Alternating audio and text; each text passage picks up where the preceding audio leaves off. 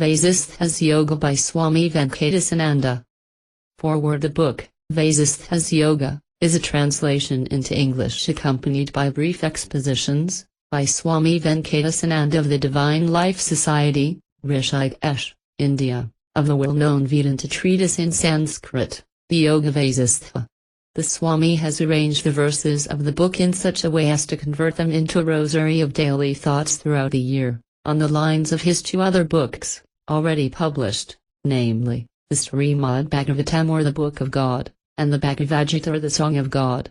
The Yoga-Vasistha has been a favorite book of spiritual seekers in India these several centuries. Its special appeal lies in its thoroughly rational approach, and in its presentation of Vedanta as a philosophy which dares, like the Bhagavad-gītā, to bridge the gulf between the secular and the sacred, action and contemplation, in human life, through a comprehensive and lofty spirituality. The reader will come across passages such as the verse entry 2:18, highlighting the importance of reason. The remark of even a child is to be accepted, if it is in accordance with reason, but the remark of even Brahma himself, the creator of the world, is to be rejected like a piece of straw if it does not accord with reason. It is this philosophy of a comprehensive spirituality, rational and practical, that man in the modern age needs to rescue himself from his stagnation of worldliness and put him on the high road of creative living and fulfillment.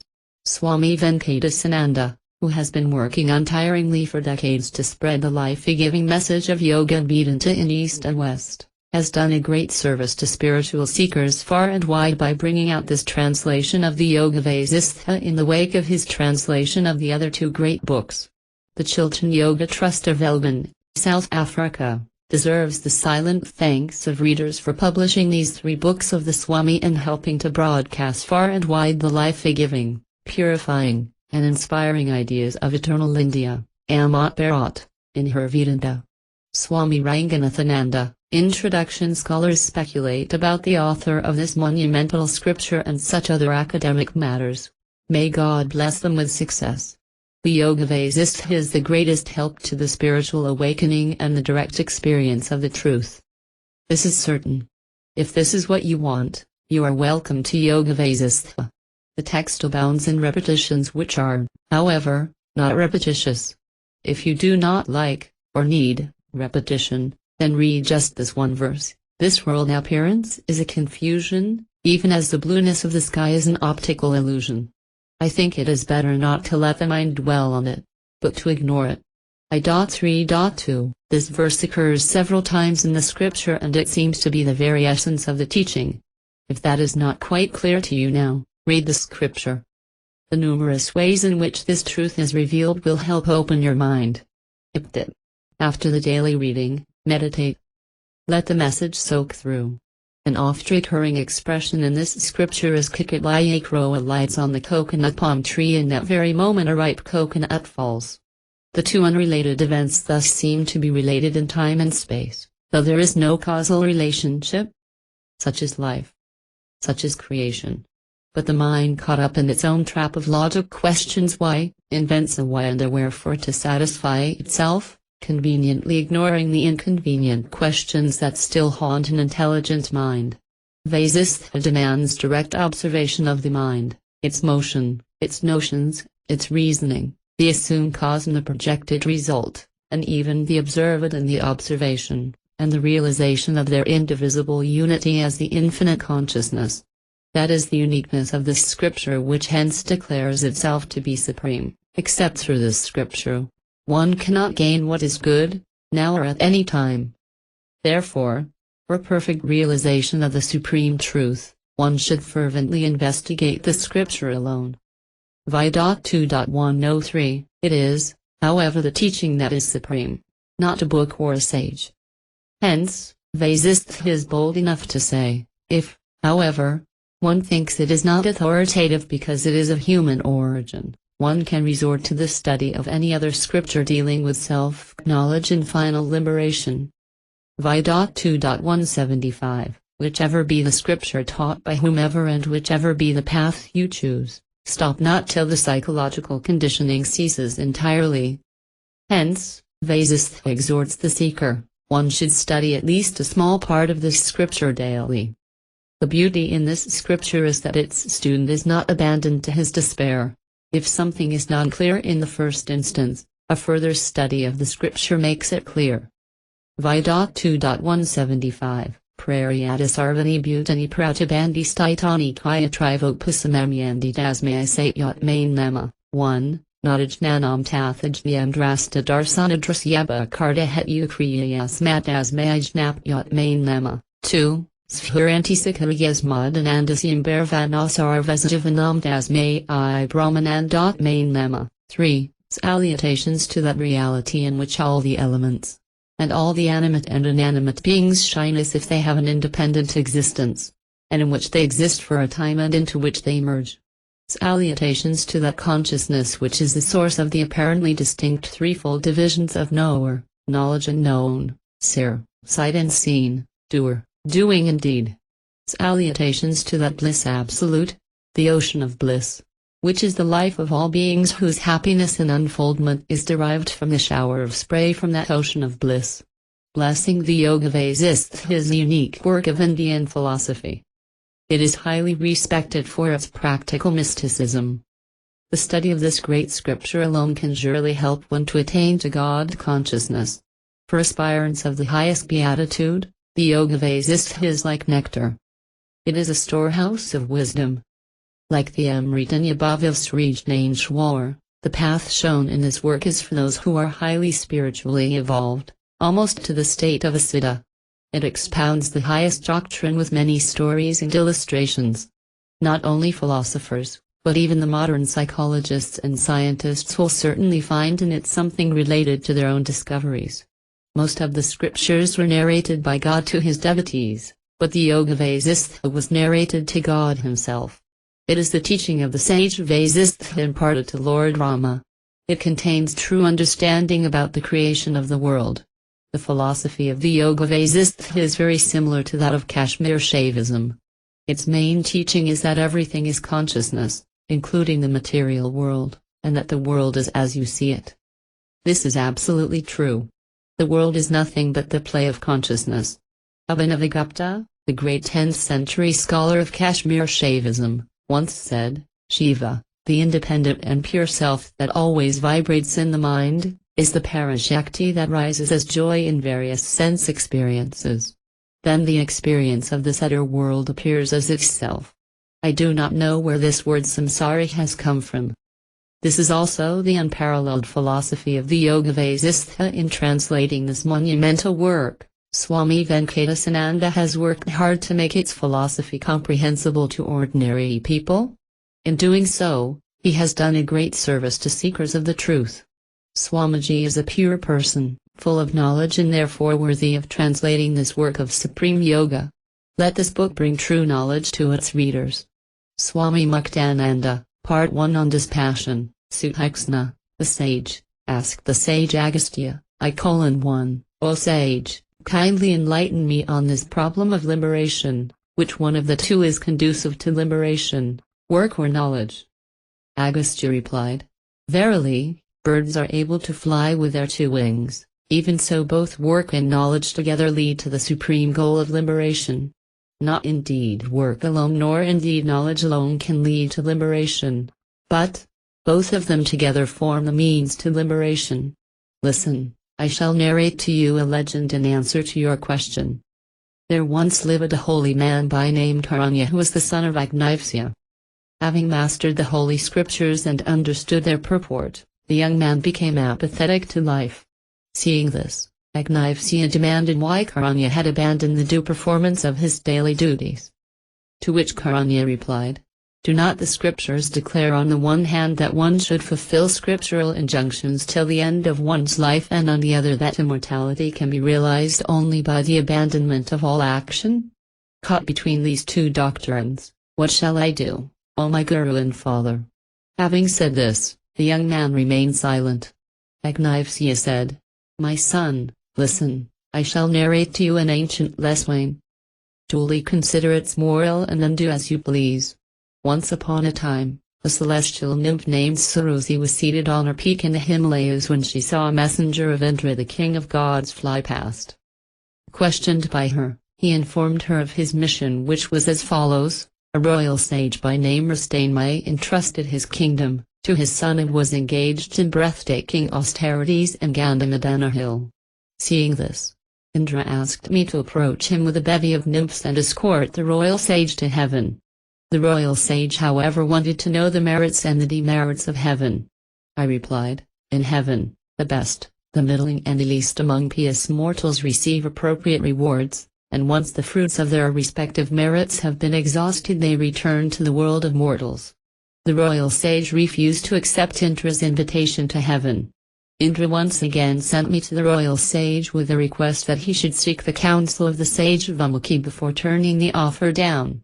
The royal sage was then introduced to the sage Valmiki. He asked Valmiki, "What is the best way to rid oneself of birth and death?" In reply, Valmiki narrated to him the dialogue between Rama and Vasishtha. Valmiki said, "He is qualified to study this scripture, the dialogue between Rama and Vasishtha. Who feels I am bound, I should be liberated. Who is neither totally ignorant nor enlightened.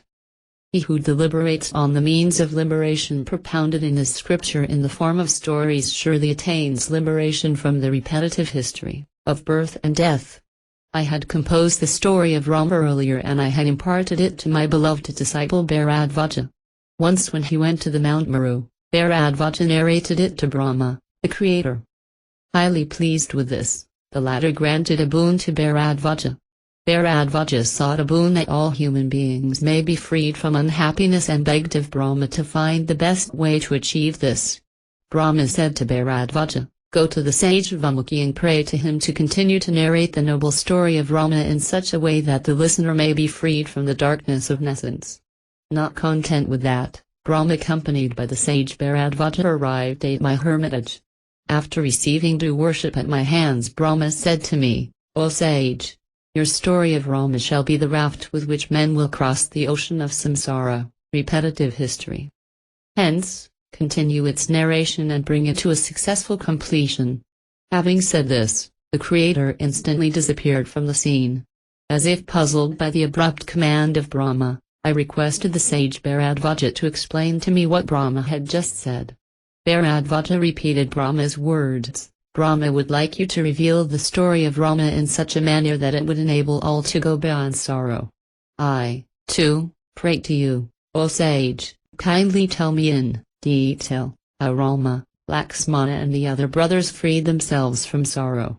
I then revealed to Bharadvaja the secret of the liberation of Rama, Lakshmana and the other brothers, as also their parents and the members of the royal court.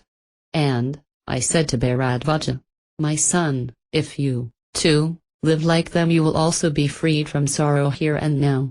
Valmiki continued, 3.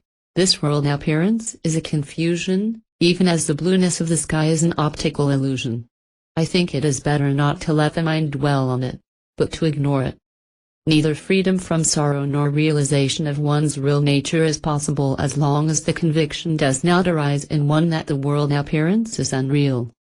And this conviction arises when one studies this scripture with diligence. It is then that one arrives at the firm conviction that the objective world is a confusion of the real with the unreal. If one does not thus study this scripture, true knowledge does not arise in him even in millions of years. Moksha or liberation is the total abandonment of all vasana or mental conditioning, without the least reserve.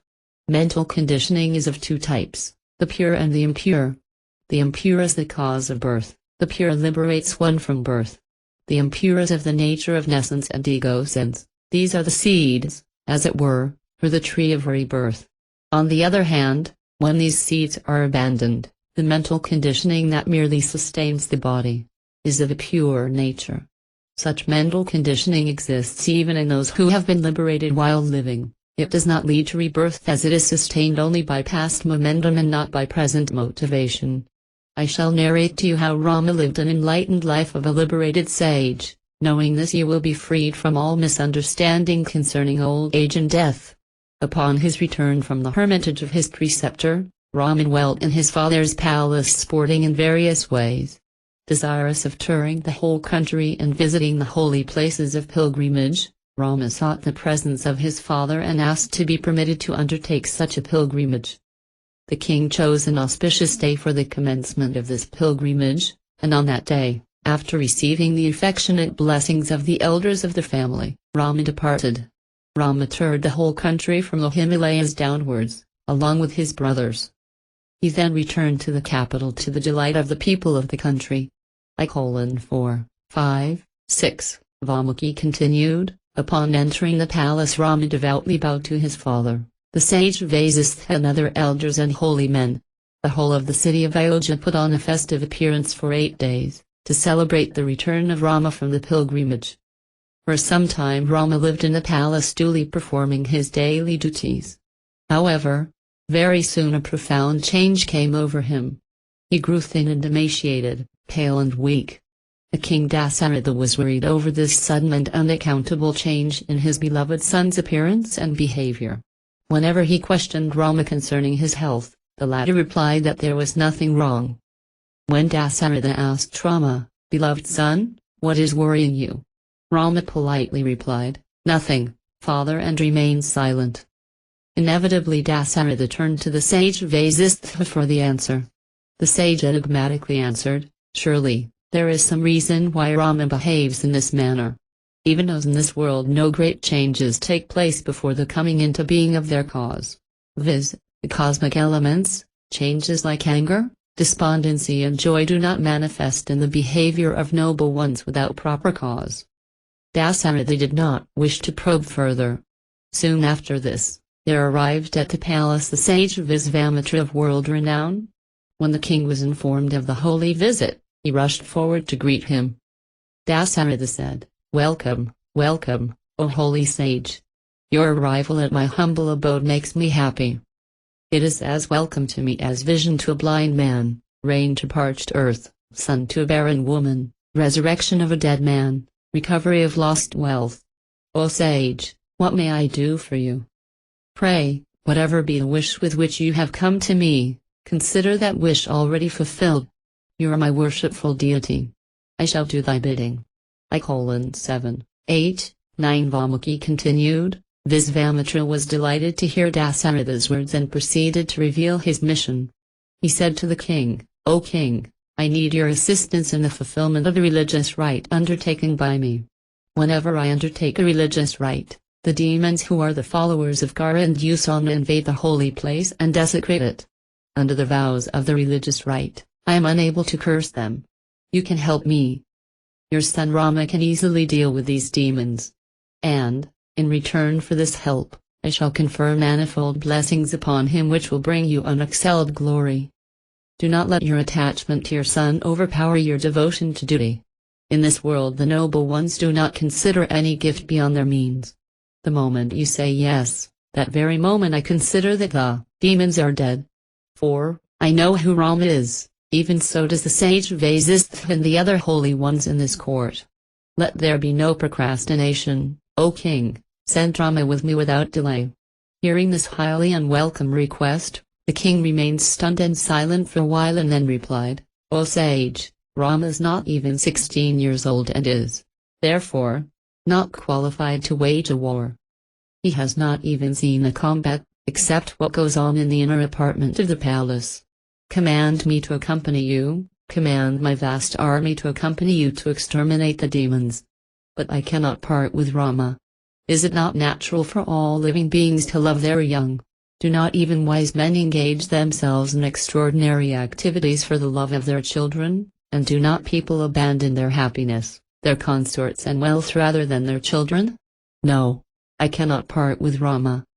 I have heard of the mighty demon Ravana. Is he the one that causes disturbance to your religious rite? In that case, nothing can be done to help you, for I know that even the gods are powerless against him. Time and again, such powerful beings are born on this earth, and in time they leave the stage of this world." Visvamitra was angry. Seeing this, the sage Vasistha intervened and persuaded the king not to back out of his promise, but to send Rama with Visvamitra.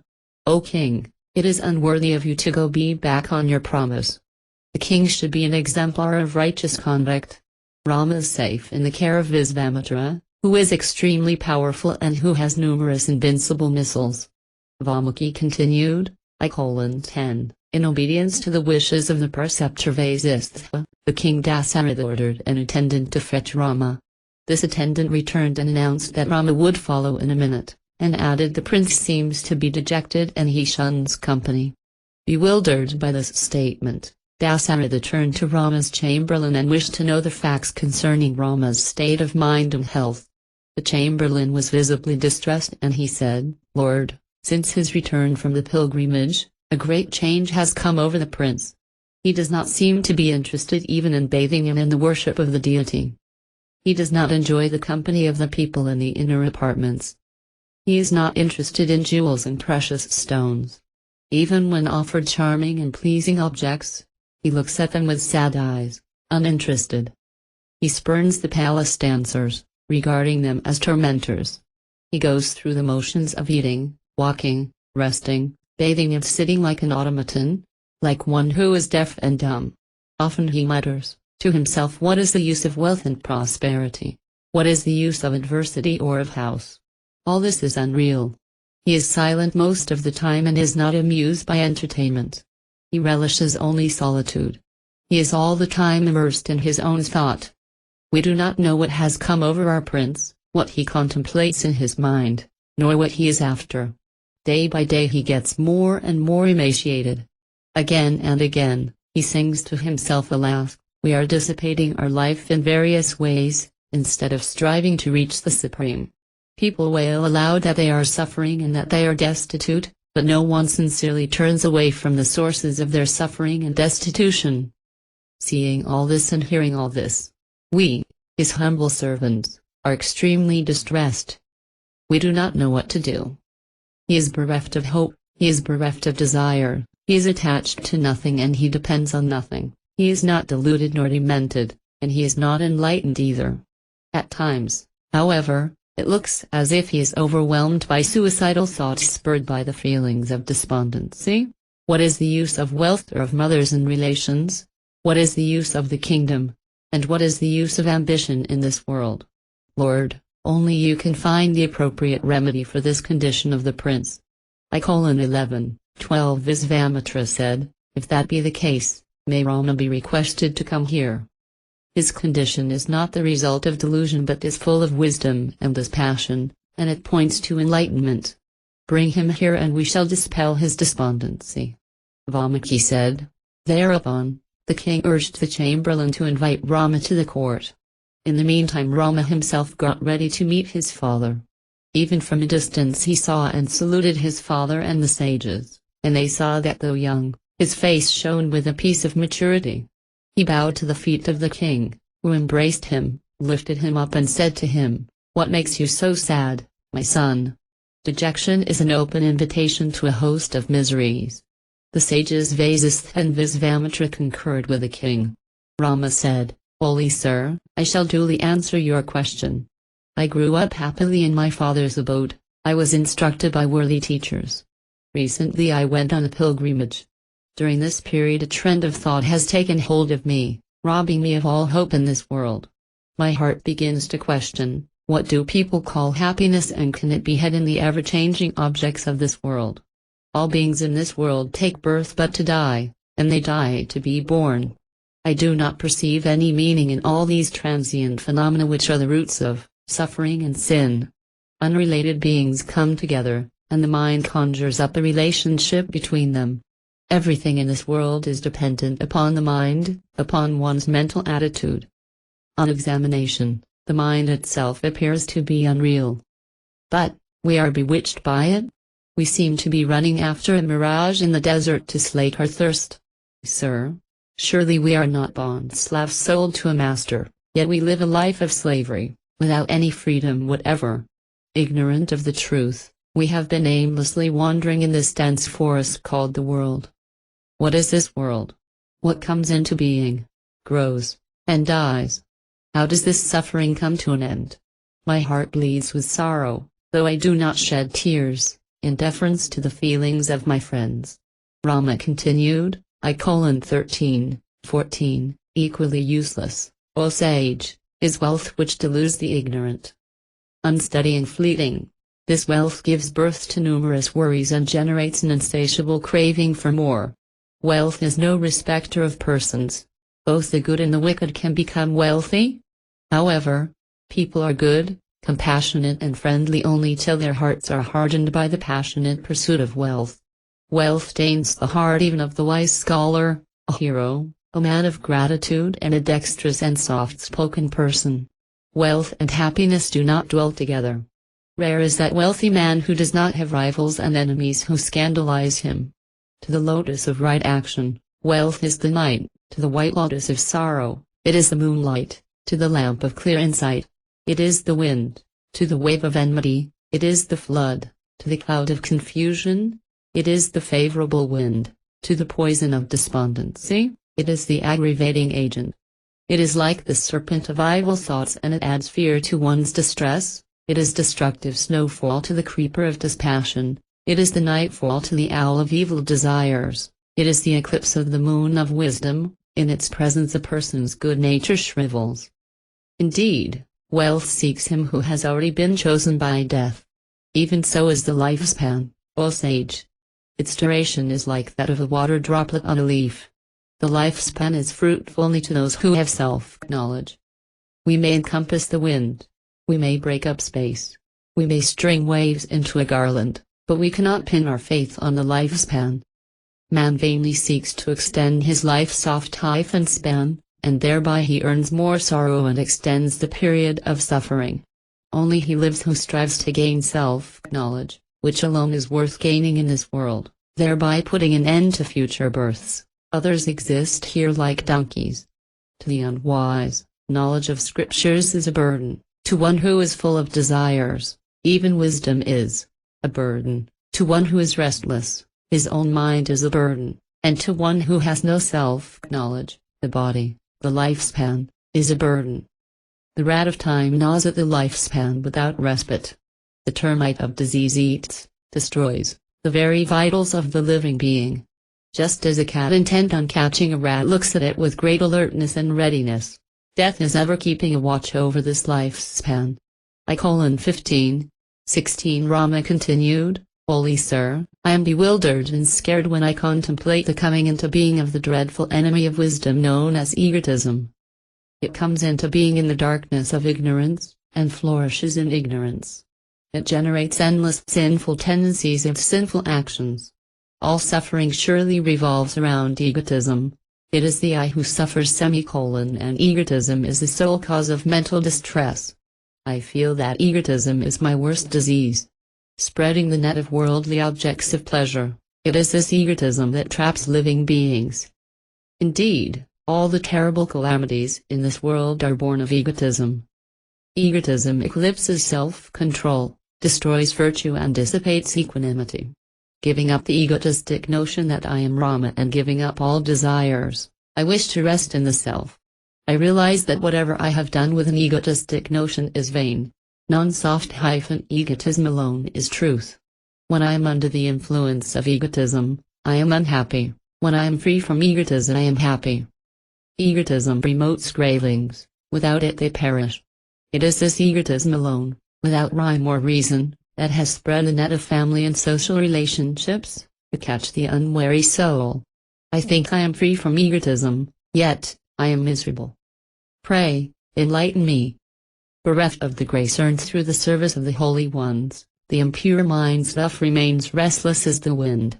It is dissatisfied with whatever it gets and grows more and more restless by the day. The sieve can never be filled with water, nor can the mind ever reach the state of fulfillment however much of worldly objects one acquires. The mind flits in all directions all the time, but is unable to find happiness anywhere. Unmindful of the possibility of reaping great suffering in hell, the mind seeks pleasure here, but even that it does not get. Like the lion in a cage, the mind is ever restless, having lost its freedom yet not happy with its present state. Alas, O Holy One, I am bound by the knots of craving to the net that has been spread by the mind. Even as the rushing waters of a river uproot the trees on its bank, the restless mind has uprooted my whole being. I am being wafted like a dry leaf in the wind by the mind. It does not let me rest anywhere. It is this mind alone which is the cause of all objects in the world. The three worlds exist because of the mind stuff. When the mind vanishes, the worlds vanish too. Rama continued, I:17, it is really when the mind stuff is enveloped by craving that innumerable errors arise in the darkness of ignorance thus caused.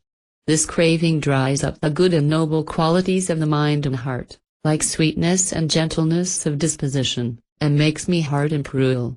In that darkness, craving in its different forms dances like a goblin. Though I adopt various methods to restrain this craving, the latter overpowers me in a moment and helplessly drives me astray, even as a gale carries a straw away.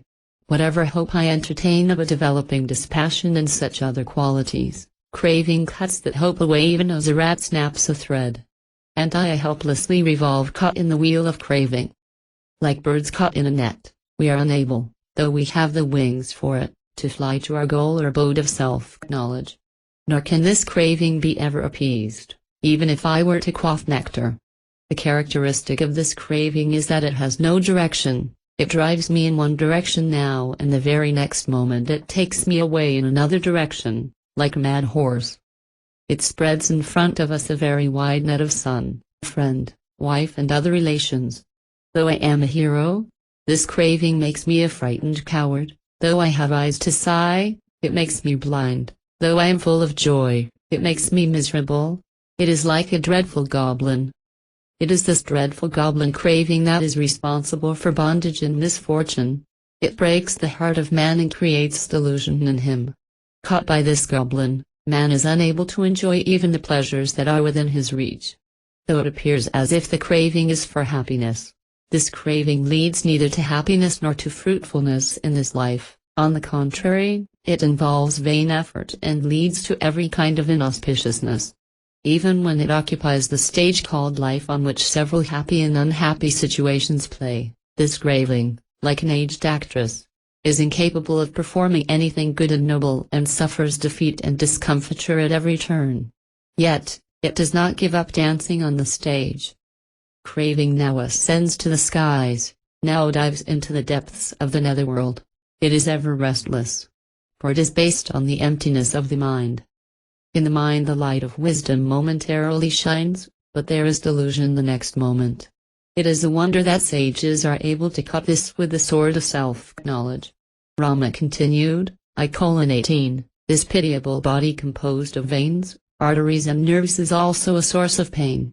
Inert, it appears to be intelligent, one does not know if it is sentient or insentient, and it engenders only delusion. Delighted with a little gratification and distressed by the least adversity, this body is indeed highly despicable. I can only compare a tree to the body, with branches for arms, trunk for the torso, holes for eyes, fruits for head, leaves for numerous illnesses. It is a resting place for living beings. Who can say that it is one's own? Hope or despair in relation to it is futile. It is but a boat given to one for crossing this ocean of birth and death, but one should not regard it as oneself. This tree which is the body is born in the forest known as samsara, repetitive existence. The restless monkey, mind, plays on it. It is the abode of crickets, worries. It is constantly eaten by the insects, of endless suffering. It shelters the venomous serpent, of craving, and the wild crow, of anger, dwells on it. On it are the flowers, of laughter. Its fruits are good and evil. It appears to be animated by the wind. Of life force, it supports the birds. Of senses, it is resorted to by the traveler, lust or desire, for it provides the shade of pleasure. The formidable vulture, egotism, is seated on it, and it is hollow and empty. It is certainly not meant to promote happiness. Whether it lives for long or falls in a short time, it is still useless. It is composed of flesh and blood. It is subject to old age and death. I am not enamored of it. It is completely filled with impure substances and afflicted with ignorance. How can it fulfill my hopes? This body is the home of illness, the field for mental distress and changing emotions and mental states. I am not enamored of it. What is wealth? What is kingdom? What is the body? All these are mercilessly cut down by time, death. At death this ungrateful body abandons the soul that dwelt in it and protected it, What hope shall I repose in it? Shamelessly it indulges again and again in the same actions. Its only certain purpose seems to be to burn in the end. Unmindful of old age and death that are common to the rich and the poor, it seeks wealth and power. Shame, shame upon those who are bound to this body, deluded by the wine of ignorance. Shame on those who are bound to this world. 19 Rama said, even childhood, the part of life which people ignorantly regard as enjoyable and happy, is full of sorrow, O sage. Helplessness, mishaps, cravings, inability to express oneself, utter foolishness, playfulness, instability, weakness, all these characterize childhood. The child is easily offended, easily roused to anger, easily bursts into tears. In fact, one may say boldly that the child's anguish is more terrible than that of a dying person, an aged man, a sick man or any other adult. For in childhood one's state is comparable truly to that of an animal living at the mercy of others. The child is exposed to the countless happenings around it, they puzzle the child, confuse the child, and arouse in it various fantasies and fears. The child is impressionable and is easily influenced by the wicked. In consequence, the child is subjected to control and punishment by its parents. Childhood seems to be a period of subjection and nothing else. Though the child may appear to be innocent, the truth is that all sorts of defects, sinful tendencies, and neurotic behavior lie hidden and dormant in it, even as now lies hidden in a dark hole during the daytime. O sage, I pity those people who foolishly imagine that childhood is a happy period. What can be worse suffering than a restless mind? And, the child's mind is extremely restless. Unless the child gets something new every day, it is unhappy. Crying and weeping seem to be the child's foremost activity. When the child does not get what it wants, it looks as if its heart is broken. When the child goes to school, it receives punishment in the hands of its teachers. And all this adds to its unhappiness. When the child cries, its parents, in order to pacify it, promise to give it the world, and from then on the child begins to value the world, to desire the worldly objects. The parents say, I shall give you the moon for a toy, and the child, believing their words, thinks that it can hold the moon in its hands. Thus are the seeds of delusion sown in the little heart. Though the child feels heat and cold, it is unable to avoid it. How is it better than a tree, then? Like the animals and birds, the child vainly reaches out to get what it wants, and it is fearful of every elder in the house. Rama continued, 20, leaving this period of childhood behind, a human being goes on to the stage of youth, but he is unable to leave the unhappiness behind. There he is subjected to numerous mental modifications and he progresses from misery to greater misery. For he abandons wisdom and embraces the terrible goblin, known as lust, that resides in his heart. His life is full of desire and anxiety. They who have not been robbed of their wisdom in their youth can withstand any onslaught. I am not enamored of this transient youth in which short-lived pleasure is quickly followed by long-lasting suffering, and deluded by which man regards the changing to be changeless. What is worse still? It is during youth that one indulges in such actions that bring unhappiness to many others. Even as a tree is consumed by a forest fire, the youth's heart is consumed by the fire of lust when his beloved leaves him. However much he may strive to develop purity of heart, the youth's heart is stained with impurity. Even when his beloved is not present near him, he is distracted by the thoughts of her beauty.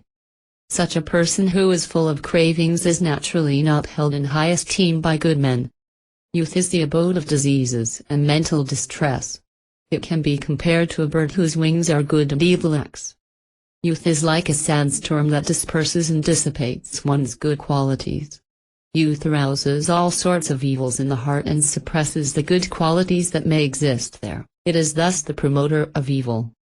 It gives rise to delusion and attachment. Though youthfulness appears to be very desirable to the body, it is destructive to the mind. In youth, the man is tempted by the mirage of happiness and in its pursuit he falls into the well of sorrow. Hence I am not enamored of youth. Alas, even when youth is about to leave the body, the passions that had been aroused by youth burn the more fiercely and bring about one's quick destruction.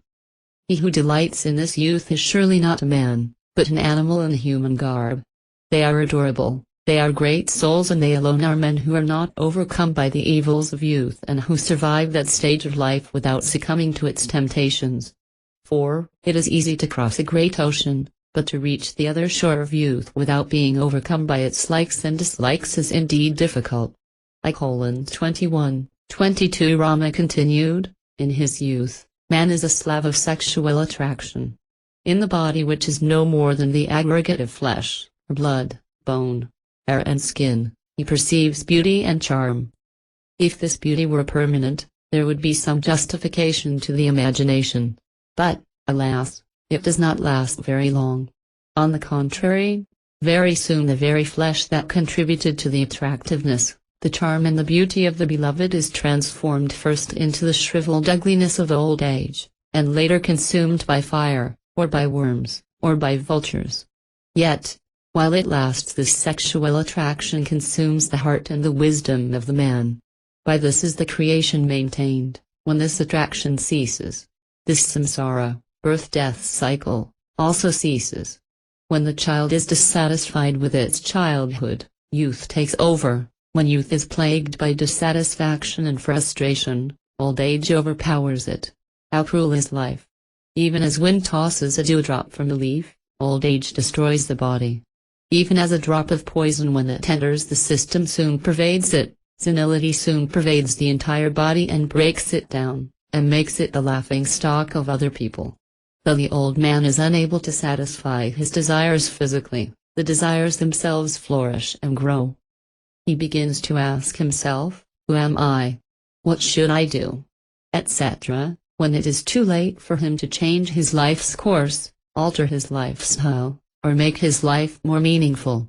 With the onset of senility, all the distressing symptoms of a physical breakdown, like cough, white hairs, hard breathing, dyspepsia and emaciation, manifest themselves.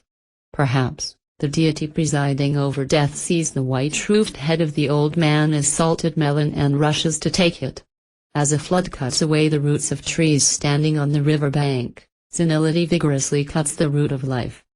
Death follows and carries it away. Senility is like the royal attendant who precedes the king, death. Ah, how mysterious and how astounding it is! They who have not been overcome by enemies and who have taken their abode in inaccessible mountain peaks, even they have been afflicted by the demoness known as senility and degeneracy. Rama continued, 23:24 All enjoyments in this world are delusion, like the lunatic's enjoyment of the taste of fruits reflected in a mirror. All the hopes of man in this world are consistently destroyed by time. Time alone, O sage. Where is everything out in this world? There is nothing in creation which is beyond its reach. Time alone creates innumerable universes, and in a very short time time destroys everything. Time allows a glimpse of itself through its partial manifestation as the year, the age, and the epoch, but its essential nature is hidden. This time overpowers everything. Time is merciless, inexorable, cruel, greedy and insatiable. Time is the greatest magician, full of deceptive tricks. This time cannot be analyzed, for however much it is divided it still survives indestructible. It has an insatiable appetite for everything. It consumes the smallest insects, the biggest mountains, and even the king of heaven. Even as a young boy plays with a ball for his pastime, time uses the two balls known as the sun and the moon for his pastime. It is indeed time alone that appears as the destroyer of the universe, Rudra, the creator of the world, Brahma, the king of heaven, Indra, the lord of wealth, Kubra, and the nothingness of cosmic dissolution. It is indeed this time that successively creates and dissolves the universe again and again. Just as even the great and mighty mountain is rooted on earth, this mighty time is also established in the absolute being, Brahma. Even though time creates endless universes, it is not wearied, nor does it rejoice. It does not come, nor does it go. It does not rise, nor does it set.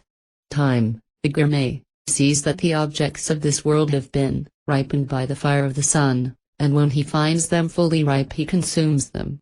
Each epoch of time is decked, as it were, by the lovely jewels of colorful beings for the pleasure of time that wipes them all out playfully. to the lotus of youthfulness. Time is the nightfall, to the elephant of lifespan. Time is the lion. In this world there is nothing, high or low, that time does not destroy. Even when all these are destroyed, time is not destroyed. Just as a man after a day's activity rests in sleep, as if in ignorance, even so time after the cosmic dissolution sleeps or rests with the creation potential hidden in it. No one really knows what this time is. 25, 26 Rama continued, besides the time I have just described, there is another time which is responsible for birth and death. People refer to it as the deity presiding over death. Yet again there is another aspect of this time, known as kritanta, the end of action, its inevitable result or fruition. This kritanta is like a dancer with nidhi, the law of nature. For his wife, the two together bestow on all beings the inevitable fruit of their actions. During the course of the existence of the universe, they are indefatigable in their labor, unwinking in their vigilance and unflagging in their zeal. When time thus dances in this universe, creating and destroying everything, what hope can we entertain? Kritanta holds sway even over those whose faith is firm, and makes them restless. On account of this kritanta, everything in this world is constantly undergoing change. There is no permanency here.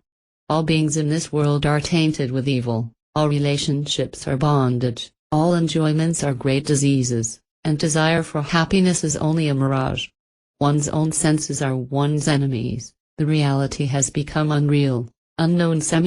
One's own mind has become one's worst enemy. Egotism is the foremost cause for evil, wisdom is weak, all actions lead to unpleasantness, and pleasure is sexually oriented. One's intelligence is governed by egotism, instead of being the other way round. Hence there is no peace nor happiness in one's mind. Youth is fading. Company of holy ones is rare. There is no way out of this suffering. The realization of truth is not to be seen in anyone. No one is happy at the prosperity and happiness of others, nor is compassion to be found in anyone's heart. People are getting baser and baser by the day. Weakness has overcome strength, cowardice has overpowered courage. Evil company is easily had, good company is hard to come by. I wonder whether time is driving humanity.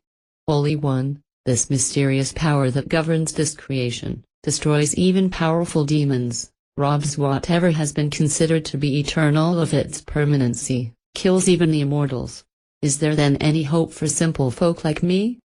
This mysterious being seems to dwell in all, and its individualized aspect is regarded as egotism, and there is nothing that is not destroyed by it. The entire universe is under its control, its will alone prevails here. Rama continued, 27, O sage, thus neither in childhood nor in youth nor in old age does one enjoy any happiness.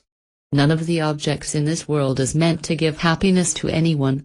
The mind vainly seeks to find such happiness in the objects of this world. Only he is happy who is free from egotism and who is not swayed by craving for sense-soft pleasure, but such a person is extremely rare in this world. Indeed, I do not regard him as a hero who is able to battle successfully against a mighty army. Only him I consider a hero who is able to cross the ocean known as the mind and the senses. I do not regard that as a gain which is soon lost, only that is a gain which is not lost, and there is no such gain available to man in this world, however hard he may struggle. On the other hand, both fleeting gains and temporary adversities come to a man even without his seeking. I am puzzled, holy sir, that a man roams here and there seemingly busy throughout the day and is all the time engaged in selfish activity, and though he does not do one good turn during the day, he is still able to sleep at night. Yet, even though the busy man overcomes all his earthly enemies and surrounds himself with wealth and luxury, and even when he boasts that he is happy, death creeps in upon him. How it finds him, only God knows.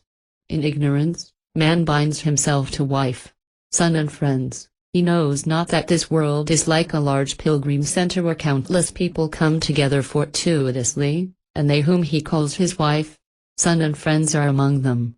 This world is like a potter's wheel. The wheel looks as if it stands still though it revolves at a terrific speed, Even so, to the deluded person this world appears to be stable, even though in fact it is constantly changing. This world is like a poison tree. One who comes into contact with it is knocked unconscious and stupefied. All points of view in this world are tainted. All countries in the world are territories of evil. All the people of the world are subject to death. All actions are deceitful. Many eons have come and gone. They are but moments in time. For there is essentially no difference between an epoch and a moment, both being measures of time. From the viewpoint of the gods even, an epoch is but a moment. Even so, the whole earth is but a modification of the earth-element. How futile to pin our faith and our hope on it. 28:29 Rama continued, O Holy One. Whatever appears to be permanent or transient in this world, it is all like a dream. What is a crater today was a mountain before. What is a mountain today becomes a hole in the earth in a short while. What is a dense forest today is soon transformed into a big city. What is fertile soil now becomes arid desert. Similar is the change in one's body and in one's lifestyle and fortune. This life and death cycle appears to be a skillful dancer whose skirt is made up of living souls, and her dancing gestures consist of lifting the souls up to heaven, hurling them down into hell, or bringing them back to this earth. All the mighty deeds, even the great religious rites that people perform here, are soon consigned to one's memory. Human beings are born as animals and vice versa. Gods lose their divinity. What is unchanging here? I see even the creator Brahma, the protector Vishnu, the redeemer Yuja, and others inexorably going towards destruction. In this world, sensory objects appear to be pleasant to one only till he remembers this inevitable destruction. Just as a child playing with earth makes different designs with a clod, the ordainer of the universe keeps creating new things and destroying them soon. This perception of the defects of the world has destroyed the undesirable tendencies in my mind, and therefore desire for sense pleasure does not arise in my mind, even as a mirage does not appear on the surface of water. This world and its delights appear bitter to me. I am not fond of wandering in the pleasure gardens. I do not relish the company of girls. I do not value the acquisition of wealth. I wish to remain at peace within myself. I am constantly inquiring, how can I wean my heart completely away from even thinking of this ever-changing phantasm called the world? I do not long for death, nor do I long to live. I remain as I am, free from the fever of lust. What shall I do with the kingdom, pleasure or wealth, all of which are the playthings of egotism which is absent in me? If I do not get established in wisdom now, when shall another opportunity arise? 4. Indulgence in sense pleasure poisons the mind in such a way that its effects last several lifetimes. Only the man of self-knowledge is free from this. Therefore, O sage, I pray to thee, instruct me in such a way that I may forever be free from anguish, fear and distress. With the light of your instruction, destroy the darkness of ignorance in my heart.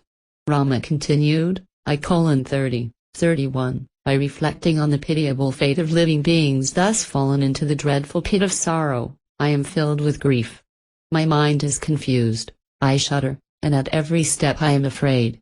I have given up everything, but I have not established myself in wisdom, hence I am partly caught and partly freed. I am like a tree that has been cut but not severed from its root. I wish to restrain my mind but do not have the wisdom to do so. Hence, pray tell me, what is that condition or state in which one does not experience any grief? How can one who is involved in the world and its activities, as I am, reach the supreme state of peace and bliss? What is that attitude that enables one not to be influenced by various kinds of activities and experiences? Pray tell me, how do you people who are enlightened live in this world? How can the mind be freed from lust and made to view the world both as one's own self and also as no more valuable than a blade of grass? The biography of which great one shall we study in order to learn the path of wisdom? How should one live in this world? Holy Sir, instruct me in that wisdom which will enable my otherwise restless mind to be steadied like a mountain. You are an enlightened being, instruct me so that I may never again be sunk in grief. Obviously this world is full of pain and death. How does it become a source of joy, without befuddling one's heart? The mind is obviously full of impurities. How can it be cleansed, and with what cleanser prescribed by what great sage? How should one live here so as not to fall a victim to the twin currents of love and hate? Obviously there is a secret that enables one to remain unaffected by the grief and suffering in this world, even as mercury is not affected when it is thrown into the fire. What is that secret? What is the secret that counteracts the habit of the mind that is spread out in the form of this universe? Who are those heroes who have freed themselves from delusion? And what methods did they adopt to free themselves? If you consider that I am neither fit nor capable of understanding this, I shall fast unto death. Valmiki said. Having said so, Rama remained silent. Valmiki said, I:32, 33. All those who assembled in the court were highly inspired by the flaming words of Rama's wisdom that is capable of dispelling the delusion of the mind. They felt as if they themselves had been rid of all their doubts and deluded misunderstanding. They drank the nectarine words of Rama with great delight. As they sat in the court, listening to Rama's words, it appeared as though they were no longer living beings but painted figures. They were so still with rapt attention. Who listened to Rama's discourse? Sages like Vasishtha and Visvamitra, the ministers, members of the royal family including King Dasaratha, citizens, holy ones, servants, caged birds, animal pets, the horses of the royal stable, and the celestials including the perfected sages and heavenly musicians. Surely, even the king of heaven and the chiefs of the netherworld listened to Rama. Thrilled to hear Rama's speech, all of them acclaimed bravo, bravo with one voice, and this joyous sound filled the air. To felicitate Rama, there was a shower of flowers from heaven. Everyone assembled in the court cheered him. Surely, no one but Rama, who was full of dispassion, could have uttered the words that he gave expression to. Not even the preceptor of the gods. We were indeed extremely fortunate to have been able to listen to him. While we listened to him, it seemed as though we were filled with the feeling that there is no happiness even in heaven.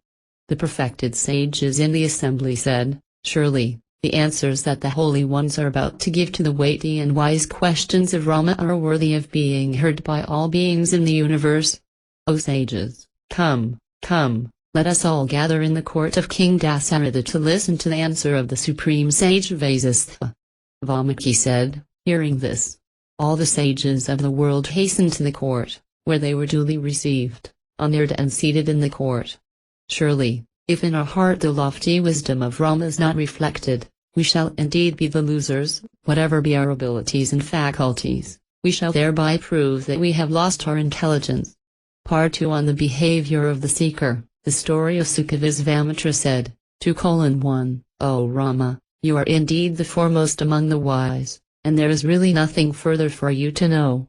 However, your knowledge needs confirmation, even as the self-knowledge of Sukha needed confirmation from Janaka before Sukha could find the peace that passeth understanding. Rama asked, Holy One, pray tell me how it was that Sukha did not find peace in spite of his knowledge, and how he found it later. Visvamitra said, Listen, O Rama. I shall duly narrate to you this solely uplifting story of the born sage Sukha, the son of Vedavyasu, who is now seated next to your father. Just like you, Sukha also arrived at the truth concerning existence after deep contemplation of the evanescence of this world. Yet, because it was self-acquired knowledge, he could not positively affirm to himself this is the truth. He had of course arrived at the state of extreme and supreme dispassion. One day, this Sukha approached his father Vedavyasa and asked him, Sir, how did this diversity of world creation come into being, and how will it come to an end? Vedavyasa gave a detailed answer to this question, but Sukha thought, all this I knew already, what is new in this? And was not impressed. Vedavyasa also sensed this, and hence he said to Sukha, My son, I do not know anything more than this, but there is the royal sage Janaka on earth who knows more than this. Kindly approach him. Sukha thereupon came to Janaka's palace. Informed by the palace guards of the young Sukha's arrival, Janaka ignored him for a week while Sukha patiently waited outside. The next week Janaka had Sukha brought into the palace and waited upon by dancers and musicians. Sukha was unmoved by this, too. After this, Sukha was ushered into the royal presence, and Janaka said, You know the truth, What else shall I tell you now? Sukha repeated the question he had asked his father, and Janaka too gave him the answer his father had given. Sukha said, I knew this, my father told me this, the scriptures also affirm this, and now you declare the truth, and that is, this diversity arises on account of mental modifications and it will cease when they cease. Thus when his self-knowledge had been confirmed, Sukha attained peace and remained in Nirvikalpa Samadhi 2:2. 3 Visvamitra said to the assembled sages, like Sukha, Rama, too, has gained the highest wisdom. The surest sign of a man of the highest wisdom is that he is undistracted by the pleasures of the world, for in him even the subtle tendencies have ceased. When these tendencies are strong, there is bondage; when they have ceased, there is liberation. He is truly a liberated sage who by nature is not swayed by sense pleasure, without the motivation of fame or other incentives. And, I pray that the sage Vasishtha should so instruct Rama that he will be confirmed in his wisdom and we, too, may be inspired. That instruction will surely become the greatest wisdom, the best of all scriptures, for it is imparted by an enlightened sage to the qualified, dispassionate student. Vasishtha said, I shall surely accede to your request. And, O Rama, I shall now impart to you the wisdom which was revealed to me by the divine creator Brahma, himself. Rama said, Holy Sir, kindly tell me first, why was Vedavyasa considered not liberated, while his son Sukha was considered the liberated sage? Vasishtha said, O Rama, countless have been the universes that have come into being and that have been dissolved. In fact, even the countless universes that exist at this moment are impossible to conceive of. All this can immediately be realized in one's own heart, for these universes are the creation of the desires that arise in the heart, like castles built in the air. The living being conjures up this world in his heart, and while he is alive he strengthens this illusion. When he passes away he conjures up the world beyond and experiences it. Thus there arise worlds within worlds, just as there are layers within layers in the plantain stem. Neither the world of matter nor the modes of creation are truly real, yet the living and the dead think and feel they were real. Ignorance of this truth keeps up the appearance. O Rama, in this cosmic ocean of existence, beings arise here and there who are equal to others, and others who are different from yet others. This Vedavyasa is the 23rd in this stream of creation. He and other sages will attain embodiment and disembodiment again and again. In some they will be equal to others and in others unequal. In this embodiment Vedavyasa is indeed the liberated sage. Such liberated sages also are embodied countless times, and they assume relations with others, and sometimes they are equal to others and sometimes unequal in their learning, behavior, etc. Vasishtha continued, 2:4, 5, O Rama, even as, whether there are waves or no waves, water remains water, even so whatever be the external appearance of the liberated sage, his wisdom remains unchanged. The difference is only in the eyes of the ignorant spectator. Therefore, O Rama, listen to what I am about to say. This instruction is sure to remove the darkness of ignorance. In this world whatever is gained only by self-effort. Where failure is encountered it is seen that there has been slackness in the effort. This is obvious, but what is called fate is fictitious and is not seen. Self-effort, Rama, is that mental, verbal and physical action which is in accordance with the instructions of a holy person well versed in the scriptures. It is only by such effort that Indra became king of heaven, that Brahma became the creator, and the other deities earn their place. Self-effort is of two categories, that of past births and that of this birth. The latter effectively counteracts the former. Fate is none other than self-effort of a past incarnation. There is constant conflict between these two in this incarnation, and that which is more powerful triumphs. Self-effort which is not in accord with the scriptures is motivated by delusion. When there is obstruction in the fruition of self-effort one should examine it to see if there is such deluded action, and if there is it should be immediately corrected. There is no power greater than right action in the present. Hence, one should take recourse to self-effort, grinding one's teeth, and one should overcome evil by good and fate by present effort. The lazy man is worse than a donkey. One should never yield to laziness but strive to attain liberation, seeing that life is ebbing away every moment. One should not revel in the filth known as sense pleasures as a worm revels in pus. One who says fate is directing me to do this is brainless, and the goddess of fortune abandons him. Hence, by self-effort acquire wisdom and then realize that this self-effort is not without its own end, in the direct realization of the truth. If this dreadful source of evil named laziness is not found on earth, who will ever be illiterate and poor? It is because laziness is found on earth that people live the life of animals, miserable and poverty-stricken. Valmiki said, at this stage, it was time for evening prayers and the assembly broke up for the day. 2:6 Vasistha began the second day's discourse, as is the effort so is the fruit, O Rama, this is the meaning of self-effort, and it is also known as fate, divine. When afflicted by suffering people cry alas, what tragedy, or alas, look at my fate, both of which mean the same thing. What is called fate or divine will is nothing other than the action or self-effort of the past. The present is infinitely more potent than the past. They indeed are fools who are satisfied with the fruits of their past effort, which they regard as divine will, and do not engage themselves in self-effort now. If you see that the present self-effort is sometimes thwarted by fate, or divine will, you should understand that the present self-effort is weak. A weak and dull-witted man sees the hand of providence when he is confronted by a strong and powerful adversary and succumbs to him. Sometimes it happens that without effort someone makes a great gain. For example, the state elephant chooses, in accordance with an ancient practice, a mendicant as the ruler of a country whose king suddenly died without leaving an heir. This is certainly neither an accident nor some kind of divine act, but the fruit of the mendicant's self-effort in the past birth. Sometimes it happens that a farmer's efforts are made fruitless by a hailstorm. Surely, the hailstorm's own power was greater than the farmer's effort, and the farmer should put forth greater effort now. He should not grieve over the inevitable loss. If such grief is justified, why should he not weep daily over the inevitability of death? The wise man should of course know what is capable of attainment by self-effort and what is not. It is, however, ignorance to attribute all this to an outside agency and to say that God sends me to heaven or to hell, or that an outside agency makes me do this or that. Such an ignorant person should be shunned.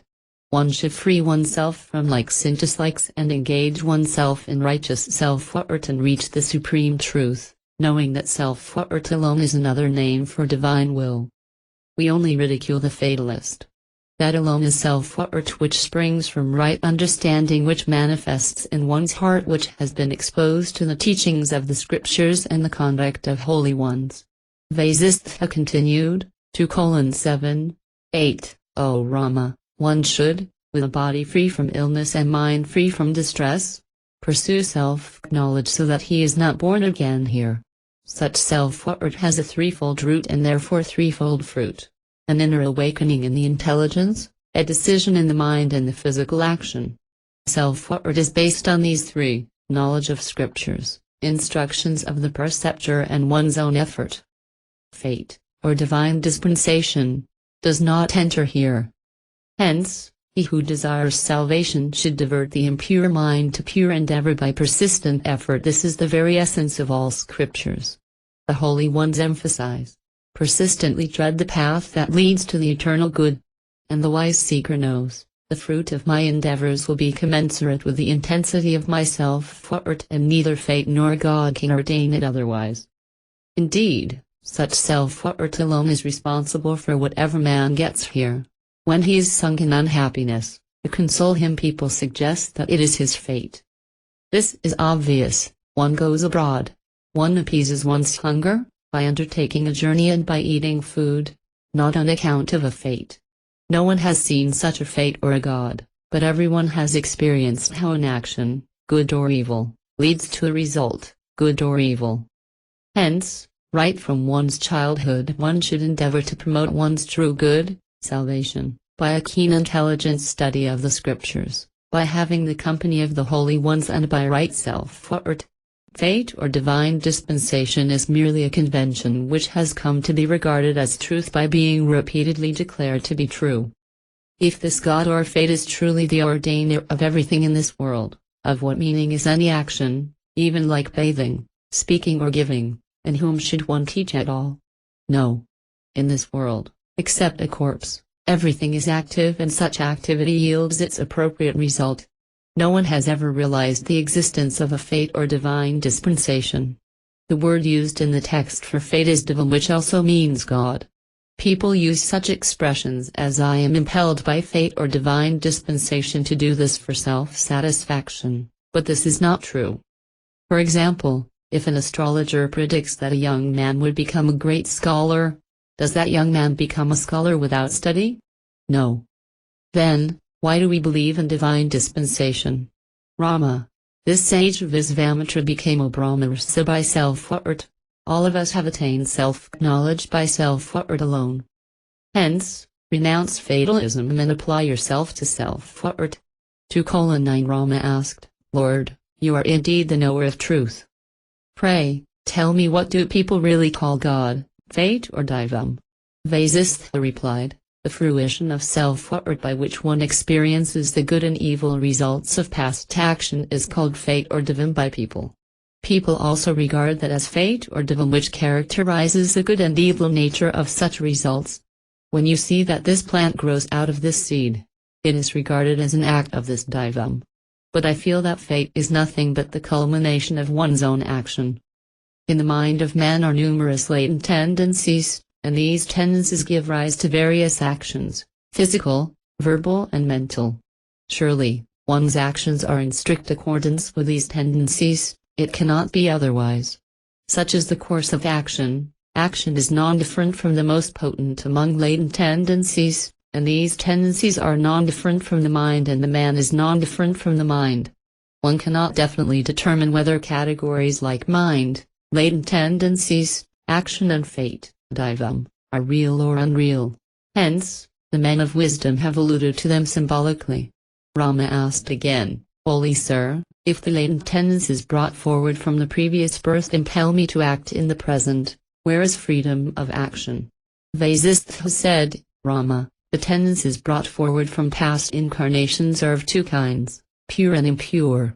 The pure ones lead you towards liberation, and the impure ones invite trouble. You are indeed consciousness itself, not inert physical matter. You are not impelled to action by anything other than yourself. Hence you are free to strengthen the pure latent tendencies in preference to the impure ones.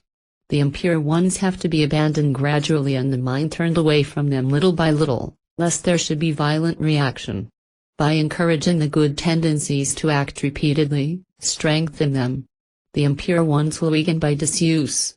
You will soon become absorbed in the expression of the good tendencies, in good actions. When thus you have overcome the force of the evil tendencies, then you will have to abandon even the good ones. You will then experience the supreme truth with the intelligence that rises from the good tendencies.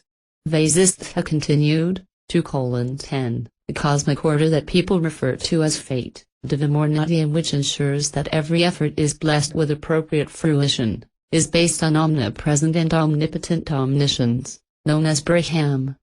By self-effort therefore restrain the senses in the mind, and with a mind that is unappointed calmly listen to what I am going to say. This narrative deals with liberation. Listening to it with other wise seekers who are assembled here, you will realize that Supreme Being where there is no sorrow nor destruction. This was revealed to me by the Creator Brahma himself in a previous age. Rama, the omnipresent omniscience or the cosmic being, shines eternally in all beings. When a vibration arises in that cosmic being, Lord Vishnu is born, even as a wave arises when the surface of the ocean is agitated. From that Vishnu, Brahma the Creator was born. Brahma began to create the countless varieties of animate and inanimate, sentient and insentient beings in the universe. And the universe was as it was before the cosmic dissolution. The Creator saw that all living beings in the universe were subject to disease and death, to pain and suffering. In his heart there arose compassion, and he sought to lay down a path that might lead living beings away from all this. He thereupon instituted centers of pilgrimage in noble virtues like austerity, charity, truthfulness and righteous conduct. But these were inadequate. They could bestow only temporary relief from suffering on people and not final liberation from sorrow. Reflecting thus, the Creator brought me into being. He drew me to Himself and drew the veil of ignorance over my heart. Instantly I forgot my identity and my self-nature. I was miserable. I begged of Brahma the Creator, my own Father, to show me the way out of this misery. Sunk in my misery, I was unable and unwilling to do anything, and I remained lazy and inactive. In response to my prayer, my Father revealed to me the true knowledge which instantly dispelled the veil of ignorance that He Himself had spread over me. The Creator then said to me, "My son, I veiled the knowledge and revealed it to you so that you may experience its glory, for only then will you be able to understand the travail of ignorant beings and to help them." Rama, equipped with this knowledge, I am here and I will continue to be here till the end of creation. 2:11 Vasishtha continued, even so in every age the Creator wills into being several sages and myself for the spiritual enlightenment of all. And, in order to ensure the due performance of the secular duties by all, Brahma also creates kings who rule justly and wisely over parts of the earth. These kings, however, are soon corrupted by lust for power and pleasure. Conflict of interests leads to wars among them which in turn give rise to remorse. To remove their ignorance, the sages used to impart spiritual wisdom to them. In days of yore, O Rama, kings used to receive this wisdom and cherish it. Hence it was known as Raja Vidya, kingly science.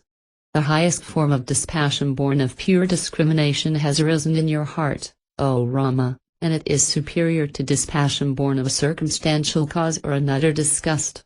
Such dispassion is surely due to the grace of God. This grace meets the maturity of discrimination at the exact moment when dispassion is generated in the heart. As long as the highest wisdom does not dawn in the heart, the person revolves in this wheel of birth and death. Pray, listen to my exposition of this wisdom with a concentrated mind. This wisdom destroys the forest of ignorance. Roaming in this forest one undergoes confusion and seemingly interminable suffering. One should therefore approach an enlightened teacher and by asking the right question with the right attitude, elicit the teaching. It then becomes an integral part of one's being. The fool asks irrelevant questions irreverently, and the greater fool is he who spurns the sage's wisdom. He is surely not a sage who responds to the vain questions of a foolish questioner. O Rama, you are indeed the best among all seekers, for you have duly reflected over the truth and you are inspired by the best form of dispassion. And I am sure that what I am going to say to you will find a firm seat in your heart. Indeed, one should positively strive to enthrone wisdom in one's heart, for the mind is unsteady like a monkey. And, one should then avoid unwise company. Rama, there are 4 gatekeepers at the entrance to the realm of freedom, Raksa. They are self-control, spirit of inquiry, contentment and good company. The wise seeker should diligently cultivate the friendship of these, or at least one of them. 2:12, 13 Vasishtha continued, with a pure heart and a receptive mind, and without the veil of doubt and the restlessness of the mind, listen to the exposition of the nature and the means of liberation, O Rama. 4.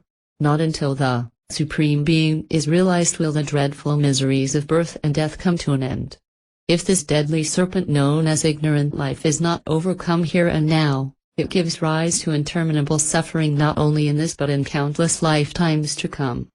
One cannot ignore this suffering, but one should overcome it by means of the wisdom that I shall impart to you.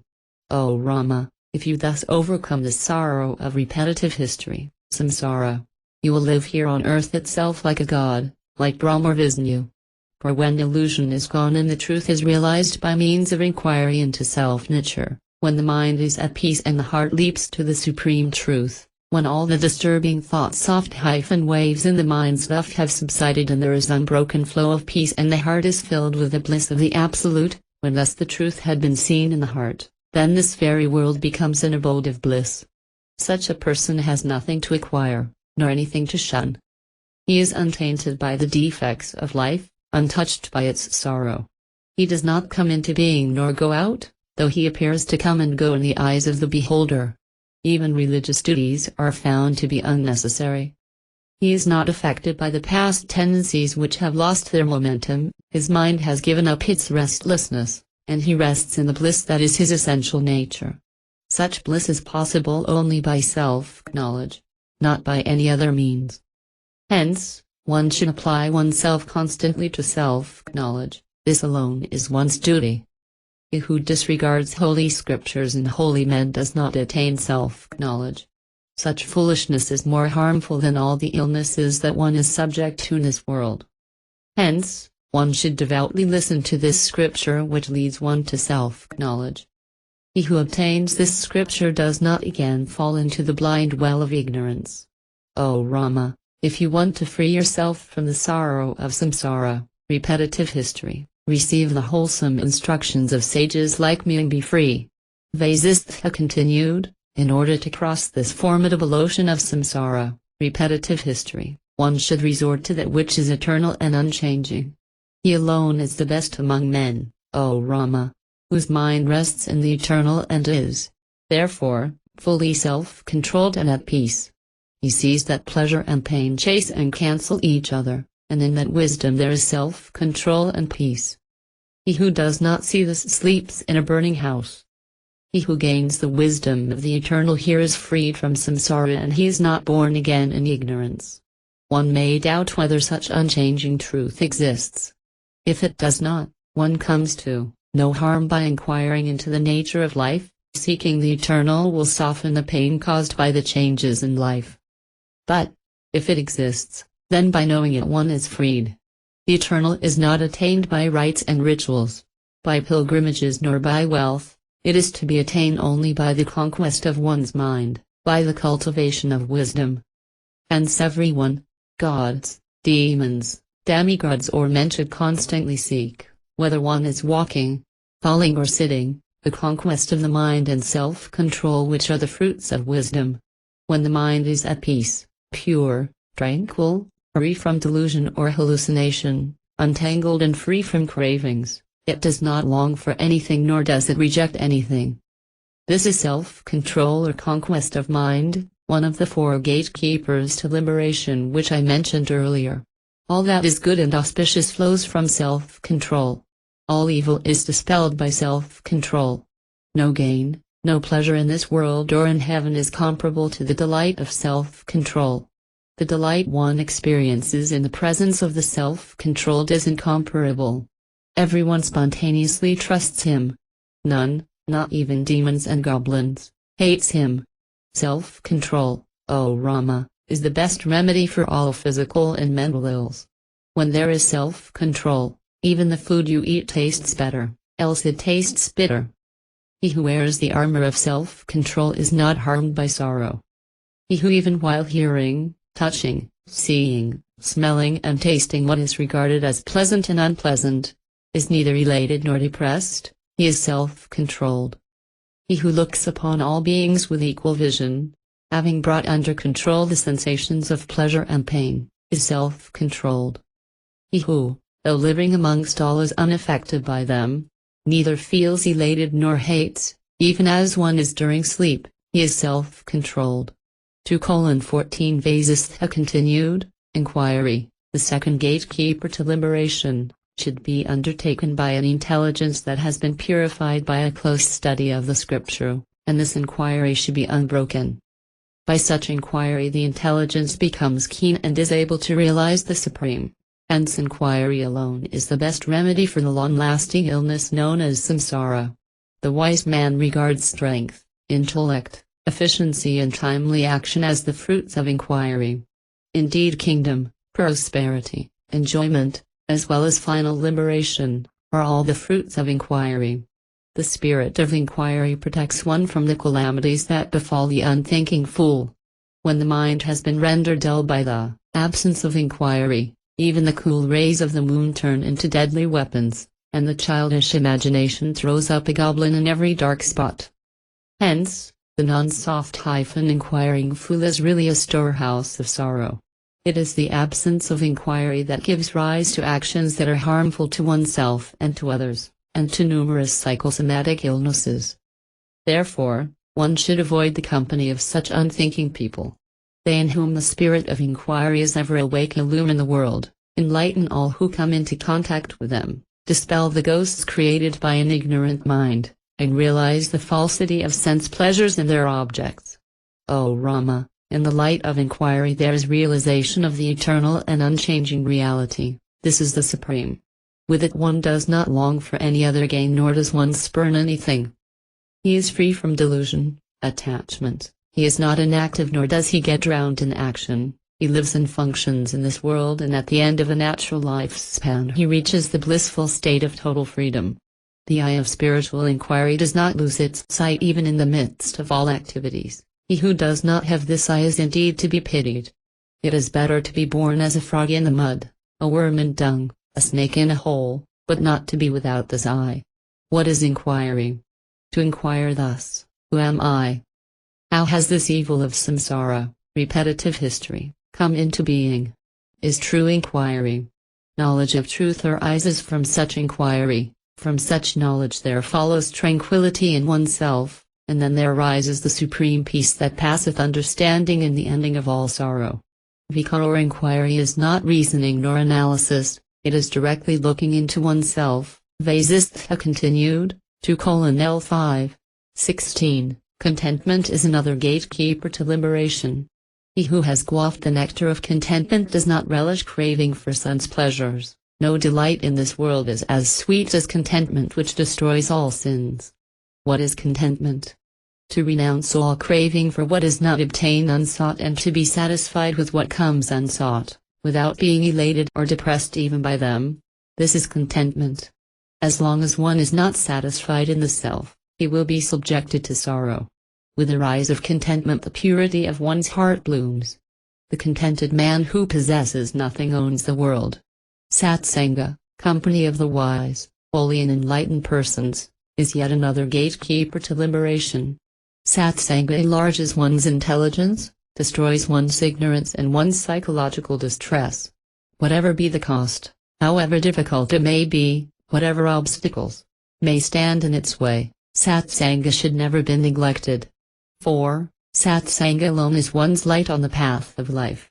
Satsanga is indeed superior to all other forms of religious practice like charity, austerity, pilgrimage and the performance of religious rites.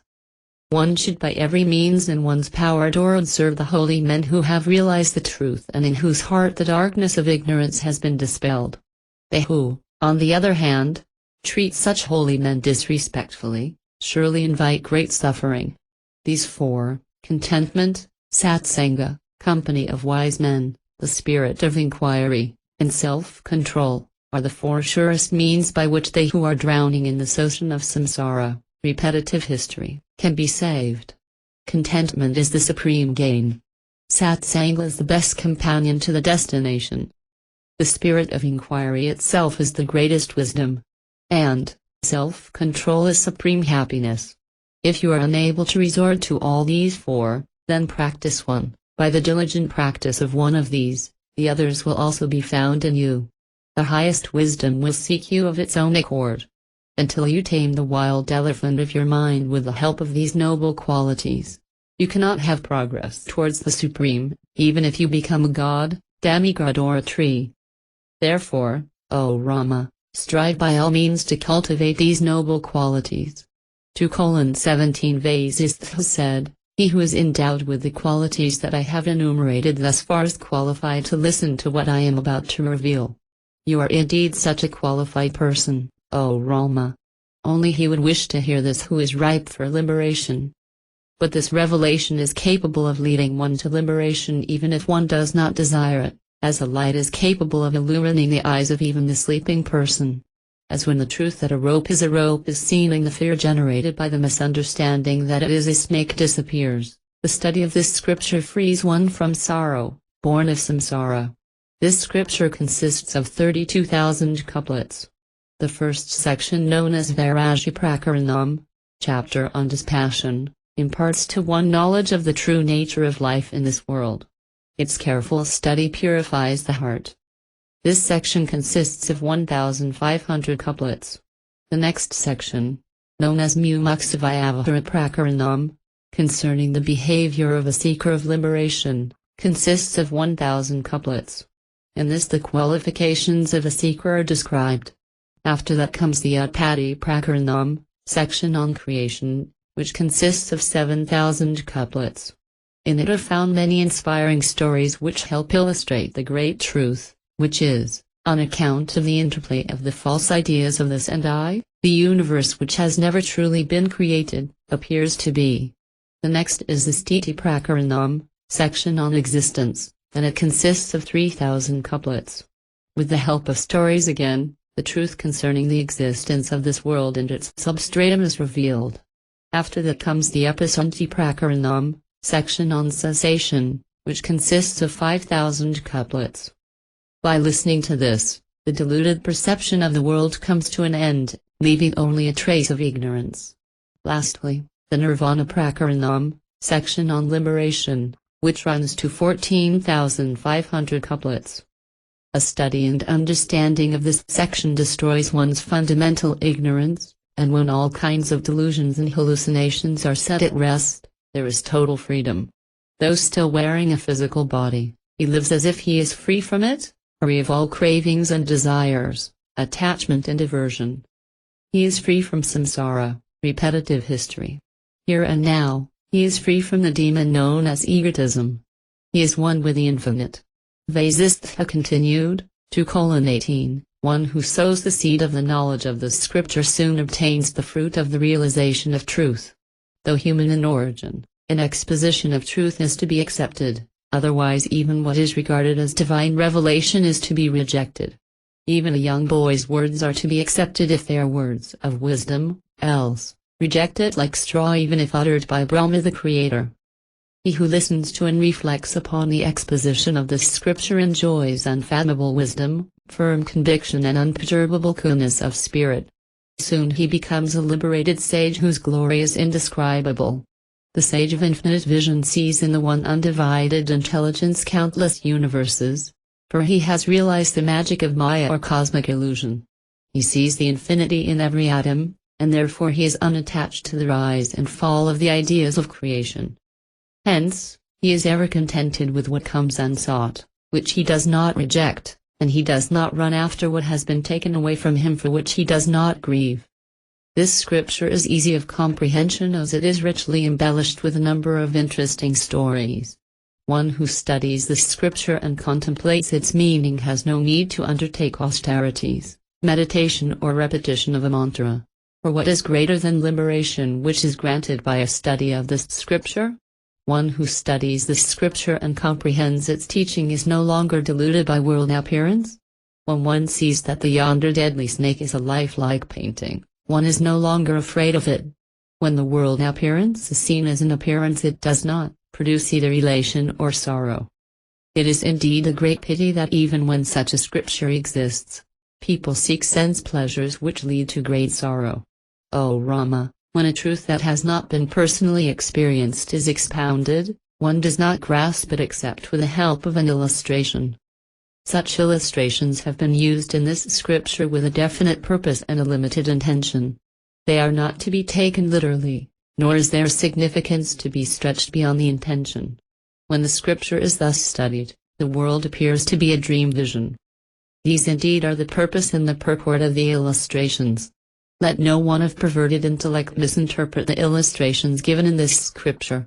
2:19, 20 Vasishtha continued, parables have only one purpose, to enable the listener to arrive at the truth. The realization of truth is so vital that any reasonable method used is justified, though the parables themselves may be fictitious. The parables themselves are only partly applicable to the truth thus illustrated, and only that part is to be grasped and the rest ignored. Study and understanding of the scriptures with the help of illustrations and of a qualified teacher are necessary only till one realizes the truth. Again, such study should continue till the truth is realized. One should not stop short of complete enlightenment. A little knowledge of the scripture results in confusion worse confounded. Non-recognition of the existence of supreme peace in the heart and assumption of the reality of imaginary factors, are both born of imperfect knowledge and the consequent perverted logic. Even as the ocean is the substratum of all the waves, direct experience alone is the basis for all proofs, the direct experience of truth as it is. That substratum is the experiencing intelligence which itself becomes the experiencer, the act of experiencing, and the experience. The experiencing alone is the fact, yet, in a state of non-soft understanding, this experiencing seems to have a subject, the experiencer. Wisdom that is born of the spirit of inquiry dispels this non-understanding and the undivided intelligence shines in its own light. At that stage even the spirit of inquiry becomes superfluous and dissolves itself. Even as movement is inherent in air, manifestation, as the subtle perceiving mind and the gross objects it perceives, is inherent in this experiencing intelligence. And the perceiving mind, on account of ignorance, thinks I am such and such an object and thence becomes that. The object is experienced only in the subject, not elsewhere. O Rama, till such time as this wisdom arises directly in you, take recourse to the knowledge transmitted by the great teachers. When you receive such knowledge from the great teachers, your behavior will mirror theirs, and when thus you grow in their virtuous qualities, your wisdom will unfold within you. Wisdom and emulation of the noble behavior of holy ones thrive on each other. Part 3 on creation, because of space or dimension. 3 important words occur in the text, which are Siddhakasa, Siddhakasa and Bhutakasa. Literally akasa means space and hence Siddhakasa means consciousness space, Siddhakasa means mind space and Bhutakasa means the element space. These 3 concepts are thus beautifully explained by Bhagavan Ramana Maharshi. It is said that Siddhakasa itself is Atma's Arupa, image of Atma, and that we can view it only with the help of the mind. How can we see it, if the mind has subsided? Someone asked. Bhagavan said, if the sky is taken as an illustration it must be stated to be of 3 varieties, Siddhakasa, Siddhakasa and Bhutakasa. The natural state is called Siddhakasa, the I feeling that is born from Siddhakasa is Siddhakasa. As that Siddhakasa expands and takes the shape of all the bhutas, elements, this is all Bhutakasa. When the Siddhakasa, which is consciousness of the self, I, does not see the Siddhakasa but sees the Bhutakasa, it is said to be Manoakasa, and when it leaves Manoakasa and sees Siddhakasa it is said to be Sinmaya, pure consciousness. The subsiding of the mind means, the idea of multiplicity of objects vanishes and the idea of oneness of objects appears. When that is achieved everything appears natural. Perhaps, a better translation for the word akasa is dimension. The same infinite consciousness is known as Siddhakasa, Siddhakasa and Bhutakasa viewed from the spiritual, mental, conceptual, and physical dimension respectively. Vasishtha continued, 3:L. I shall now declare to you the creation and its secret. 4. It is only as long as one invests the perceived object with reality that bondage lasts. Once that notion goes, with it goes bondage. Here in this creation only that which is created grows, decays and then goes either to heaven or to hell, and it gets liberated.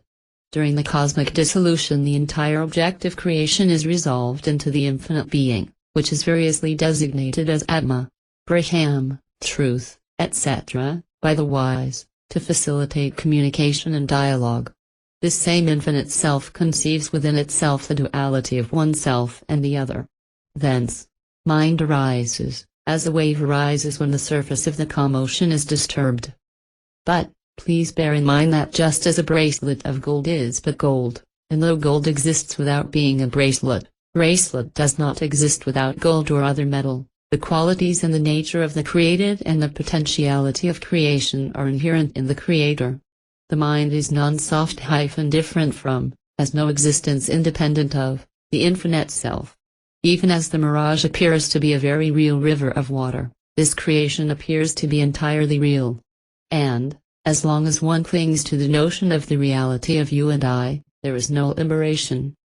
Not by merely and verbally denying such notion of existence is it obliterated. On the contrary, such denial itself becomes a further distraction. Rama, if the creation is in fact real and there is no possibility of its cessation, for it is an immutable law that the unreal has no real existence and the real does not cease to be. Austerity, Meditation and such other practices can therefore not cause its cessation nor enlightenment. As long as the notion of creation lasts, even the contemplation, samadhi, in which there is no movement of thought, nirvikalpa, is not possible. Even if it were possible, the moment one returns from such contemplation, the creation with its sorrow arises in the mind. Movement of thought creates the notion of created objects. Even as the essence exists in all things, as oil exists in sesame seeds, as aroma exists in flowers, the faculty of objective perception exists in the perceiver. Even as the dream objects are experienced only by the dreamer, the objects of perception are experienced by the perceiver. Just as from a seed the sprout arises in due time, this potentiality becomes manifest as the notion of creation. 3:2 Vasistha continued, there is a holy man named Akasaja, born of space. He is in constant meditation and has the welfare of all at heart. He had lived for a long time, when death desired to devour him. When death approached him, it had to struggle with a fierce fire that protected the holy man. Even after fending this off, death was unable to touch him. Bewildered by this extraordinary and unprecedented event, death went to the Lord Yama who presides over the destinies of mortals and questioned him, "Pray, Lord, tell me why it is that I am unable to grasp him." Yama answered, "In fact, O death, you do not really kill anyone. Death is really caused by one's own karma, the fruition of one's own action. Hence, discover this man's fatal karma." Even as no one can find the whereabouts of a barren woman's son, death could not discover the holy man's karma anywhere in the world. He reported this to Yama. Yama said, "O death, this holy man Akasaja was truly born of space and has no karma at all. He is as pure as space. Hence he has incurred no karma which can help you grasp him or devour him. Even as a barren woman's son, this holy man is not born. He had no previous birth karma either, and therefore he has no mind.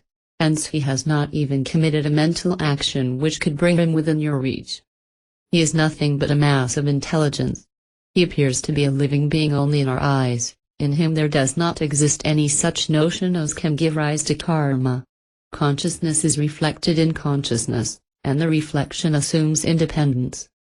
It is a false assumption, not a real existence, and this holy man knows this truth.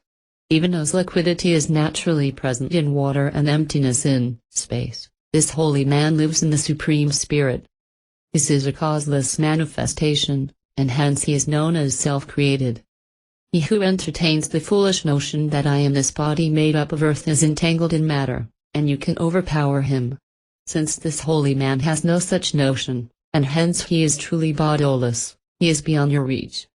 This holy man has never been born. He is pure consciousness that has undergone no change. In the infinite being at the beginning of an epoch there arises a vibration on account of latent ignorance, and this manifests as diverse beings, as if in a cosmic dream. Uninvolved in this holy man remains pure consciousness. Vasishtha said, "In the Creator there is neither a seer nor an object of perception. Yet, he is known as self-created. He shines in cosmic consciousness as a painting in the mind of an artist." Vasistha continued, 3:3. In the Creator there is no memory of the past since he had no previous karma. He does not even have a physical body. The unborn is of spiritual substance. Mortal beings have two bodies, as it were, one physical and the other spiritual, but the unborn Creator has only the spiritual, since the cause that gives rise to the physical does not exist in him. He was not created, but he is the Creator of all beings. Surely, the created, like a bracelet, is of the same substance as that of which it was created, gold. The Creator's thought being the cause of this manifold creation and the Creator himself having no physical body, the creation, too, is truly of the nature of thought, without materiality. A throbbing arose in the Creator whose thought had spread out as the universe. This throb brought into being the subtle body, made of intelligence, of all beings. Made only of thought, all these beings only appeared to be, though they felt that that appearance was real. However, this appearance thus imagined to be real, produce realistic results or consequences, even as sexual enjoyment in a dream does. Similarly, even the Creator, the holy man of the story, though he has no body, appears to have a body. The Creator is also of a dual nature, consciousness and thought. Consciousness is pure, thought is subject to confusion. Hence, he appears to come into being, arise, though he does not so arise. He is the intelligence that supports the entire universe, and every thought that arises in that intelligence gives rise to a form. Though all these forms are of the nature of pure intelligence, on account of self-forgetfulness of this, and of the thought of physical forms, they freeze into the physical forms, even as goblins, though formless, are seen to have forms on account of the perceiver's delusion. The Creator, however, is not subject to such delusion. Hence, he is always of a spiritual nature, not materialistic. The Creator is spiritual, and even so, his creation, too, is in reality spiritual in essence. This creation is causeless. Hence, it is essentially spiritual even as the Supreme Being, Brahman, is. The materiality of the creation is like the castle in the air, an illusory projection of one's own mind, imaginary. The Creator is the mind or pure intelligence is his body. Thought is inherent in the mind. The object of perception is inherent in the perceiver. Who has ever discovered a distinction between the two? 3:4 Valmiki said. At this stage the sun sped towards the western hills as if eager to meditate upon the sage's words and to illumine other parts of the earth. The assembly dispersed for prayers. The next morning all the members of the court reassembled as before. Rama asked, O holy sage, pray, tell me what the mind really is. Vasishtha replied, even as empty, inert nothingness is known as space. Mind is empty nothingness. Whether the mind is real or unreal, it is that which is apprehended in objects of perception. Rama, thought is mind, there is no distinction between the two. The self that is clothed in the spiritual body is known as mind, it is that which brings the material or physical body into existence. Ignorance, samsara, repetitive history, mind stuff, bondage, impurity, darkness and inertia are all synonyms. Experience alone is the mind, it is none other than the perceived. This entire universe is forever non-different from the consciousness that dwells in every atom, even as an ornament is non-different from gold. Just as an ornament potentially exists in gold, the object exists in the subject. But when this notion of the object is firmly rejected and removed from the subject, then consciousness alone exists without even an apparent or potential objectivity. When this is realized, evils like attraction and repulsion, love and hate, cease in one's heart, as also the false notions of the world, you, I, etc. Even the tendency to objectify ceases. This is freedom. Rama asked, Holy Sir, if the object of perception is real, then it shall not cease to be. If it is unreal, then we do not see it as unreal, so how can we overcome this? Vasishtha said, Yet, O Rama, we see that there are holy ones who have overcome this. External objects like space, etc., and psychological factors like etc., exist only in name. In reality neither the objective universe, nor the perceiving self, nor perception as such, nor void, nor inertness exists, only one is, cosmic consciousness, sit. In this it is the mind that conjures up the diversity, diverse actions and experiences, the notion of bondage and the desire for liberation. Rama asked, 3:5, O holy sage, what is the source of this mind and how did it arise? Kindly enlighten me on these. Vasishtha replied, after the cosmic dissolution and before the next epoch dawned, the entire objective universe was in a state of perfect equilibrium. There then existed the Supreme Lord, the eternal, unborn, self-fulgent, who is the all and who is omnipotent. He is beyond conception and description, though he is known by various names like Atma etc., these are viewpoints and not the truth. He is, yet he is not realized by the world, he is within the body, too, yet he is far. From him emerge countless divinities like Lord Vishnu, even as countless rays emerge from the sun, From him emerge infinite worlds as ripples arise from the surface of the ocean. He is the cosmic intelligence into which countless objects of perception enter. He is the light in which the self and the world shine. He ordains the characteristic nature of every created thing. In him the worlds appear and disappear, even as a mirage appears and disappears repeatedly. His form, the world, vanishes, but his self is unchanging. He dwells in all. He is hidden and he overflows. By his mere presence, this apparently inert material world and its inhabitants are ever active. Because of his omnipresent omnipotent omniscience, his very thoughts materialize. This supreme self cannot be realized, O Rama, by means other than wisdom, not indeed by exerting oneself in religious practices. This self is neither far nor near, it is not inaccessible nor is it in distant places, it is what in oneself appears to be the experience of bliss, and is therefore realized in oneself. Austerity or penance, charity and the observances of religious vows do not lead to the realization of the Lord, only the company of holy men and the study of true scriptures are helpful, as they dispel ignorance and delusion. Indeed, when one is convinced that this self alone is real, one goes beyond sorrow, on the path of liberation. Austerity or penance is self-inflicted pain. Of what value is charity, performed with wealth earned by deceiving others? Only they derive the fruits of such charity. Religious observances add to one's vanity. There is only one remedy for ignorance of the Lord, the firm and decisive renunciation of craving for sense pleasure. 3:7 Rama asked, "Where does this Lord dwell, and how can I reach him?" Vasishtha replied, "He who has been described as the Lord is not very far, he is the intelligence dwelling in the body. He is the universe, though the universe is not he. He is pure intelligence." Rama remarked, "Even a little boy says that the Lord is intelligence, what need is there for special instruction concerning this?"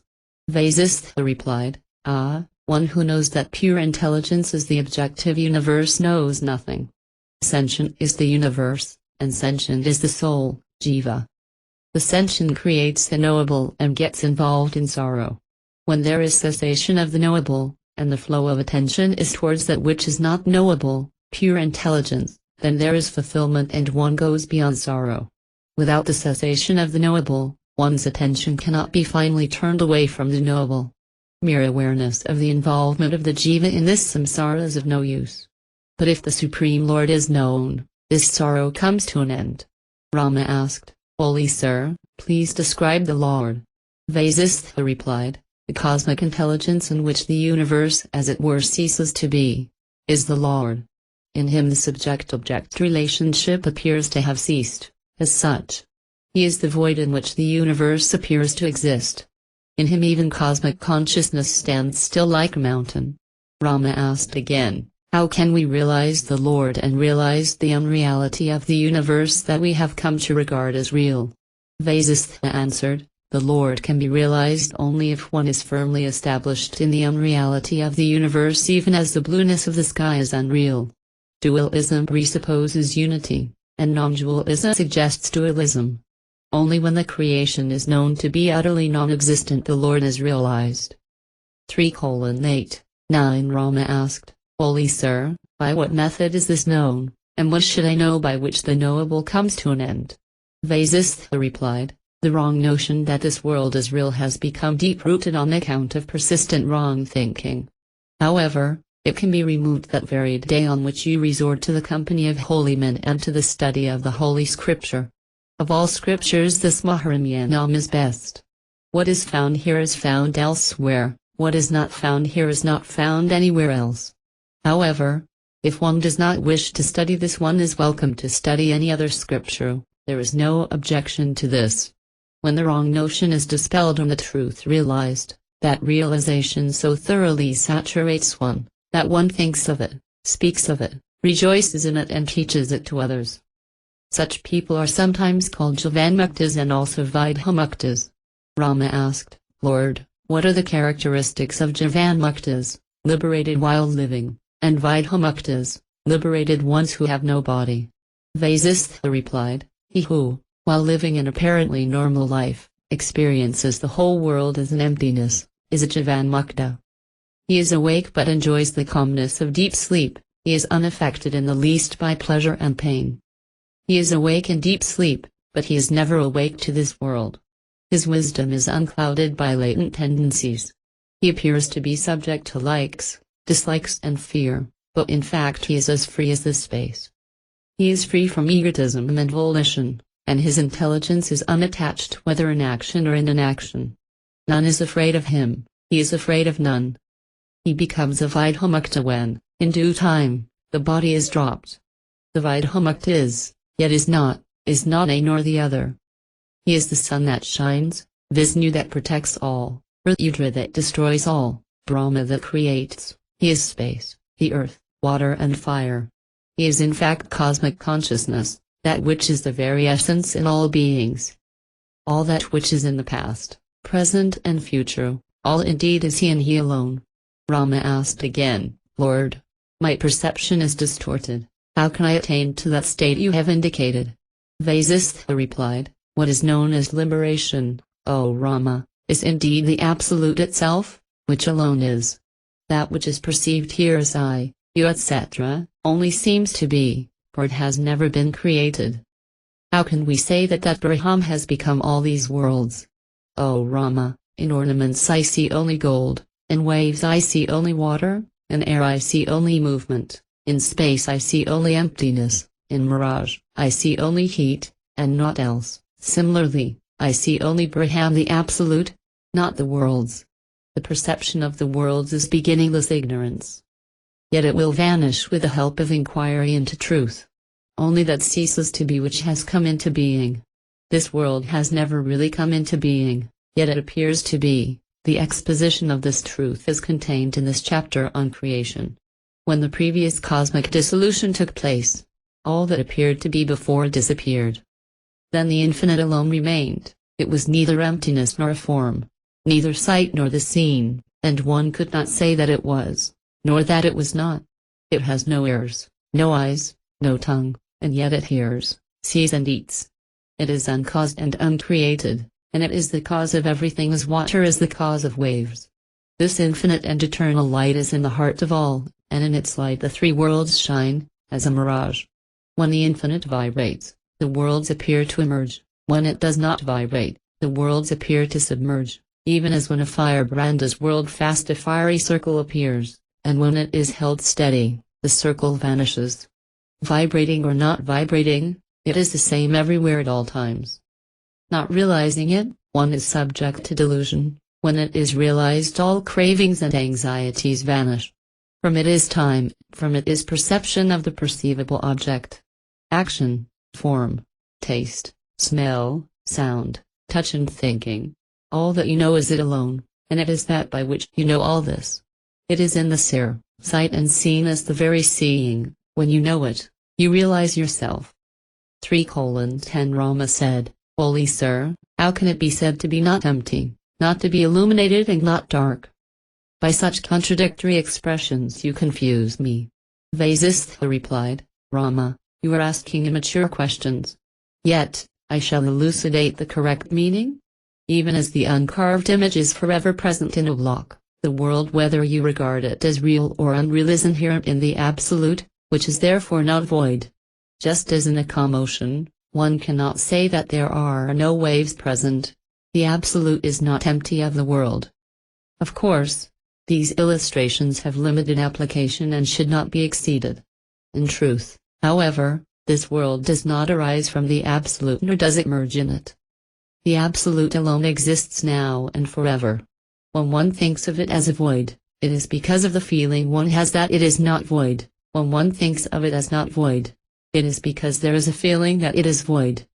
The Absolute is immaterial, and so material sources of light like the sun do not illumine it.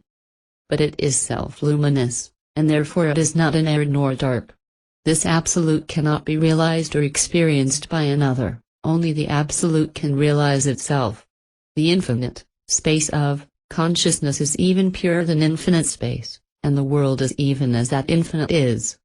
But, one who has not tasted capsicum does not know its taste. Even so, One does not experience consciousness in the infinite in the absence of objectivity. Hence, even this consciousness appears to be inert or insentient, and the world is experienced as such too. Even as intangible ocean tangible waves are seen, in the formless Brahman the world also exists without form. From the infinite emerges and exists in it as the infinite. Hence the world has never really been created, it is the same as that from which it emerges. When the notion of self is destroyed by the withdrawal of the fuel of ideas from the mind, that which is the infinite. That which is not sleep nor inert, is the infinite. It is on account of the infinite that knowledge, knower and known exist as one, in the absence of the intellect.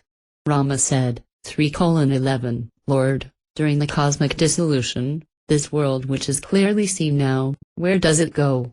Vasishtha said, from where does the son of a barren woman come, and where does he go? A barren woman's son has no existence, ever. Even so, this world as such has no existence, ever. This analogy baffles you only because you have taken the existence of the world for granted. Consider this. Is there a braceletness in the golden bracelet? Is it not just gold? Is there a thing called sky independent of the emptiness? Even so, there is no thing called the world independent of Brahman the Absolute. Just as coldness is inseparable from ice, what is called the world is inseparable from Brahman. Water in the mirage does not come into being and go out of existence. Even so this world does not come out of the Absolute nor does it go anywhere. The creation of the world has no cause, and therefore it has had no beginning. It does not exist even now, how can it reach destruction? If you concede that the world has not been created out of Brahman but assert that it is an appearance based on the reality of Brahman, then indeed it does not exist and Brahman alone exists. It is like dream. In a state of ignorance the intelligence within oneself appears as numerous dream objects, all of which are nothing other than that intelligence. Even so, in what is known as the beginning of creation, such an appearance happened, but it is not independent of Brahman, it does not exist apart from Brahman, hence it does not exist. Rama said, Holy Sir, if that is so, how is it that this world has acquired such a sense of reality? As long as the perceiver is, the perceived exists, and vice versa, and only when both these come to an end is there liberation. If there is a clean mirror, it reflects something or other all the time, even so in the seer this creation will again and again arise. However, if the non-existence of creation is realized then the seer ceases to be. But, such a realization is hard to get. Vasishtha said, Rama, I shall presently dispel your doubts with the help of a parable. You will then realize the non-existence of creation and lead an enlightened life in this world. 3:12 Vasishtha said, O Rama, I shall narrate to you how this creation appears to have emerged from the one pure undivided cosmic being, even as dreams appear in the consciousness of the sleeping person. This universe is in fact the eternal effulgent infinite consciousness which generates within itself the knowable, which would be known as that which is to be, with an idea concerning its form, which is space, and with an inquiry concerning itself. Thus the space brought into being. When, after a considerable time the consciousness of creation becomes strong in the infinite being, the future jiva, living cosmic soul, also known as Pranagarbha, arises within it, and the infinite abandons, as it were, its supreme state, to limit itself as the jiva. However, even then Brahman remains the infinite, and there is no real transformation into any of these. In space, the faculty of sound manifests itself. Then comes into being egotism which is vital to further creation of the universe, and, at the same time, the factor known as time. All this happens merely by the creative thought inherent in the cosmic being, not as real transformations of the infinite. By the similar exercise of the creative thought, air is created. The Vedas come into being, too. Consciousness which is surrounded by all these is called the jiva which gives rise to all the different elements in this world. There are 14 planes of existence, each with its own type of inhabitants. And all these are the manifestations of the creative thought of consciousness. Even so, when this consciousness thought I am light, sources of light like the sun, etc., were instantly created. Similarly, water and earth were created. All these fundamental elements continued to act on one another, as experiencer and experience, and the entire creation came into being like ripples on the surface of the ocean. And they are interwoven and mixed up so effectively that they cannot be extricated from one another till the cosmic dissolution. These material appearances are ever-changing and the reality exists unchanged. Since these are all linked with consciousness, they instantly become the gross physical substance, though all these are the infinite consciousness alone, which has undergone no change whatsoever. Vasishtha continued. 3:13 In the Supreme Being there exists the vibration which is at once equilibrium and disturbance. On account of this there appear space and light and inertia, though they have not really been created. Since all this happens in consciousness, they possess the quality of the knowable. At the same time there arises the knower. It is the inherent power of consciousness to illumine all things. Hence it is the cosmic knower. That consciousness itself becomes its own knowable and the knower. When such a relationship arises, the notion I am a jiva, living soul arises in consciousness. By the further identification with the knowable, in the pure consciousness there arises the notion of egotism and then the faculty of discrimination or the rationalizing intellect. After this the mind and the root elements arise. These root elements combine again and again to form the worlds. Spontaneously and also by orderly changes. All these countless forms appear and disappear repeatedly, even as cities come and go in a dream. None of these needs any instrumental or material cause like earth, water or fire. For all this is of the essential nature of consciousness, and it is this consciousness that apparently creates all these, as one creates cities in a dream. It is nothing but pure consciousness. The five elements are the seed of which the world is the tree, and the eternal consciousness is the seed for the elements. As is the seed, so is the fruit, tree. Therefore, the world is nothing but Brahman the Absolute. In this manner has the universe been conjured up in cosmic space by cosmic consciousness with its own infinite faculties. It is not real, nor has it been really created. Though these elements have combined among themselves and created apparent materiality in the world, yet, in truth, all this is mere appearance like the form seen in space. They owe their reality to their substratum which is cosmic consciousness which alone is real. Do not entertain the feeling that the world of five elements is their creation. Look upon the five elements themselves as the manifestation of the power inherent in consciousness absolute. It may be said that the elements such as earth etc.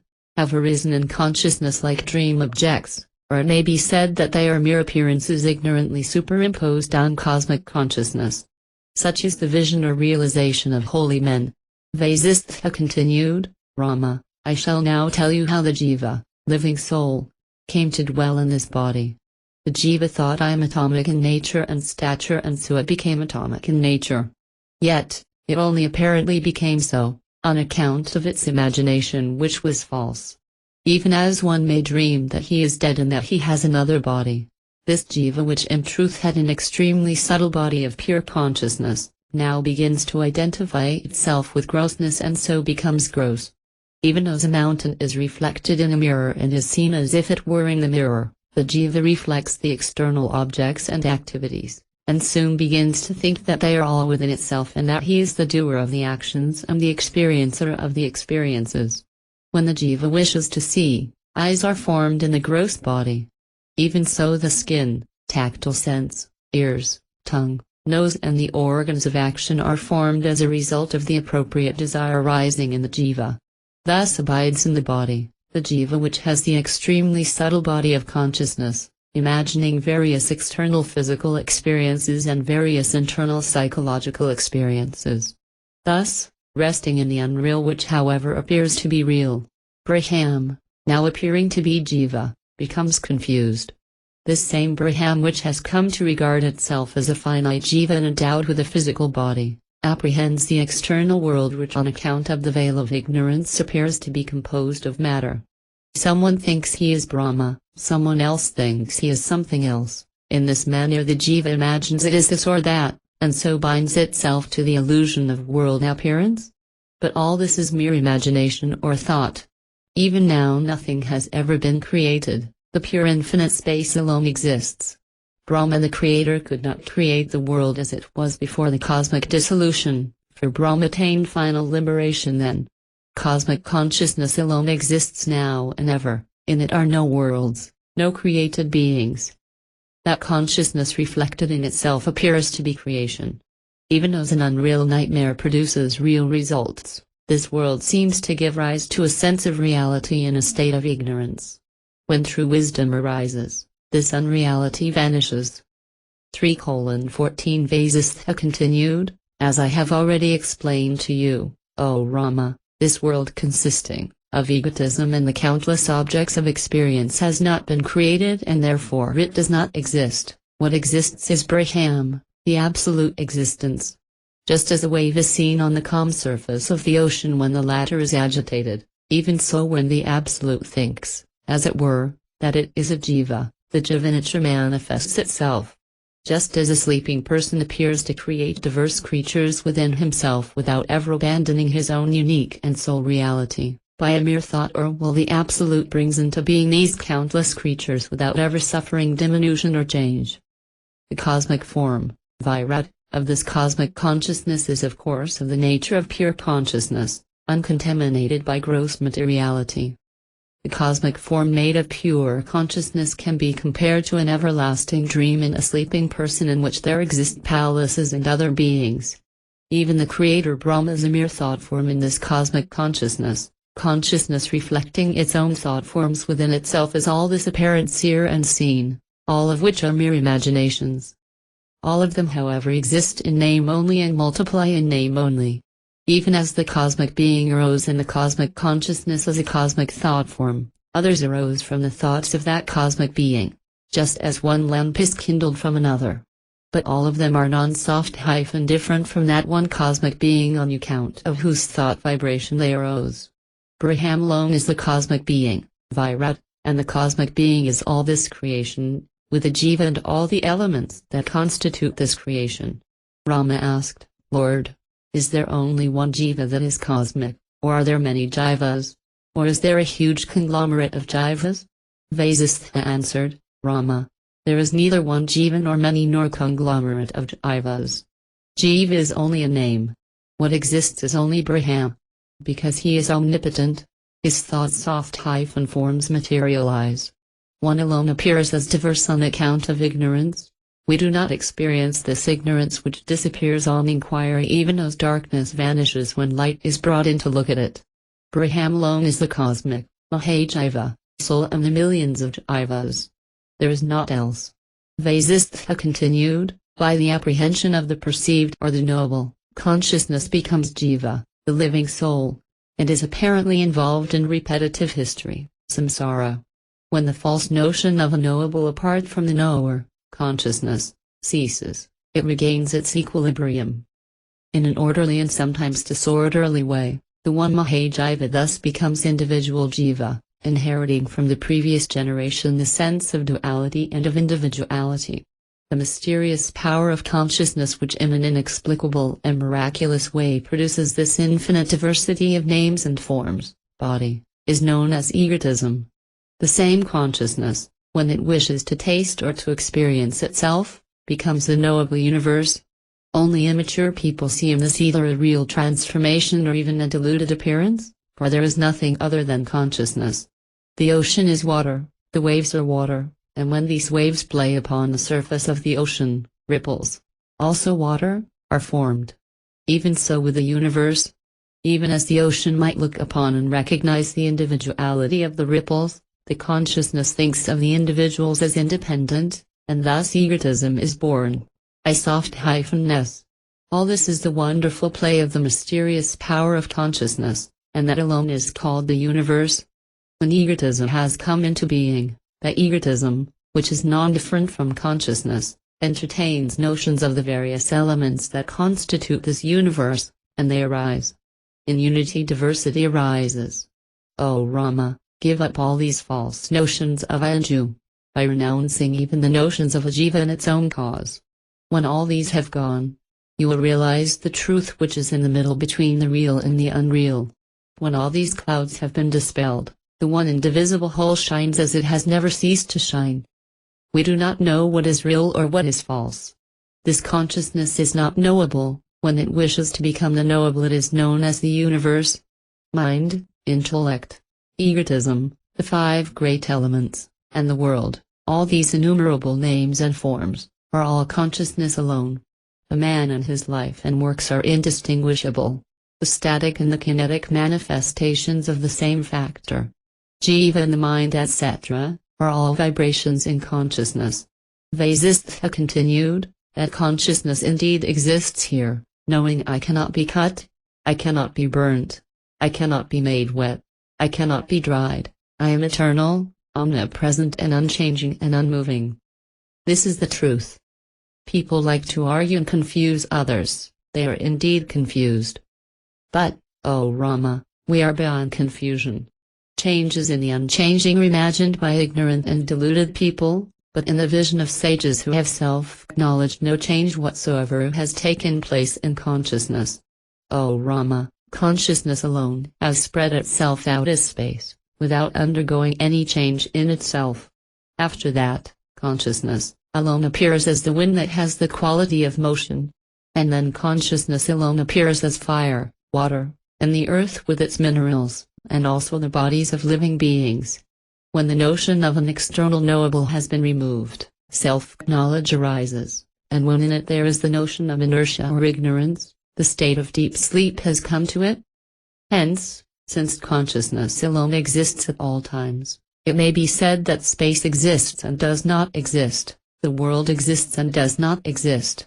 Even as heat is to fire, whiteness is to a conch shell, firmness is to a mountain, liquidity to water, sweetness is to sugar cane, butter is to milk, coolness is to ice, brightness is to illumination, oil is to mustard seed, flow is to river, sweetness is to honey, ornament is to gold, aroma is to a flower, the universe is to consciousness. The world exists because consciousness is, and the world is a body of consciousness. There is no division, no difference, no distinction. Hence the universe can be said to be both real and unreal, real because of the reality of consciousness which is its own reality, and unreal because the universe does not exist as universe, independent of consciousness. This consciousness is indivisible and has no parts or limbs. In it the mountain, the ocean, the earth, the rivers, etc., do not exist as such, but only as consciousness. Hence there are no parts nor limbs in consciousness. But, because of the unreality of the universe, etc., it cannot be said that their own cause, viz., the consciousness is also unreal. Such a statement would only be a set of words with no meaning, for it runs counter to our experience, and the existence of consciousness cannot be denied. At this stage, the third evening set in, and the assembly dispersed. The story of Yoga-Vasistha continued, 3:15, O Rama, Rama even knows from the waking state experience, there is no materiality in the objects seen in a dream, though while dreaming the objects appear to be solid, this world appears to be material yet in reality it is pure consciousness. There is not even a temporary or subtle river in the mirage, even so there is in no sense a real world, but only pure consciousness. Only knowledge based on ignorance clings to the notion of a world. In reality, there is no difference in the meaning of the words world, Brahman, or the infinite, and self. The world is as true in relation to Brahman as the dream city is true in relation to the experience of the waking consciousness. Hence, world and cosmic consciousness are synonyms. To make all this crystal clear, O Rama, I shall now narrate to you the story of Mandapa. Pray, listen attentively. Once upon a time, O Rama, there was a king on earth called Padma. He was perfect in every respect, and by his own nature and conduct he enhanced the glory of his dynasty. He honored religious traditions even as the ocean respects the authority of the shore. He subdued his enemies even as the sun routs darkness. Even as fire reduces hate to ashes, he destroyed evil in society. Holy men resorted to him even as gods resort to heaven. He was the abode of virtue. He made his enemies tremble on the battlefield even as a gale ruffles a creeper. He was highly learned and a master of arts. To him there was nothing impossible of achievement, Even as to Lord Narayana there was no impossibility. This king had a wife by name Leela. She was highly accomplished as a woman and was very beautiful. It appeared as if she was goddess Lakshmi, consort of Narayana, incarnate on earth. She was soft-spoken, her gait was slow and graceful, and her smile radiated the cool delight of moonlight. She was fair. She was sweet as honey. Her arms were soft and delicate. Her body was as pure and clear as the waters of the holy river Ganga and even as a touch of the waters of the Ganga gives rise to bliss, to touch her was to experience bliss. She was highly devoted to her husband Padma and knew how to serve him and to please him. She was one with the king and shared his joy and sorrow. She was in fact the alter ego of Padma, except that when the king became angry, she merely reflected fear. 3:16 Vasistha continued, King Padma and the Queen Leela lived an ideal life. They enjoyed their life in every possible and righteous way. They were young and youthful like the gods, and their love for each other was pure and intense, without any hypocrisy or artificiality. One day, the Queen Leela thought, the most handsome king who is my husband is dearer to me than even my own life. What should I do in order that he and I may live forever enjoying the pleasures of life? I shall immediately undertake such austerities as the holy ones would suggest in order that I may fulfill my ambition. She sought the counsel of the holy ones. The holy ones said to her, O Queen, austerities or penance, repetition of mantras and a disciplined life will surely bestow upon you all that it is possible for one to attain in this world, but physical immortality is not possible of attainment in this world. The queen pondered this advice and decided, if I should die before my husband, then I should attain self-knowledge and be free from sorrow. But, if he should leave before me, then I shall so strive now as to attain a boon from the gods that his jiva does not leave our palace. I shall be happy to live in it in the knowledge that he is always with me. Thus resolved, Leela began to propitiate the goddess Sarasvati immediately, without even discussing this project with her husband. Once in 3 nights she used to eat, after devoutly worshipping the Lord, holy ones, the preceptor, the learned ones and the sages. She was utterly convinced that this penance would prove fruitful, and this conviction greatly strengthened her application to the penance undertaken. Though she did not reveal her intention to the king, she did not let her service to her husband suffer in the very least on account of this penance. After 100 such 3 nightly worship, the goddess Sarasvati appeared before her and granted her the boons of her choice. Leela prayed, O Divine Mother, grant me 2 boons. 1. When my husband departs from his body, let his jiva remain in the palace, and, 2. Whenever I pray to you, let me see you. Sarasvati granted these 2 boons and disappeared. Time inexorably passed. King Padma, who was mortally wounded on the battlefield, died in the palace. Queen Leela was inconsolable with grief. When she was thus sunk in grief, an ethereal voice spoke to her. 3:17 The ethereal voice of Sarasvati said, My child, cover the king's dead body with flowers, then it will not decay. He will not leave the palace. Leela did so. Yet, she was not satisfied, and she felt like a wealthy man, who had the wealth, who had been tricked into poverty-stricken existence. She invoked goddess Sarasvati who appeared before her and said, My child, why do you grieve? Sorrow, like water in mirage, is an illusion. Leela asked her, Pray, tell me where my husband is, O Leela. There are 3 types of space, the psychological space, the physical space, and the infinite space of consciousness. Of these the most subtle is the infinite space of consciousness. By intense meditation on this infinite space of consciousness, you can see and experience the presence of one, like your husband, whose body is that infinite space, even though you do not see him here. That is the infinite space which exists in the middle when the finite intelligence travels from one place to another, for it is infinite. If you give up all thoughts you will here and now attain to the realization of oneness with all. Normally, only he who has realized the utter non-soft existence of the universe can experience this, but you will do so, by my grace. Vasistha continued, Leela began to meditate. Immediately she entered the highest state of consciousness free from all distractions. Nirvikalpa. She was in the infinite space of consciousness. There she saw the king once again, on a throne, surrounded by many kings who adored him, by many sages and holy men who chanted the Vedas, by many women, and by armed forces. She saw them but they did not see her, as once thought forms are visible only to oneself, not to others. She saw that the king had a youthful body. She also saw in his court very many members of the court of King Padma. She wondered, are they all dead, too? Again, by the grace of Goddess Sarasvati, Leela came back to her palace, and saw her attendants asleep. She woke them and asked them to request the members of the royal court to assemble at once. Messengers were quickly to summon all, and very soon the royal court of King Padma was teeming with the ministers, sages, civil servants, relations, and friends.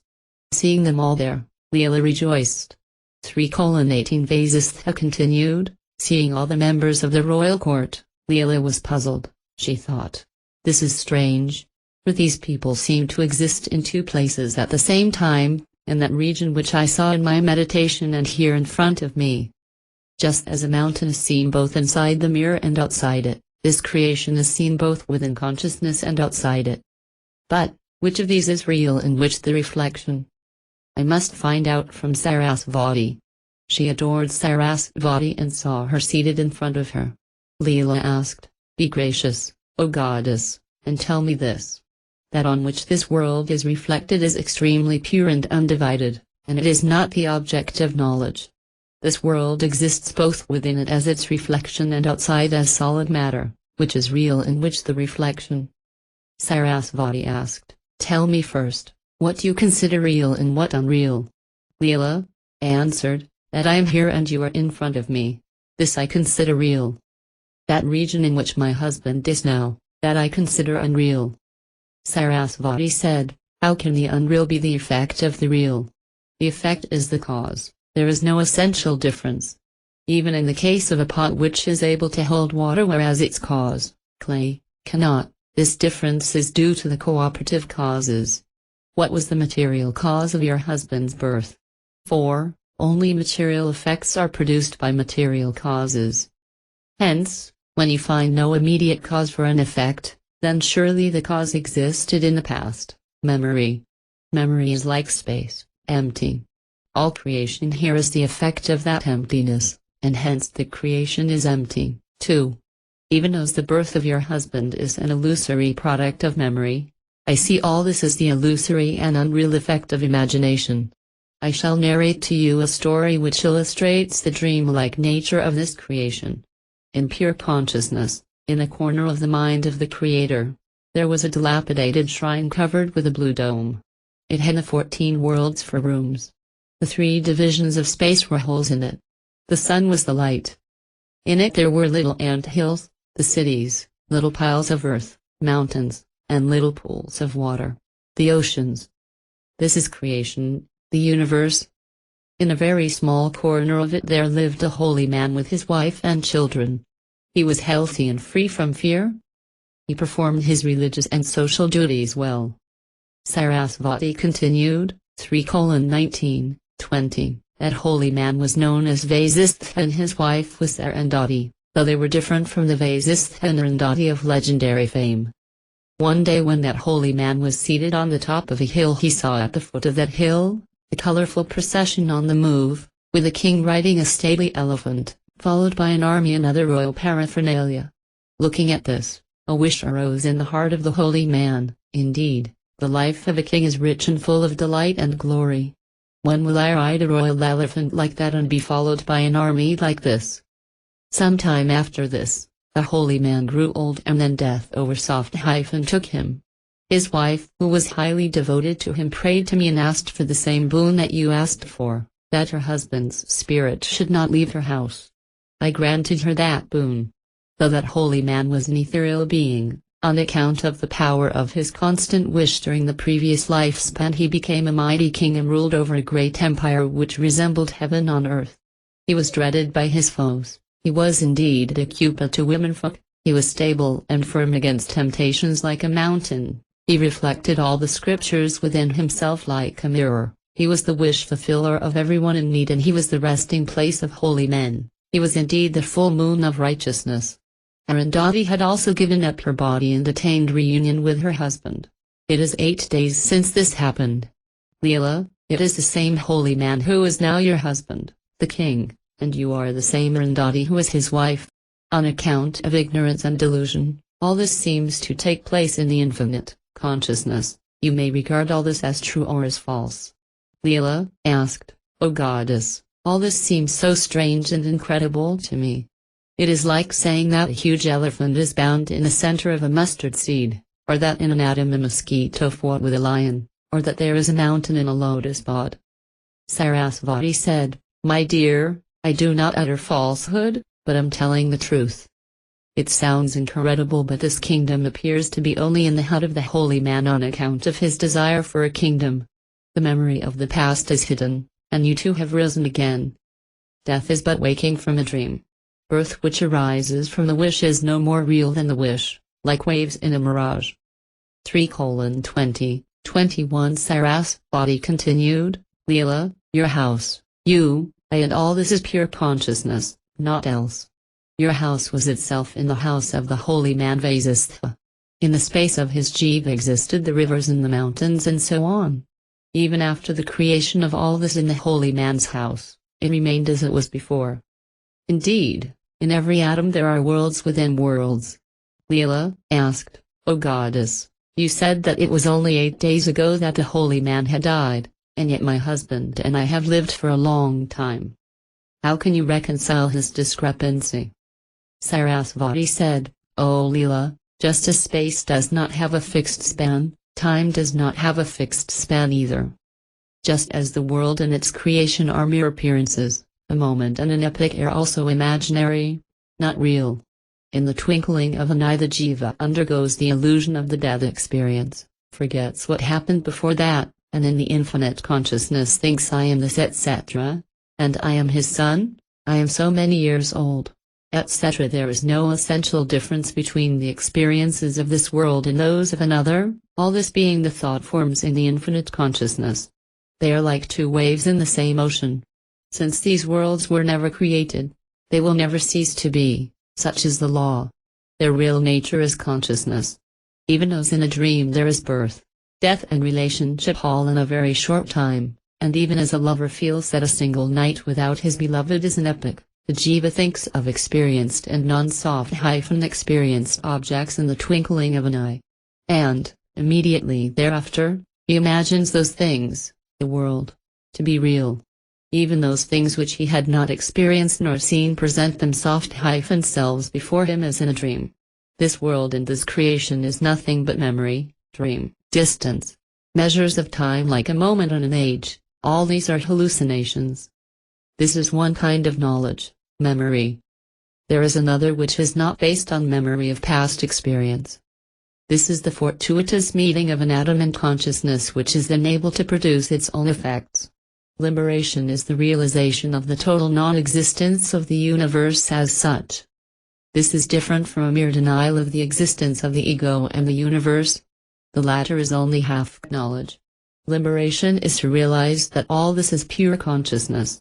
Leela asked, O goddess, without prior hallucination how was the creation of the holy man and his wife possible? Sarasvati said, Indeed, that was due to the thought form of Brahma, the creator. He himself had no hidden thought forms, memory, for before creation there was dissolution, and at that time the creator had attained liberation. At the beginning of this epoch, someone assumes the role of creator and thinks I am the new creator. This is pure coincidence, even as one sees a crow alighting on a palm tree and the coconut falling, though these two are independent of each other. Of course, do not forget that even though all this seems to happen, there is no creation. The one infinite consciousness alone is thought form or experience. There is no cause and effect relationship. These, cause and effect, are only words, not facts. The infinite consciousness is forever an infinite consciousness. Leela said, O goddess, your words are truly enlightening. However, since I have never been exposed to them before, the wisdom is not well grounded. I wish to see the original house of the holy Vasishtha. Sarasvati said, O Leela, give up this form of yours and attain the pure spiritual insight. For only Brahman can really see or realize Brahman. My body is made of pure light, pure consciousness. Your body is not. With this body of yours you cannot even visit the places of your own imagination, then how can you enter the field of another's imagination? But if you attain the body of light, you will immediately see the holy man's house. Affirm to yourself, I shall leave my body here and take a body of light. With that body, like the scent of incense, I shall go to the house of the holy man. Even as water mixes with water, you will become one with the field of consciousness. By the persistent practice of such meditation, even your body will become one of pure consciousness and subtlety. For, I see even this. My body is consciousness. You do not, for you see the world of matter, even as an ignorant man might mistake a precious stone for a pebble. Such ignorance arises of its own accord, but is dispelled by wisdom and inquiry. In fact, even such ignorance does not exist. There is neither unwisdom, nor ignorance, neither bondage, nor liberation.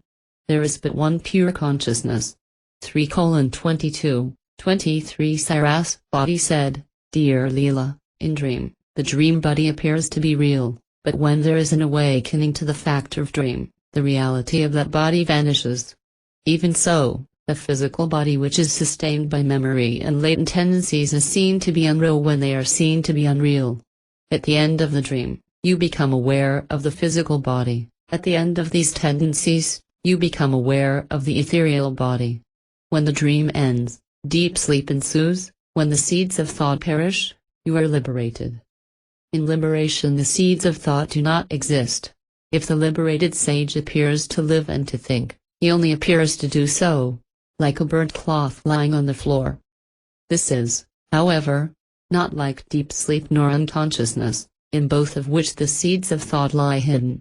By the persistent practice, abhyasa, egotism is quieted. Then you will naturally rest in your consciousness, and the perceived universe heads towards the vanishing point. What is called practice? Thinking of that alone, speaking of that, conversing of that with one another, utter dedication to that one alone, this is called abhyasa or practice by the wise. When one's intellect is filled with beauty and bliss, when one's vision is broad, when passion for sensual enjoyment is absent in one, that is practice. When one is firmly established in the conviction that this universe has never even been created, and therefore it does not exist as such, and when thoughts like this is world, this I am do not arise at all in one, that is abhyasa or practice.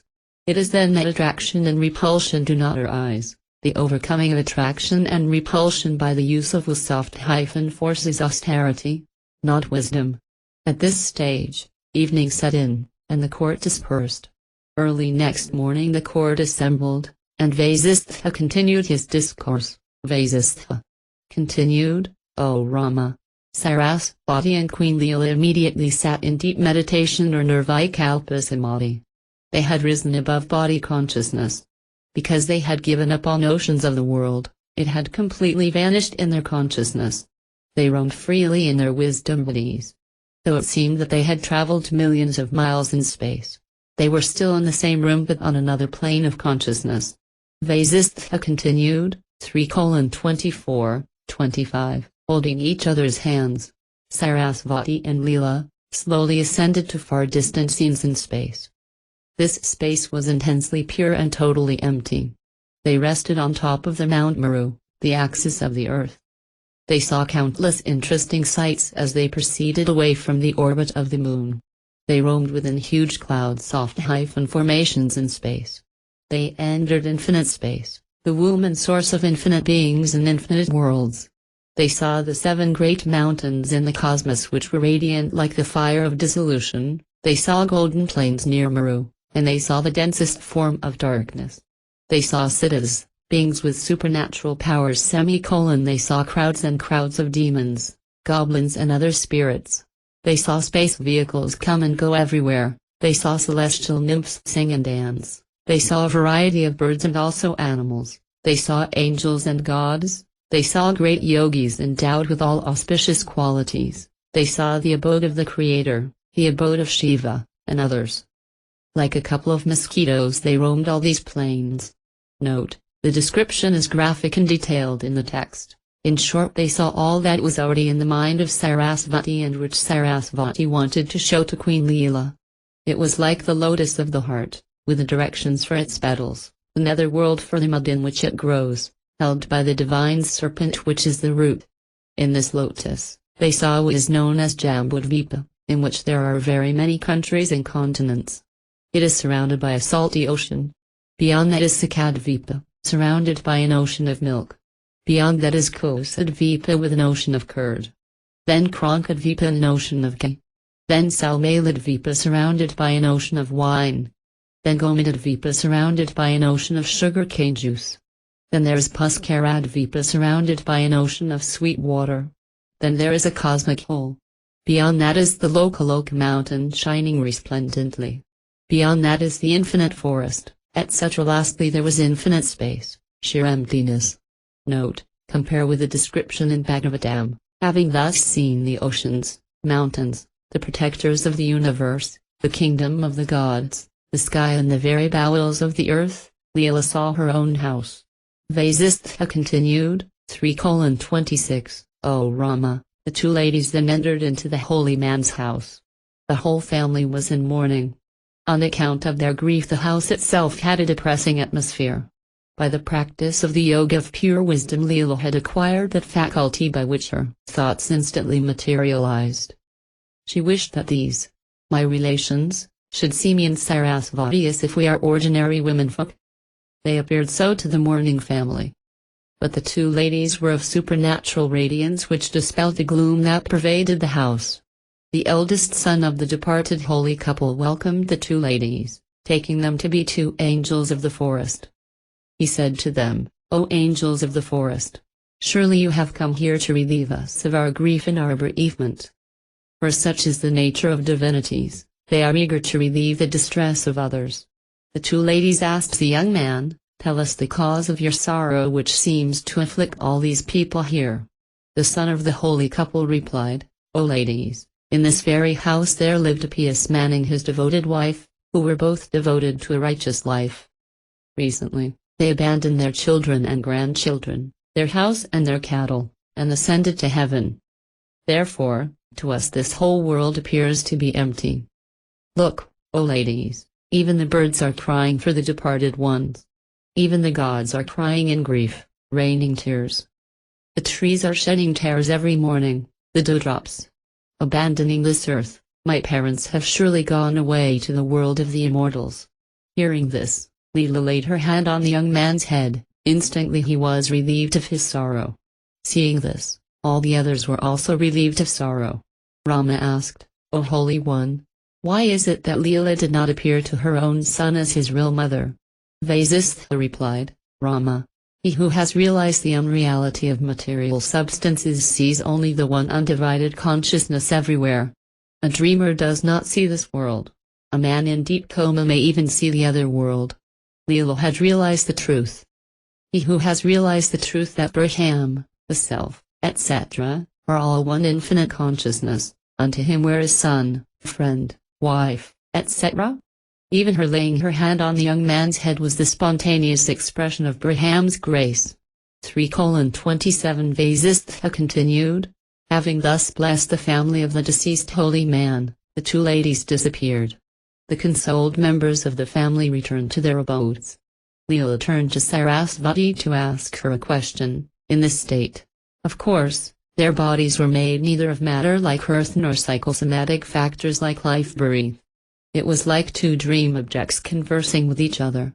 Leela asked Sarasvati, how is it that we were seen by this family of mine here, and we are not seen by my husband who was ruling a kingdom when we visited him? Sarasvati answered, then you were still clinging to your notion I am Leela now you have overcome that body consciousnness. Till the consciousness of duality is completely dispelled, you cannot act in the infinite consciousness. You cannot even understand it, even as one standing in the sun does not know the coolness of the shade of a tree. But, now if you go to your husband, you will be able to deal with him as before. Leela said, O divinity? It was here itself that my husband was the holy man and I was his wife, here again I was his queen, here he died and here again he rules now. Pray, take me where I can see him. Sarasvati said, Leela, you and your husband have been through many incarnations, 3 of which you now know. In this incarnation, the king has slipped deep into the snare of worldliness and he thinks I am the Lord, I am strong, I am happy, etc. Though from the spiritual standpoint the whole universe is experienced here, from the physical point of view, millions of miles separate the planes. In the infinite consciousness, in every atom of it, universes come and go like particles of dust in a beam of sunlight that shines through a hole in the roof. These come and go like ripples on the ocean. Leela. Reminisced, O divinity? Since emerging as a reflection in the infinite consciousness I have had 800 births. Today I see this. I have been a nymph, a vicious human woman, a serpent, a forest tribal woman, and on account of evil deeds I became a creeper, and by the proximity of sages I became a sage's daughter, I became a king, and on account of evil deeds done then, I became a mosquito, a bee, a deer, a bird, a fish, and again I became a celestial, after which I became a tortoise, and a swan, and I became a mosquito again. I have also been a celestial nymph. One other celestials, males, used to fall at my feet.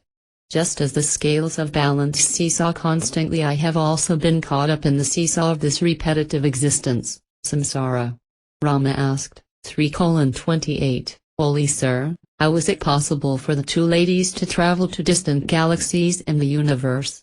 And how did they overcome the numerous barriers on their way? Vasishtha replied, O Rama, where is universe, where are galaxies, where are barriers? The 2 ladies remained in the queen's inner apartment. It was there that the holy man Vasishtha was ruling as King Vidura the semicolon. It was he who was King Padma before. All this happened in pure space. There is no universe, no distance, no barriers. Conversing with each other, the 2 ladies emerged from the room and proceeded towards a village on top of a mountain. The beauty and the glory of that mountain are indescribable. All its houses were literally covered with flowers that continually dropped from the trees. Young women slept in their rooms on beds made of clouds. The houses were illuminated by lightning.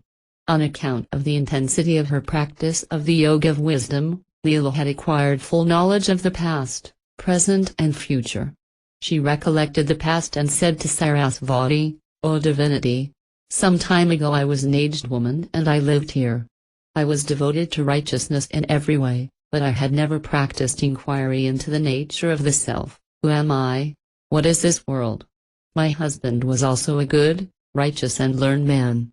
But his inner intelligence had also not been awakened. We were exemplars in conduct, and by such conduct we taught others how they should live. After saying this, Leela showed to Sarasvati her previous dwelling, and continued, See, this is my favorite calf.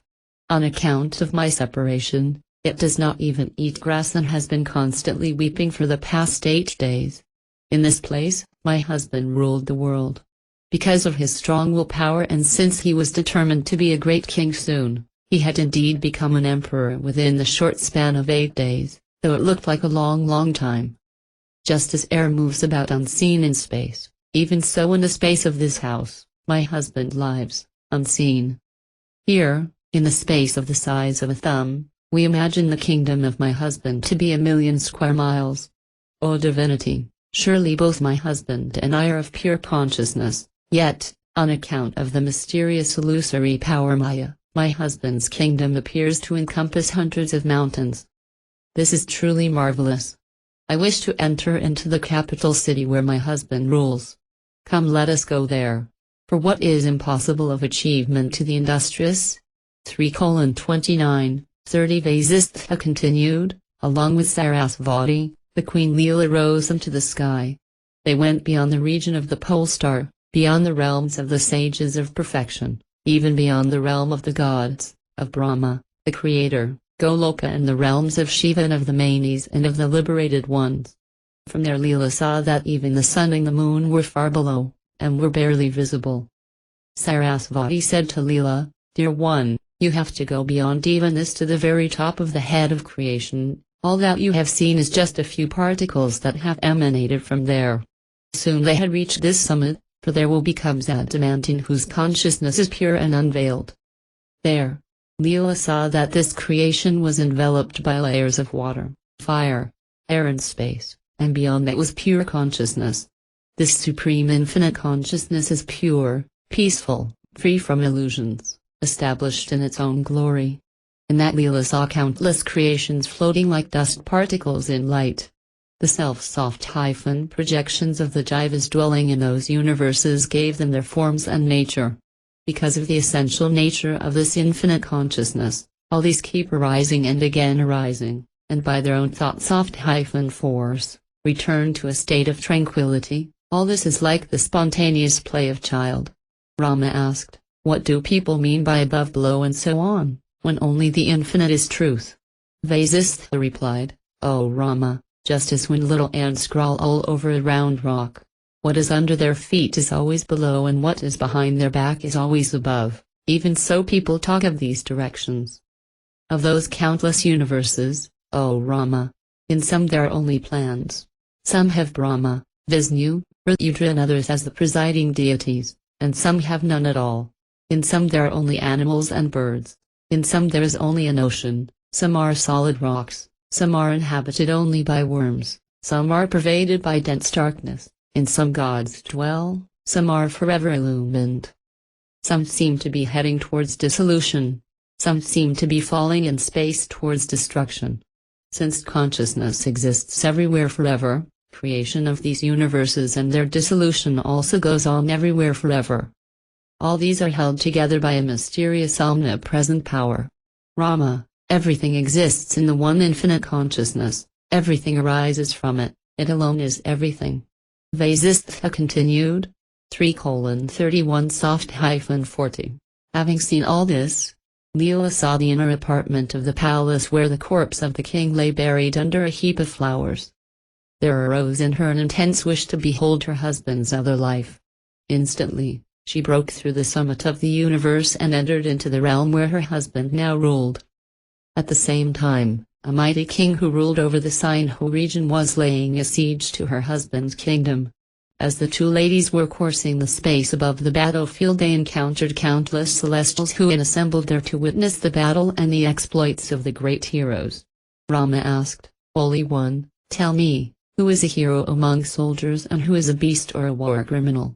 Vasishtha replied, "O Rama, he who fights a battle which is in accordance with the scriptural injunctions, on behalf of a righteous king of unblemished conduct, whether he dies in battle or wins, he is a hero.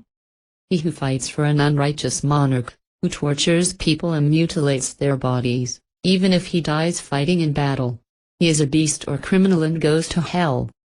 He who fights to protect the cattle, holy men, friends, or they who have taken his asylum, he is an ornament of heaven. On the other hand, they who fight for a king who delights in harassing the people, whether he be a king or not, or just a landlord, they go to hell. Only the hero who dies in battle goes to heaven. They who fight unrighteously, even if they die in battle, do not go to heaven." O Rama, still standing in the sky, Leela saw the two great armies closing in on each other, ready to engage themselves in battle. There follows a graphic description of the state of readiness of the armies, and of the different formations of the battalions, as also of the fierceness of the battle, and the gruesome scene of destruction that followed it. All these are omitted in this translation. S.V. As evening set in, Leela's husband held a council with his ministers concerning the events of the morning, and then he went to sleep. The two ladies left the place where they stood watching the fierce battle and traveling like a breath of air, entered into the apartment where the king was asleep. Rama asked, "Holy One, the body seems to be so large and heavy, how does it enter through a minute hole?" Vasishtha replied, "O Rama, indeed it is impossible for one who is rooted in the idea that he is a physical body to pass through a subtle hole or tube. It is the innermost conviction that I am a body which is obstructed thus in its movement that in fact manifests as such obstruction. When the former is absent, the latter is absent, too." Just as water ever remains water and flows down, and fire does not abandon its nature of rising up, consciousness remains forever consciousness. But he who has not understood this does not experience its subtlety or true nature. As is his understanding, so is his mind, for it is the understanding that is the mind, yet its direction can be changed by great effort.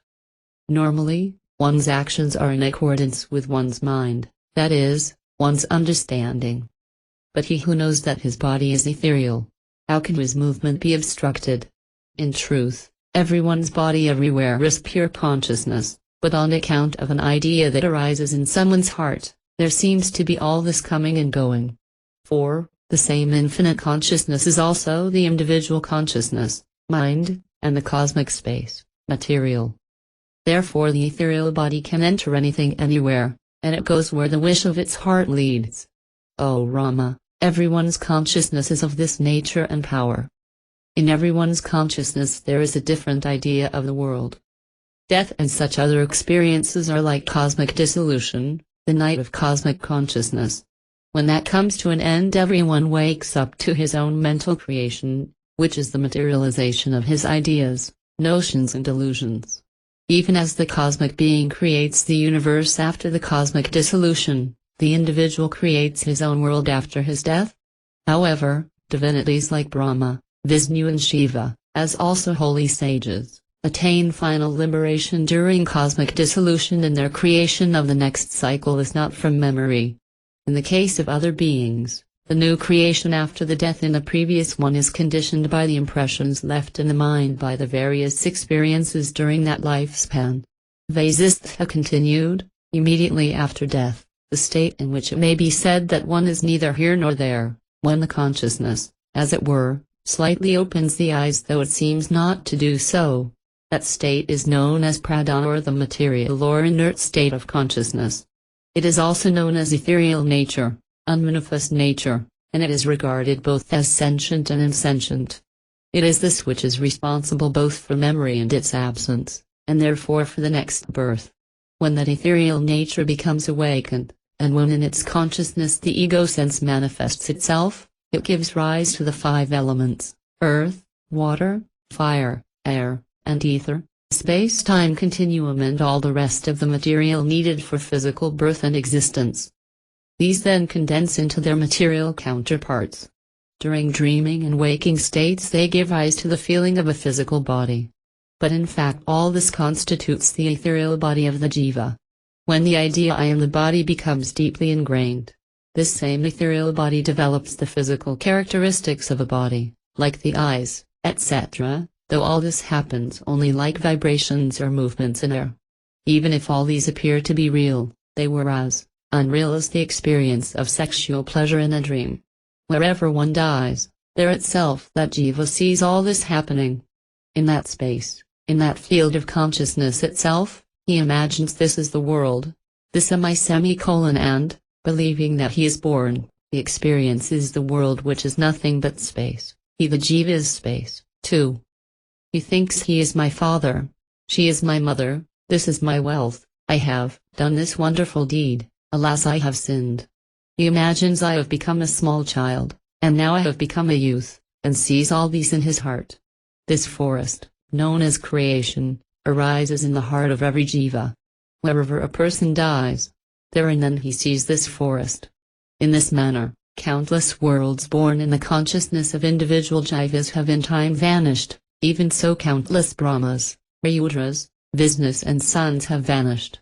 In this manner, the illusory perception of creation has taken place countless times, is taking place now, and will take place in the future. For all this is non-different from the movement of thought which, again, is not independent of the infinite consciousness. In reality, what is mental activity but consciousness, and that consciousness is the supreme truth. 3:41 Vasistha continued, the 2 ladies entered the apartment of the king like 2 divinities, resplendent like 2 moons. By their grace the king's attendants were fast asleep. As they took their seats, the king awoke and beheld them. He sat down and worshipped their lotus-like feet with flowers. Sarasvati wished that his minister should acquaint Leela with the king's ancestry, By her will, the minister awoke. When Sarasvati asked the king who he was, the minister informed the ladies that he was a descendant of the great king Ikshvaku, that his father was Nabharata, who when the son was 10 years old had entrusted the kingdom to him and retired to the forest to lead a spiritual life. The king's name was Vidurada. Sarasvati then blessed Vidurada by laying her hand on his head and inspired him to recollect the facts of his own previous lives. Instantly, the king remembered everything and asked Sarasvati, "O goddess, how is it that though it is hardly 1 day since I died, it seems that I have lived in this body a full 70 years, and how is it that I remember all the things that happened when I was young in this lifespan?" Sarasvati replied, "O king, at the very moment of your death and in the very place of your death, all this that you are seeing here manifested. All this is where the holy man Vasistha lived, in the village on the hill. That is his world, and in that world is the world of King Padma, and in that world of King Padma is the world that you are in.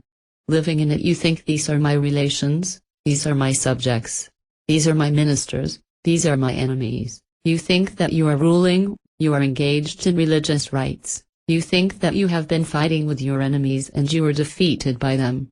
You think you are seeing us, worshipping us, and that you are receiving enlightenment from us. You think I have overcome all sorrow and I enjoy supreme bliss, I shall be established in the realization of the Absolute. All this took no time to happen, even as in no time during a dream a whole life's drama is enacted. In reality, you are unborn nor do you die. You see all this, as it were, though you do not see, for when all this is no other than the infinite consciousness, who sees what?" Vidurada asked. "Then, are not these my ministers independent beings? To the enlightened person there is only one infinite consciousness, and there is no notion of I am or these are." While Vasistha said this, another day came to an end. Sarasvati continued. 3:42 To an immature childish person who is confirmed in his conviction that this world is real, it continues to be real, even as a child who believes in a ghost is haunted by it throughout his life. If a person is enamored of the appearance of the bracelet, he does not see that it is just gold. He who sees the glory of palaces, elephants and cities does not see the infinite consciousness which alone is true. This universe is but a long dream.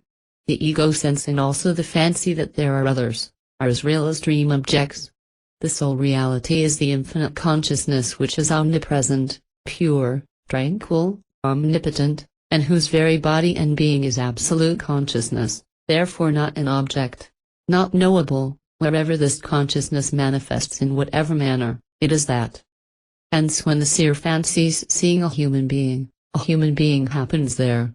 Because the substratum, the infinite consciousness, is real, all that is based on it acquires reality, though the reality is of the substratum alone.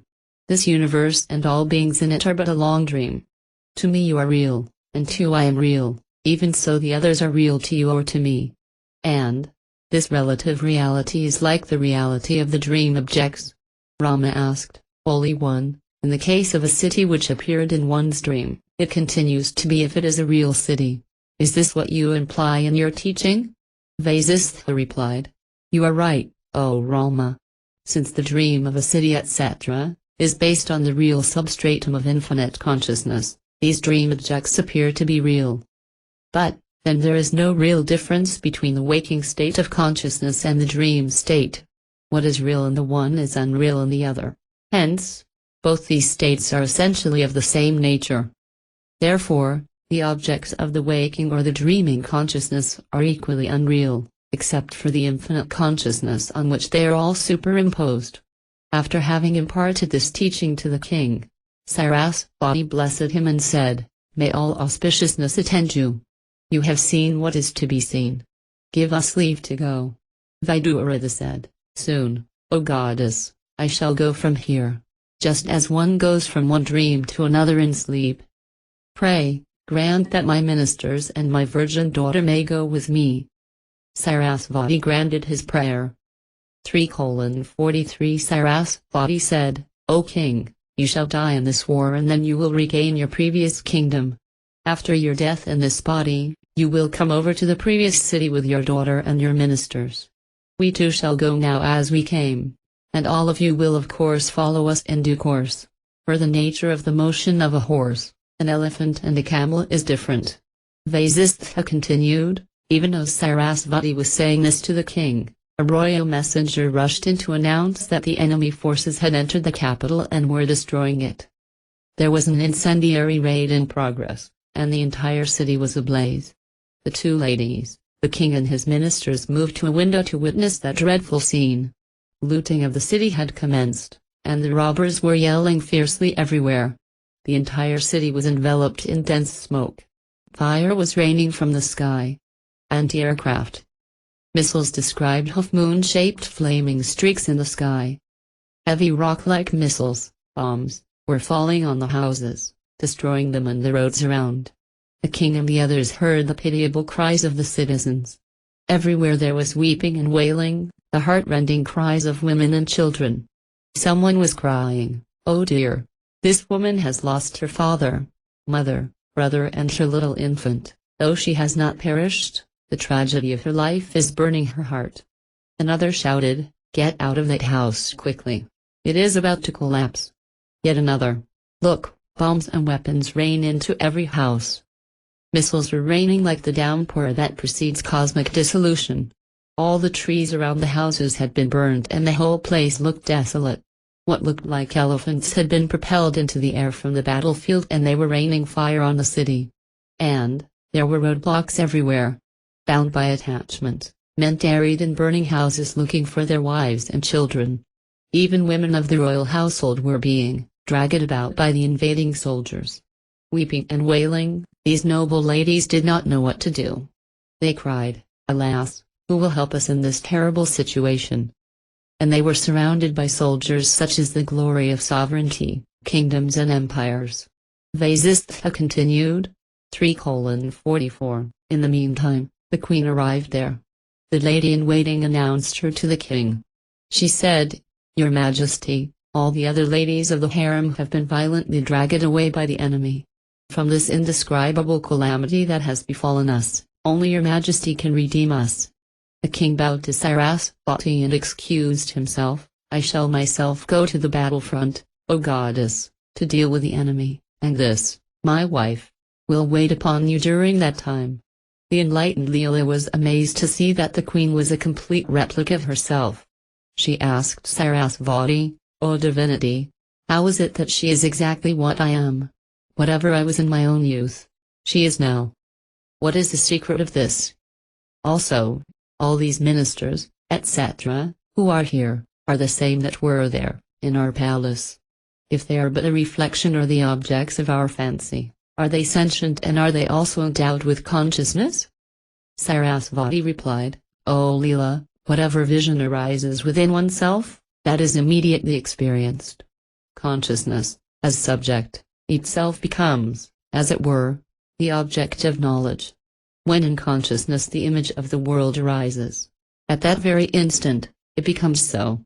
Time, space, duration and objectivity do not arise from matter, for then they would be material. What is reflected in one's consciousness shines outside also. What is regarded as the real objective world experienced in the waking state is no more real than that experienced during sleep, dream. During sleep, the world does not exist, and during the waking state, the dream does not exist. Even so, death contradicts life. While living, death is non-existent, and in death, life is non-soft-existent. Because, that which holds together either experience is absent in the other. One cannot say that either is real, or unreal, but one can only say that their substratum alone is real. The universe exists in Brahman only as a word, an idea. It is neither real nor unreal. Just as a snake's the description is astonishing and resembles modern warfare and bombing of civilians. Entrope is neither real nor unreal. Even so is the existence of the jiva. This jiva experiences its own wishes. It fancies that it experiences what it had experienced before, and some others are new experiences. They are similar at times and dissimilar at times. All these experiences, though essentially unreal, appear to be real. Such is the nature of these ministers and others. Even so, this Leela exists as the product of the reflection in consciousness. Even so are you, me and all others. Know this and rest in peace. 3:45-46 The second Leela, said to Sarasvati, O divinity, I used to worship Sarasvati and she used to appear to me in my dreams. You look exactly like her. I presume that you are Sarasvati. I humbly beg of you to grant me a boon. When my husband dies on the battlefield, may I accompany him to whichever realm he goes, in this very body of mine. Sarasvati replied, O dear lady, you have worshipped me for a long time with intense devotion. Therefore, I grant you the boon sought by you. The first Leela thereupon said to Sarasvati, Truly, your words never fail. Your wish always comes true. Pray, tell me why you did not allow me to travel from one plane of consciousness to another with the same body. Sarasvati replied, My dear Leela, I do not really do anything to anyone. Every jiva earns its own state by its own deeds. I am merely the deity presiding over the intelligence of every being. I am the power of its consciousness and its life force. Whatever form the energy of the living being takes within itself, that alone comes to fruition in course of time. You longed for liberation, and you obtained it.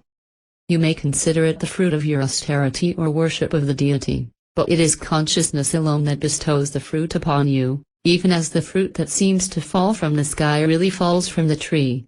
Vasishtha continued, as they were talking among themselves like this, the king Vidurudha ascended his resplendent chariot and proceeded to the battlefront.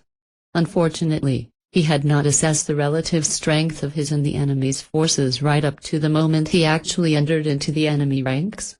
The two Leelas, Sarasvati, as also the princess who had received the blessings of Sarasvati, were watching the terrible war from their apartment in the palace. The sky was crowded with the missiles from both the armies. The battle cries of the warriors were heard everywhere. There was a pall of smoke and dust over the entire city. Even as the king Vidurudha entered the ranks of the enemy, there was an intense tut-tut sound of intense crossfire. As the missiles collided, there were sounds like kuk-kut, tuk-tuk, junjun.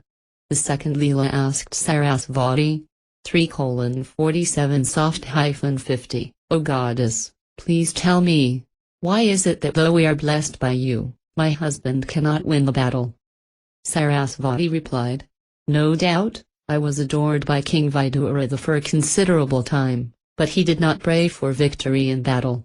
Being the consciousness that dwells in the understanding of every person, I bestow upon that person that which he seeks. Whatever it be that a person asks of me, I bestow upon him that fruit. It is but natural that fire gives you heat. He had asked for liberation, and he shall attain liberation. On the other hand, the king of Sindhu worshipped me, and prayed for victory in battle. Hence, the king Vidurudha will be slain in battle, and he will rejoin you both and in course of time will attain liberation. This king of Sindhu will win the war and will rule the country as the victorious monarch. Vasishtha continued, as the ladies were witnessing the battle. The sun rose in the eastern horizon, as if eager to witness the concluding phase of this terrible battle. Surrounded by 1,000 soldiers each, the two kings fought each other. Their missiles had several different shapes and sizes. Some of them, though they were single-headed when they left the ground, multiplied into 1,000 in the air and rained literally in tens of thousands when they hit their target. Both the kings were well matched in strength and valor. Vidurudha's was inborn, while the strength of the enemy was derived from a boon he had obtained from Lord Narayana. While they fought, their armies watched dumbfounded.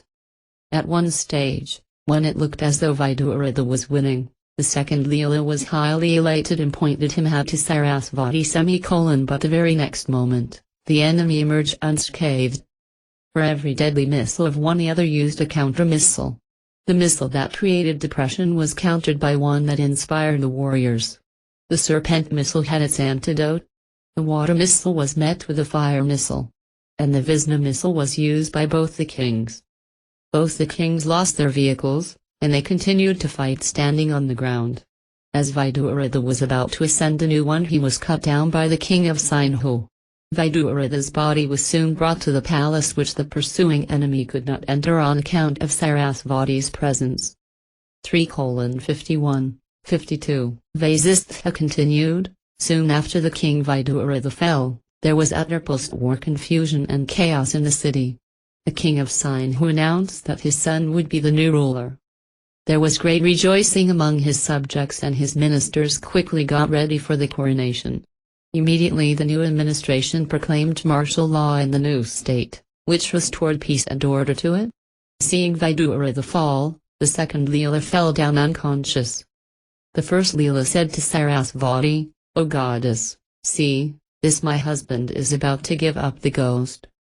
Sarasvati said, "Dear one, all this terrible war, this destruction and death, are as real as a dream, for there is neither a kingdom nor the earth.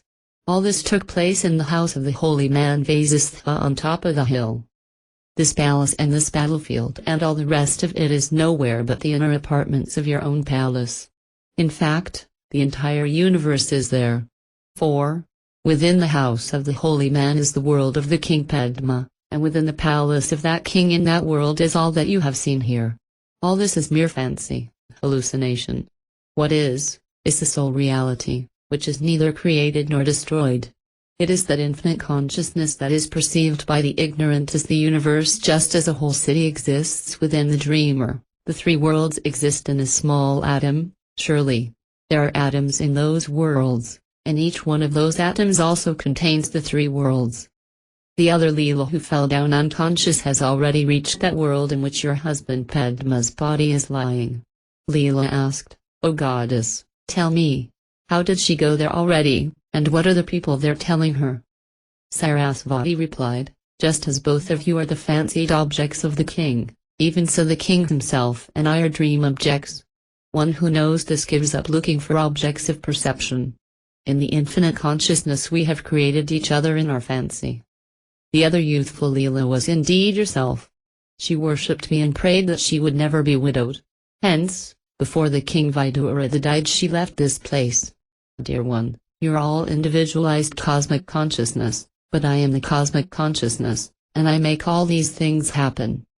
3:53 Vasistha continued, "O Rama, the second Leela who had obtained a boon from Sarasvati rose into the sky and there met her daughter. The girl introduced herself to Leela. And, Leela requested her to guide her to where her husband the king was. The girl thereupon flew away with her mother.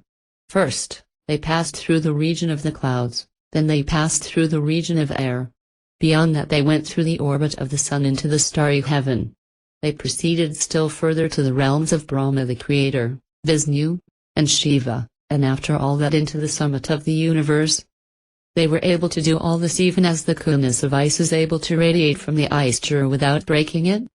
Of course, Leela, who had an ethereal body composed of materialized thought, experienced all this within herself. Passing beyond even this universe, Leela crossed over the oceans and other elements that envelop this universe, and entered into the infinite consciousness. In that infinite consciousness there are countless universes which do not know of one another's existence. Leela entered one of those universes in which lay the body of King Padma covered with a heap of flowers. She again passed through the regions of the gods, Brahma, etc., entered the city and the palace in which the body lay. But, alas, when she looked around she could not see her daughter, who had disappeared mysteriously. She recognized the king as her husband and thought that having died a warrior's glorious death on the battlefield he had ascended to the hero's heaven.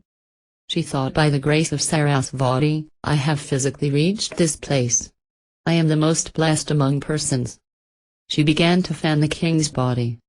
The first Leela asked Sarasvati, seeing her, "What did the servants of the king do?" Sarasvati answered, "The king, the servants of the royal household and all the rest of them, are only infinite consciousness. However, since the substratum is the reflection of the infinite consciousness which is real, and since there is a conviction in the order of fanciful creation, they recognize one another. The husband says, 'She is my wife,' and the wife says, 'He is my husband.' She could not go in her own physical body to the new realm because light cannot coexist with darkness, and as long as there is in oneself the blind notion of ignorance, wisdom does not arise. When the wisdom concerning one's ethereal body arises, the physical body ceases to be recognized as true. This is the fruit of the boon that I granted her. The recipient of the boon thinks, just as you have made me think by your boon, so I am. Therefore, she thinks she has reached her husband's abode in her physical body. One may ignorantly see a snake in the rope, but the rope cannot behave like a snake. 3:54. Sarasvati said, only one who has arrived at wisdom can ascend to the ethereal realms, O Leela, not others. This Leela does not possess such wisdom, hence, she only fancied that she had reached the city where her husband dwelt. The enlightened Leela said, let that be as you say, O goddess. But, please tell me, how did the objects acquire their characteristics, like heat in fire, coolness in ice, solidity of earth? How did the world order, Nadi, first arise, as also birth and death? Sarasvati said, Dear one, during the cosmic dissolution, the entire universe having disappeared, only the infinite Brahman remains in peace. This infinite being of the nature of consciousness feels I am and then I am an atom of light. Thus it experiences the truth of that statement within itself. It also fancies the existence within itself of the diverse creatures, and since its nature is pure and absolute consciousness, that fanciful creation appears to be a real creation, with objects of diverse characteristics in strict accord with the fancy of the infinite consciousness. Whatever, wherever and however was conceived or fancied by the infinite consciousness during that first creation, all that has remained there and in that manner and with those characteristics even now. Thus was a definite order brought into being here. In fact, this order is inherent in infinite consciousness. All these objects and their characteristics were potentially present in it even during the cosmic dissolution. Into what else could they dissolve? Moreover, how can something become nothing? Gold that appears as bracelet cannot become formless entirely. Thus, although all the elements of this creation are utter emptiness, yet whatever element was conceived of in the beginning with whatever characteristic, such order has persisted until now. All this is only from the relative point of view, for, the universe has not been created at all, and whatever is the infinite consciousness and naught else. It is the nature of appearance to appear to be real, even though it is unreal. Such is the order, Nadi, in the universe, that nothing until now has been able to alter it. It was the infinite consciousness itself that thought of all these elements within itself and it experienced them within itself, and that experience appears to have materialized. Sarasvati continued according to the order that existed in the first creation human beings were endowed with a lifespan of 1, 2, 3 or 400 years. The shortening or the lengthening of the lifespan is dependent upon the purity or impurity of the following factors: country, time, activity, and the materials used and consumed. He who adheres to the injunctions of the scriptures enjoys the lifespan guaranteed by those scriptures. Thus, the person lives a long or short life and reaches its end. The enlightened Leela said, O goddess, kindly enlighten me concerning death. Is it pleasant or unpleasant, and what happens after death? Sarasvati said there are 3 types of human beings, my dear, the fool, one who is practicing concentration and meditation, and the yogi, or intelligent one.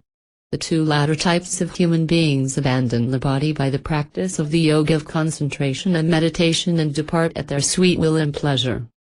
But, the fool who has not practiced concentration or meditation, being at the mercy of forces outside himself, experiences great anguish at the approach of death.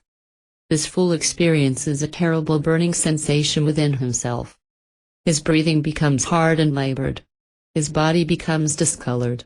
He enters into dense darkness and sees the stars during the day. He gets dizzy. He is confused in his vision. He sees the earth as space and the sky as the solid earth.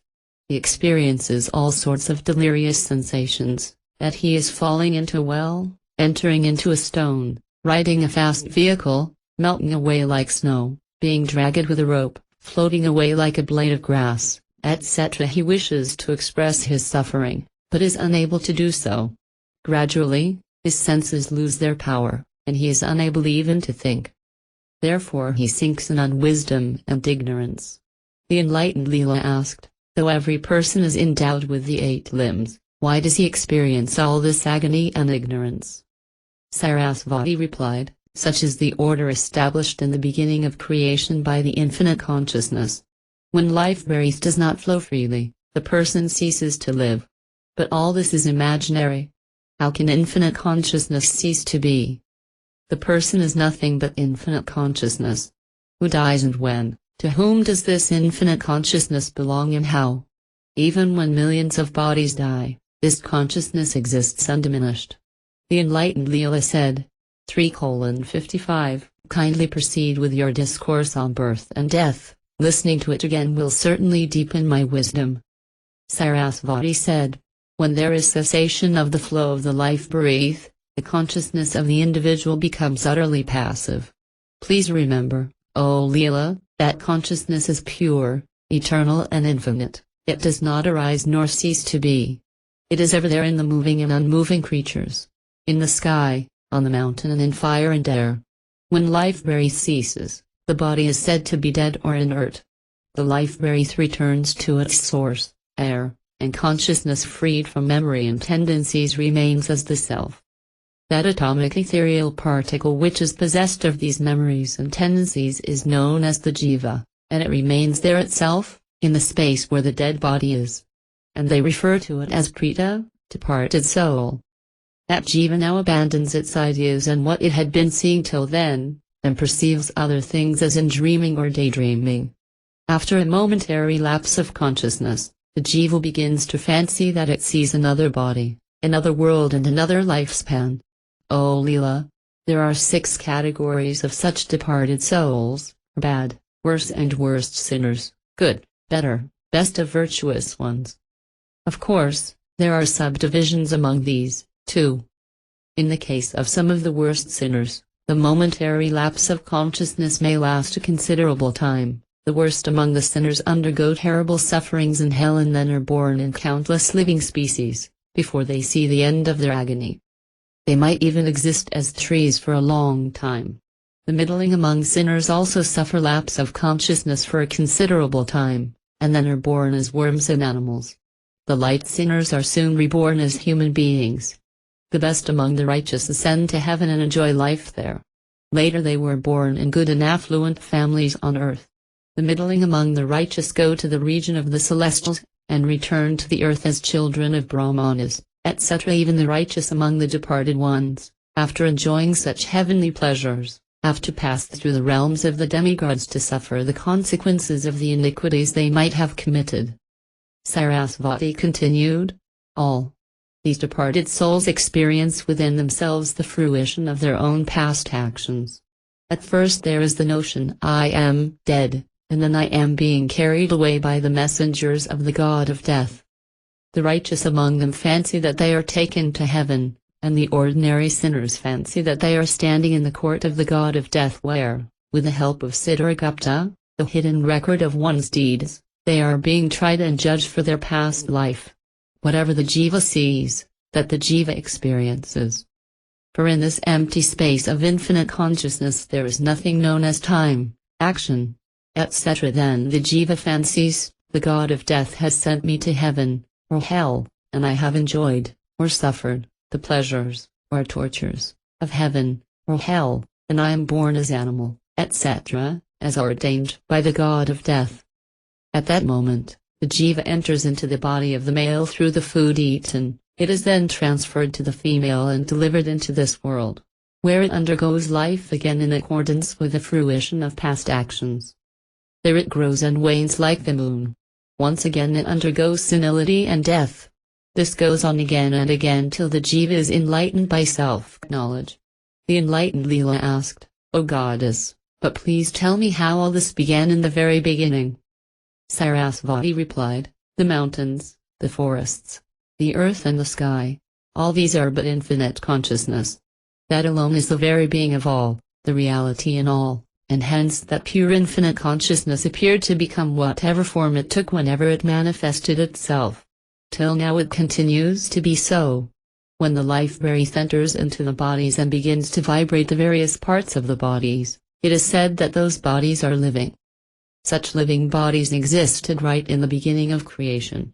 When those bodies into which the life breath had entered did not vibrate, they were known as trees and plants. It is indeed a small part of the infinite consciousness that becomes the intelligence in these bodies. This intelligence, entering into the bodies, brings into being the different organs like the eyes. Whatever this consciousness thinks it takes that form. Thus, this self of all exists in all bodies, with motion as the characteristic of moving bodies, immovability as the characteristic of the immovable bodies. Thus do all these bodies continue to be even now.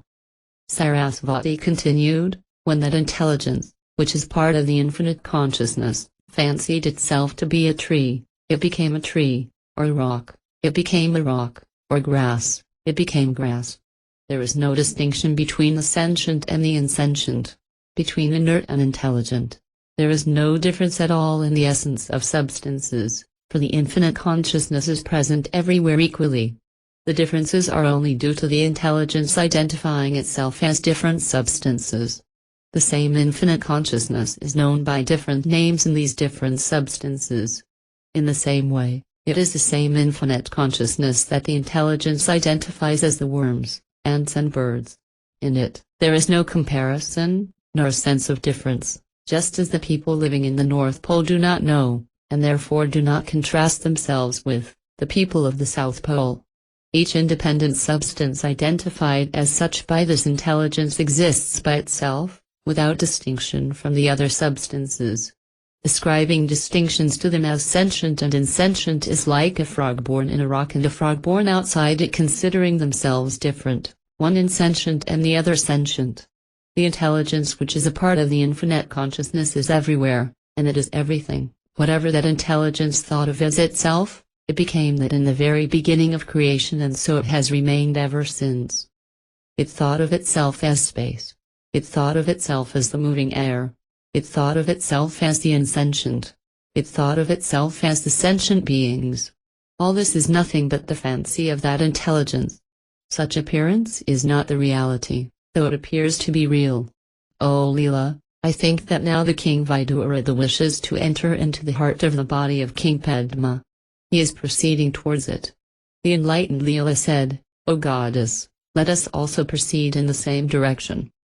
Sarasvati said, tuning himself to the ego principle in the heart of Padma, Vidurada fancies that he is proceeding to another world. Let us proceed along our own path, one cannot tread the path of another. 3:56 Vasistha continued, in the meantime, the life breath left the body of the king Vidurada even as birds abandon a tree that is about to fall. His intelligence rose into space, in an ethereal form. Leela and Sarasvati saw this and followed it. In a few moments, that ethereal form became conscious, when the period of post-mortem unconsciousness came to an end. And, the king fancied that he saw even the gross form which had been put together by the funeral rites performed by his relatives. With this he traveled towards the south and reached the abode of the god of death, who declared that the king had not committed any sinful action at all and ordered his messengers to let him enter his own previous body, of Padma, which lay embalmed. Instantly, the jiva of Vidurada crossed over to the other universe in which Padma's body lay, and reached the palace. Obviously Vidurada had been linked with Padma's body through the ego sense of the latter, even as a man traveling in distant countries is still attached to the place where he has buried his treasure. Rama asked, O holy sir, if one's relatives fail to perform the funeral rites properly, then how can that one attain the ethereal form? Vasistha answered, whether the funeral rites had been duly performed or not, if the departed one believes that they have been performed, he gets the benefit of the ethereal form. This is a well-known truth, whatever be one's consciousness, that one is. Things, objects or substances, come into being on account of one's fancy, thought or idea and one's fancy also arises from the things. Poison turns into nectar through one's fancy, or faith even so. An unreal object or substance becomes real when such intense faith is present.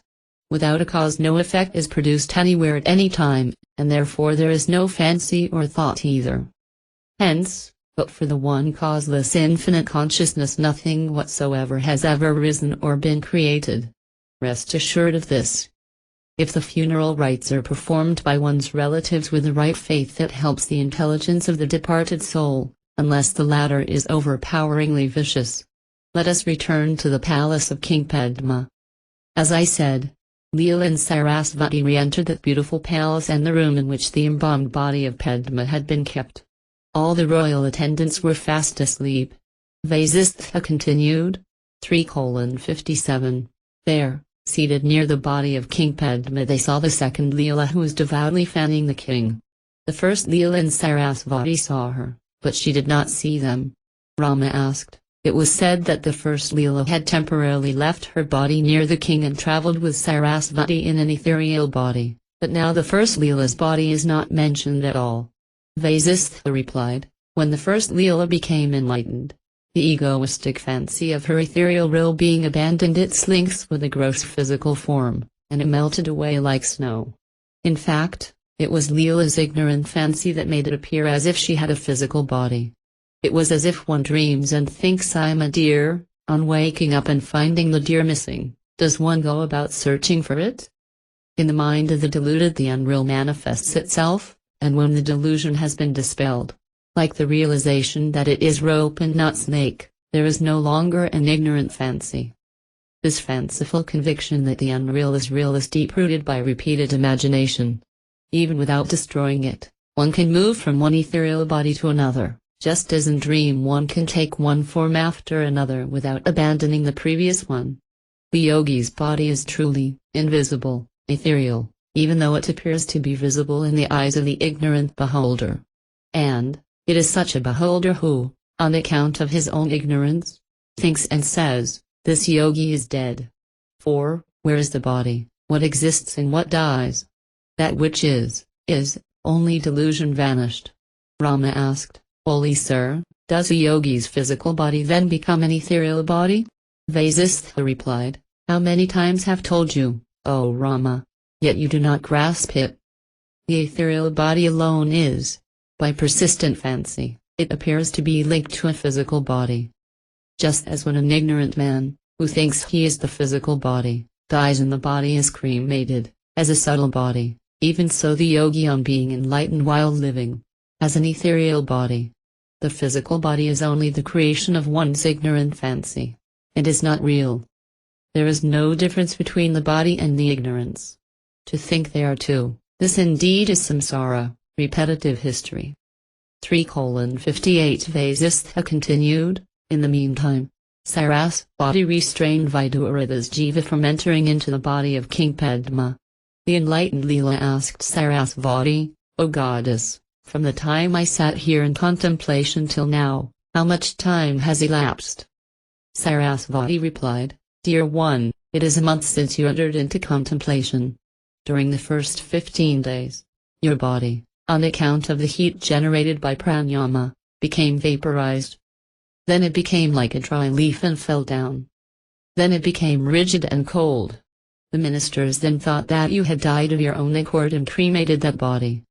Now, on account of your own wish you appear here in your ethereal body. In you there are no memories of past life nor latent tendencies brought forward from previous incarnation. For when the intelligence is established in the conviction of its ethereal nature, the body is forgotten, even as in youth one forgets life as a fetus. Today is the 31st day and you are here. Come, let us reveal ourselves to this other Leela. When the second Leela saw them before her, she fell at their feet and worshipped them. Sarasvati asked her, Tell us how you came here. The second Leela replied, When I fainted in the palace of Viduratha, I did not know anything for some time. I then saw that my subtle body rose to the sky and was seated in an aerial vehicle which brought me here. And, I saw that Viduratha was lying here asleep in a garden of flowers. I thought he was fatigued from battle and without disturbing him, I fanned him. Sarasvati immediately let Viduratha's jiva enter the body. The king at once awoke as if from slumber. The two Leelas bowed to him. The king asked the enlightened Leela, Who are you? Who is she, and from where has she come? The enlightened Leela replied, Lord, I am your wife in your previous incarnation and your constant companion, even as a word and its meaning are. This Leela is your other wife. She is my own reflection, created by me for your pleasure. And, she who is seated on yonder golden throne is the goddess Sarasvati herself. She is present here on account of our great good fortune. Hearing this, the king sat up and saluted Sarasvati. Sarasvati blessed him with long life, wealth and so on, and enlightenment. Vasishtha continued. 3:59-60 After granting the desired boons to the king, Sarasvati vanished at that spot. The king and the queen fondly embraced each other. The royal attendants who were guarding the king's body woke up and rejoiced that the king had come back to life. There was great rejoicing in the state. People far and wide recounted for a long time how the Queen Leela returned from the other world with another lilt as a gift to the king. The king heard from the enlightened Leela that took place during the previous month. He continued to rule and enjoy the blessings of the three worlds through the grace of Sarasvati, which he had no doubt earned by his own self-effort.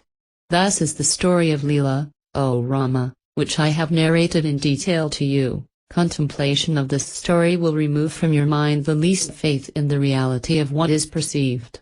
Truly, if only that which is true can be removed, how can one remove what is unreal? There is nothing to be removed, for all that appears to be in your eyes, the earth, etc., is nothing but the infinite consciousness. And if something has been created, even that has taken place by it, within it itself. Everything is as it is, nothing has ever been created. You may say that what appears to be is the creation of Maya, but then Maya itself is not real. Rama said, Lord, what a grand vision of the ultimate truth you have given me. But, Holy One, there is an insatiable hunger in me for the nectar of your enlightening words. Pray, explain to me the mystery of time. In the story of Leela, sometimes a whole lifetime was spent in 8 days, sometimes in 1 month. I am puzzled. Are there different time scales in different universes? Vasishtha replied, O Rama, whatever one thinks within oneself in his own intelligence, that alone is experienced by him. Even nectar is experienced as poison by him who fancies it is poison. Friends become enemies and enemies become friends, depending upon one's inner attitude. The object is experienced by one strictly in accordance with one's inner feeling. To a suffering person a night is an epoch, and a night of revelry passes like a moment. In dream a moment is non-different from an epoch. A lifetime of Manu is but an hour and a half to Brahma. Brahma's lifetime is a day of Vishnu. Vishnu's lifespan is Shiva's day. But to the sage whose consciousness has overcome limitations, there is neither day nor night. Vasishtha continued, the yogi knows that it is one's own mentality that turns sweet things into bitter things and vice versa, and friends into enemies and vice versa. In the same way, by changing the angle of vision and by persistent practice one can develop a taste for the study of scriptures and for japa, etc., which were uninteresting earlier. For these qualities are not in the objects but only in one's own thinking, just as a seasick man sees the world go round. The ignorant man thinks that these qualities abide in the objects. A drunken man sees empty space where a wall stands, and a non-existent goblin kills a deluded person. This world is nothing but a mere vibration of consciousness in space. It seems to exist even as a goblin seems to exist in the eyes of the ignorant.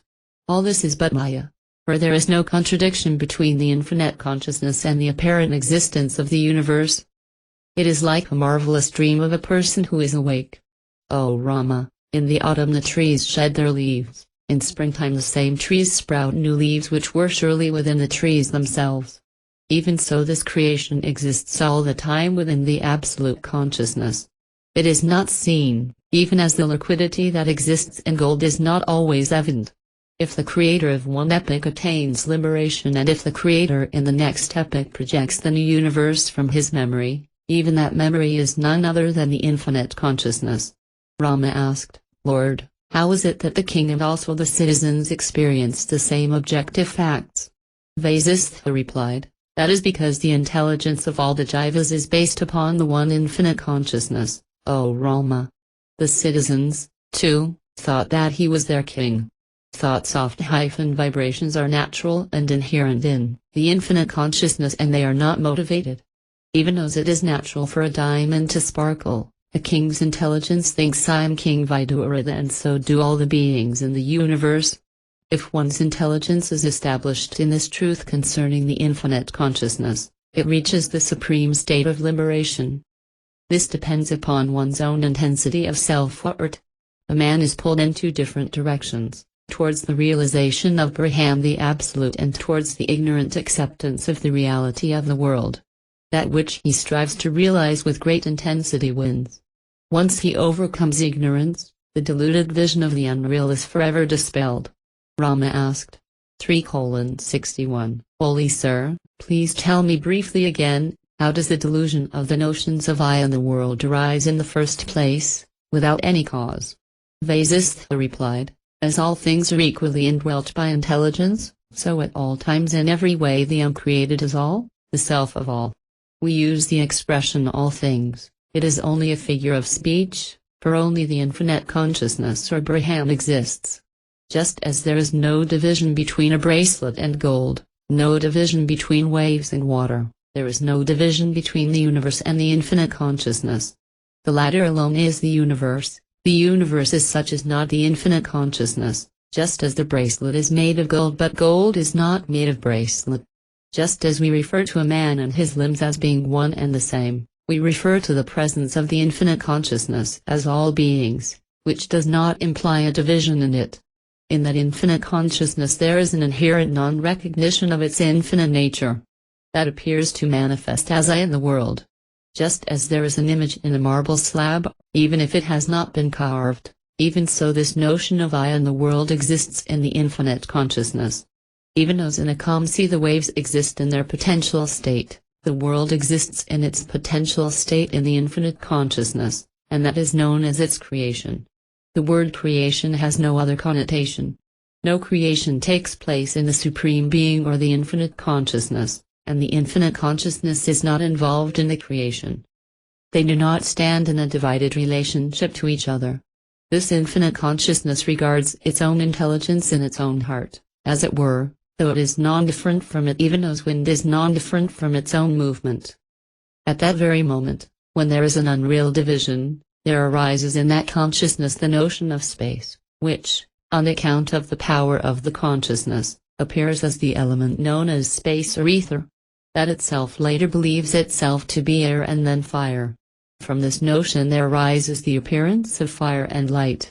That itself further entertains a notion of water with its inherent faculty of taste, and that itself believes itself to be the earth with its inherent faculty of smell and also its characteristic of solidity. Thus do the water and the earth elements appear to have manifested themselves. Vasishtha continued. At the same time, the same infinite consciousness held in itself the notion of a unit of time equal to one millionth of the twinkling of an eye, and from this evolved the time scale right up to an epoch consisting of several revolutions of the 4 ages, which is the lifespan of one cosmic creation. The infinite consciousness itself is uninvolved in these, for it is devoid of rising and setting, which are essential to all time scales, and it is devoid of a beginning, middle and end. That infinite consciousness alone is the reality, ever awake and enlightened, and with creation also it is the same. That infinite consciousness alone is the unenlightened appearance of this creation, and even after this creation it is the same always. It is ever the same. When one realizes in the self by the self that consciousness is the absolute Brahman, then he experiences it as all, even as the one energy dwelling in all his limbs. One can say that this world appearance is real only so far as it is the manifestation of consciousness and because of direct experience, and it is unreal when it is grasped with the mind and the sense organs. Wind is perceived as real in its motion, and it appears to be non-existent when there is no motion. Even so this world's soft-appearance can be regarded both as real and unreal. This merge-like appearance of the 3 worlds exists as non-different from the absolute Brahman. The creation exists in Brahman just as the sprout exists in the seed, liquidity in water, sweetness in milk, and pungency in capsicum, but in ignorance it appears to be different from and independent of Brahman. There is no cause for the world's existence as a pure reflection in the absolute Brahma. When there is notion of creation, the creation seems to be, and when, through self-effort, there is understanding of non-creation, there is no world. Nothing has ever been created anywhere at any time, and nothing comes to an end either. The absolute Brahma is all, the supreme peace, unborn, pure consciousness and permanent. Worlds within worlds appear in every atom. What can be the cause and how do these arise? As and when one turns away from the notions of I and the world, one is liberated. The notion of I am this is the sole bondage here. They who know the infinite consciousness as the nameless, formless substratum of the universe, gain victory over samsara, repetitive history. Rama asked, 3:62, 63. It is evident that Brahma alone exists, O holy sage. But, then why do even these sages and men of wisdom exist in this world, as if so ordained by God? And what is God? Vasishtha replied, there does exist, O Rama, the power or energy of the infinite consciousness, which is in motion all the time. That alone is the reality of all inevitable futuristic events, for it penetrates all the epochs in time. It is by that power that the nature of every object in the universe is ordained. That power, Siddhakti, is also known as Mahasattva, the great existence, Mahasiddhi, the great intelligence, Mahashakti, the great power, Mahasthhi, the great vision, Mahakriya, the great doer or doing, Mahadbhava, the great becoming, Mahaspanda, the great vibration. It is this power that endows everything with its characteristic quality. But this power is not different from or independent of the absolute Brahma. It is as real as a pie in the sky. Sages make a verbal distinction between Brahma and the power and declare that creation is the work of that power. The distinction is verbal, even as one speaks of the body, as a whole, and its parts. The infinite consciousness becomes aware of its inherent power, even as one becomes aware of the limbs of his body. Such awareness is known as Nata, the power of the Absolute that determines nature.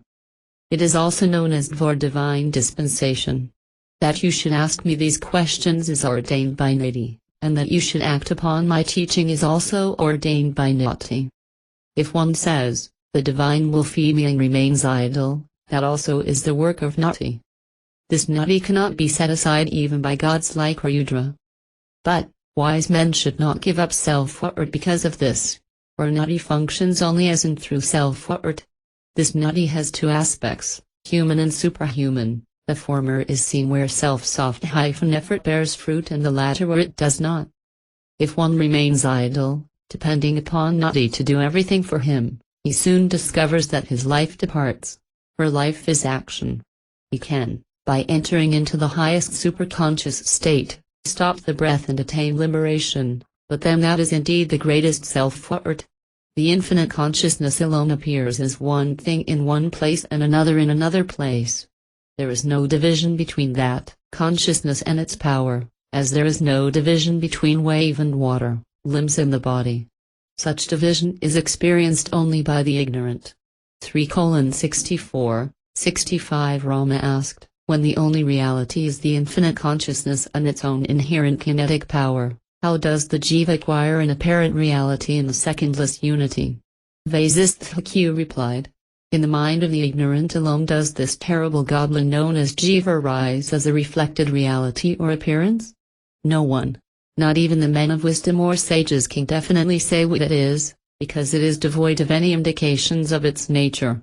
In the mirror of infinite consciousness countless reflections are seen, which constitute the appearance of the world. These are the jivas. Jiva is like unto just a little agitation on the surface of the ocean of Brahma, or just a little movement of the flame of a candle in a windless room. When, in that slight agitation the infinitude of the infinite consciousness is veiled, limitation of consciousness appears to arise. This too is inherent in that infinite consciousness. And that limitation of consciousness is known as the jiva. Just as when a spark from a flame comes into contact with flammable substance it bursts into an independent flame, even so this limitation of consciousness, when it is fed by latent tendencies and memories, condenses into egotism, I'(soft-ness). This in-ness is not a solid reality, but the jiva sees it as real, like the blueness of the sky. When the egotism begins to entertain its own notions, it gives rise to the mind's stuff, the concept of an independent and separate jiva, mind, maya or cosmic illusion, cosmic nature, etc. The intelligence which entertains these notions conjures up the natural elements, earth, water, fire, air and space. Associated with these, the same intelligence becomes a spark of light, though it is the cosmic light in truth. It then condenses into countless forms, somewhere becomes a tree, etc., somewhere a bird, etc., some soft where it becomes a goblin, etc., somewhere it becomes demigods, etc. The first of such modifications becomes the creator Brahma and creates others, by thought and will. Thus the vibration in conscious soft-ness alone is the jiva, karma, God, and all the rest follows. Creation, of the mind, is but agitation in consciousness, and the world exists in the mind. It seems to exist because of imperfect vision, imperfect understanding. It is really not more than a long dream. If this is understood, then all duality will come to an end, and Brahman, jiva, mind, maya, doer, action, and the world will all be seen as synonymous with the one non-dual infinite consciousness. Vasishtha continued. 3:66, 67. The one never became many, O Rama. When many candles are kindled from another, it is the same flame which burns in all candles. Even so, the one Brahman appears to be many. When one contemplates the unreality of this diversity, he is freed from sorrow. Jiva is nothing more than the limitation of consciousness. When the limitation goes, there is peace, even as for one who wears shoes the whole world is paved with leather. What is this world? Nothing but an appearance, even as a plantain stem is nothing but leaves. Even as liquor is able to make one see all sorts of phantasms in the empty sky, mind is able to make one see diversity in unity. Even as a drunkard sees a tree moving, the ignorant one sees movement in this world. When the mind perceives duality, then there is both duality and its counterpart which is unity. When the mind drops the perception of duality, there is neither duality nor unity. When one is firmly established in the oneness of the infinite consciousness, whether he is quiet or actively engaged in work, then he is considered to be at peace with himself. When one is thus established in the supreme state, it is also known as the state of non-self or the state of no soft-ledge of the void or emptiness. On account of the agitation of the mind, consciousness appears to become the object of knowledge. Then there arise in the mind all sorts of false notions like I am born etc. Such knowledge is not different from the mind. Hence it is known as ignorance or delusion. To rid oneself of the disease of this samsara or world appearance, there is no remedy but wisdom or self-knowledge. Knowledge alone is the cure for the wrong perception of a snake in the rope. When there is such knowledge, then there is no craving in the mind for sense pleasure which aggravates the ignorance.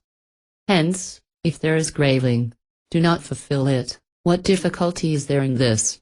When the mind entertains notions of objects, there is agitation or movement in the mind, and when there are no objects or ideas, then there is no movement of thought in the mind.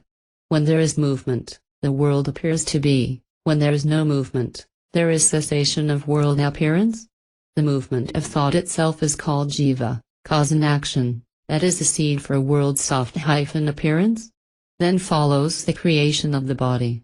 Vasistha continued, on account of various causes, there is this movement of thought. Someone is freed from this in one lifetime, and someone else is freed in 1,000 births. When there is movement of thought one does not see the truth, and then there is the feeling of I am, this is mine etc. The world appearance is the waking state of consciousness. Egotism is the dreaming state, the mind stuff is the deep sleep state, and pure consciousness is the fourth state or uncontradicted truth. Beyond even this fourth state there is absolute purity of consciousness. One who is established in it goes beyond sorrow. The world appearance is said to have the absolute Brahman as its cause, in just the same way as the sky, space, is the cause of the growth of a tree. Since the sky does not obstruct its growth, it promotes or causes it. In fact, Brahman is not an active causative factor, and this is revealed by inquiry. Even as one digging the solid earth finds empty space as he continues to dig, when the inquiry is continued, you will find the truth that all this is none other than the infinite consciousness. Rama asked, "Pray, tell me how this creation becomes so extensive." Vasishtha continued, "The vibration in the infinite consciousness is not different from that consciousness itself. From that vibration, just as the jiva becomes manifest, even so from the jiva the mind becomes manifest because the jiva thinks. The mind itself entertains the notions of the 5 elements and it transforms itself into those elements. Whatever the mind thinks of, that alone it sees. After this, one by one the jiva acquires the sense organs, the tongue, the eyes, the nose, the sense of touch, etc. In this there is no causal connection between the mind and the senses, but there is the coincidence of the thought and of the manifestation of the sense organs, just like a crow sits on a palm tree and accidentally the fruit drops from it and it appears that the crow dislodged it. Thus the first cosmic jiva came into being." Rama asked, "Holy Sir, if ignorance is non-existent in truth, then why should one even bother about liberation or about inquiry?" Vasishtha replied, "Rama, that thought should arise in its own time, not now. Flowers bloom and fruits ripen in their due time. The cosmic jiva utters Ahmed by pure will creates the various objects. Just as the creator Brahma was willed into being, even so is a worm brought into being. Because the latter is caught up in impurity, its action is trivial. The distinction is illusory. In truth, there is no creation, and hence no division at all." The story of Karkati 3:68, 69 Vasishtha continued, "In connection with this, O Rama, there is an ancient legend which I shall now narrate to you. There once lived to the north of the Himalaya mountain a terrible demoness known as Karkati. She was huge, black and dreadful to look at. This demoness could not get enough to eat, and she was ever hungry. She thought, if only I can eat all the people living in Jambudvipa continent in one meal, then my hunger will disappear even as a mirage disappears after a heavy rain. Such a course of action is not inappropriate, since it is appropriate to preserve one's life. However, since the people of Jambudvipa are pious, charitable, devoted to God, and endowed with a knowledge of herbs, it is inappropriate to harass these peace-loving people. Let me engage myself in penance, for through penance is attained that which would otherwise be extremely difficult to attain." Karkati then went up one of the snow peaks and commenced her penance, standing on one leg. She was as firm as a marble statue and did not even notice days and months pass by. In course of time, she had grown so thin that it looked as if she was a skeleton clad in transparent skin. Thus she remained for 1,000 years. After 1,000 years had passed, the Creator Brahma appeared before her, pleased with her penance. By intense penance one can attain anything, even poisonous fumes are extinguished. She bowed to him mentally, and began to wonder what boon she should ask of him. "Ah, yes," she thought, "I shall request that I should become a living steel pin, Susika, an embodiment of disease. With this boon I shall simultaneously enter the hearts of all beings and fulfill my desire and appease my hunger." When Brahma said to her, "I am pleased with your penance, ask a boon of your choice," she expressed her wish. Brahma said, "So be it, you shall also be Vijusika. Remaining a subtle thing, you will inflict pain on those who eat the wrong food and indulge in wrong living, by entering their heart. However, one can attain relief by the use of the following mantra, Himadharatar Parsav Karkati Nama Raksasi Vijusikapanasai Namapi Anayabadikam Ram Ram Ram Visnuzakte Namal Bhagavati Visnuzaktiya Nam Hara Hara Daha Hana Hana Paka Paka Matha Utstaya Drakurkurus Vaha Vijusaikt Vam Himavantam Gakagakajai Visarakandri Mandalam Gadosis Vaha. One who is proficient in this mantra should wear it on his left arm and, thinking of the moon, pass that hand over the patient who will be cured at once. 3:70 Vasishtha continued, "Immediately, O Rama, the demoness with the mountainous body began to shrink gradually to the size of a pin. She became so subtle that her existence could only be imagined. She was like the extremely subtle samanati that links the base of the spine with the crown of the head. She was like the Alaya consciousness described by the Buddhists. She was constantly followed by her other form known as Visuddhika, cholera. Though she was extremely subtle and unseen, her demoniacal mentality underwent no change at all. She had gained the boon of her choice, but she could not fulfill her desire to devour all beings. That is because she was of the size of a needle. How strange, the deluded ones do not have foresight.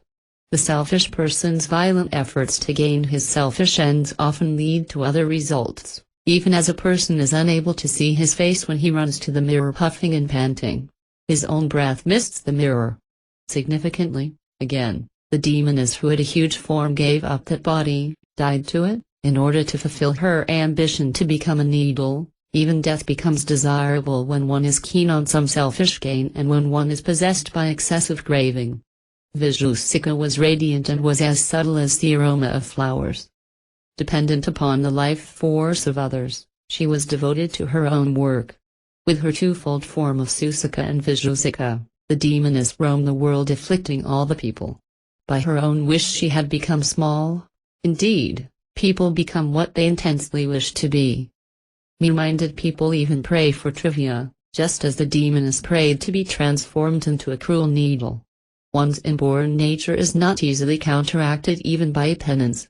Susika entered into the physical bodies of people who, on account of previous illness, had been greatly debilitated or had become obese, and transformed herself into Visuddhika, cholera. Susika entered into the heart of even a healthy and intelligent person, and perverted his intellect. In some cases, however, she left that person when the latter underwent a healing treatment either with the aid of the mantra or with drugs. Thus, the demoness roamed the earth for many years. Vasishtha continued, Susika had her numerous hiding places. Among them were, thus the demoness is perhaps the cholera virus. The connection with improper eating and living habits is interesting. And dirt on the ground, unclean, fingers, threads in a cloth, within one's body and the muscles, dirty skin covered with dust, unclean furrows on the palms and on other parts of the body, due to senility, places where flies abound, in a lustreless body, in places full of decaying leaves, in places devoid of healthy trees, in people of filthy dress, people of unhealthy habits, in trust bumps caused by deforestation in which flies breed, in puddles of stagnant water, in polluted water, in open sewers running in the middle of roads, in rest houses used by travelers, and in those cities where there are many animals like elephants, horses, etc. Being Susika, a sewing needle, she wore dirty pieces of cloth thrown on the roads, sewn together, and she roamed freely in the bodies of sick people. Even as a sewing needle which has been well used by a tailor feels fatigued and falls to the ground to take some rest, as it were, Susika also got tired of her destructive activity. Just as sewing, piercing, is the natural function of a needle, cruelty was the nature of Susika. Just as the needle keeps on swallowing the thread that passes through it, Susika continued to claim her victims. It is seen in the world that even wicked and cruel people are times moved to pity when they see others who have been poverty-stricken and miserable for a long time. Even so, Susika saw the endless thread that had passed through her in the cloth, her own karma, in front of her. This worried her. She fancied that this dark cloth, which had been woven by her, a Susika or sewing needle, was covering her face and that she was blindfolded. She wondered, how shall I tear this veil? She, the needle, passed through soft cloth, good people, as also hard cloth, the wicked ones, for what fool or wicked person discriminates between what is good and what is not? Unharmed and unprovoked by others, Susika works for the destruction and death of others. Bound by this thread, she is tangling perilously.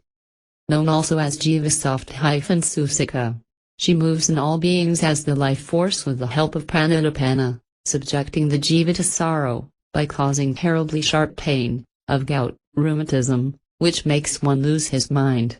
She enters into the feet, like a needle, and drinks blood. Like all wicked people, she rejoices in others' sorrow. As Vasistha was saying this, the sun set and another day came to an end. The assembly adjourned for prayers. Vasistha continued. 3:71 72. After living in this manner for a long time, the demoness Karkati was thoroughly disillusioned and repented her foolish desire to devour people, which entailed severe penance for 1,000 years in the degraded existence as a needle and cholera virus. She thus bewailed her own self-inflicted misfortune. Alas! Where is my mountainous body and where is the form of a needle? Sometimes I fall into mud and filth, I am trampled upon by people. Alas, I am lost. I have no friends, no one takes pity upon me. I have no fixed abode, nor have I a body worth the name. I have surely lost my mind and my senses. The mind that is heading towards calamity first creates delusion and wickedness, and these themselves later expand into misfortune and sorrow. I am never free, ever at the mercy of others. I am in the hands of others and do what they make me do. I desire to appease the goblin of a desire to devour all, but that has led to a remedy worse than the disease, and a greater goblin has arisen. Surely, I am a brain this full. Hence, I threw away such a great and gigantic body and deliberately chose this despicable body of a virus, or a needle. Who is now going to liberate me from this miserable existence as a being smaller than a worm? The very thought of such a vicious creature as I am may not even arise in the heart of sages. Ah, when will I again be as large as a mountain and drink the blood of large beings? Let me become an ascetic again and perform penance as I did before. At once Karkati abandoned all wish to devour living beings, and went to the Himalayas for doing intense penance again. Standing as if on one foot, she began her penance. The fire of penance generated smoke from the crown of her head, and that too became another Susika, a helpmate. Her shadow became yet another Susika, yet another friend. Even the trees and creepers of the forest admired Susika's penance and radiated their pollens for her to eat. But she would not consume anything at all. She stood firmly on her resolve. The god of heaven also sent small particles of meat to where she stood, but she would not even let them touch her. Thus she stood for 7,000 years, utterly motionless, unmoved by wind, rain, or forest fire. Karkati's whole being became completely purified by this penance. All her sinful tendencies had been washed away by the penance and she gained the highest wisdom. The energy of her penance set the Himalayas on fire, as it were. Indra the king of heaven learned from the sage Narada of Karkati's unprecedented undertaking. 3:73 In answer to Indra's request, sage Narada narrated the story of Karkati. This despicable goblin Karkati became a living needle embodied in a metal needle. As such she entered into the bodies of sinful people and afflicted their muscles, their joints and their blood. She entered these bodies like wind, and caused stabbing and pricking pains.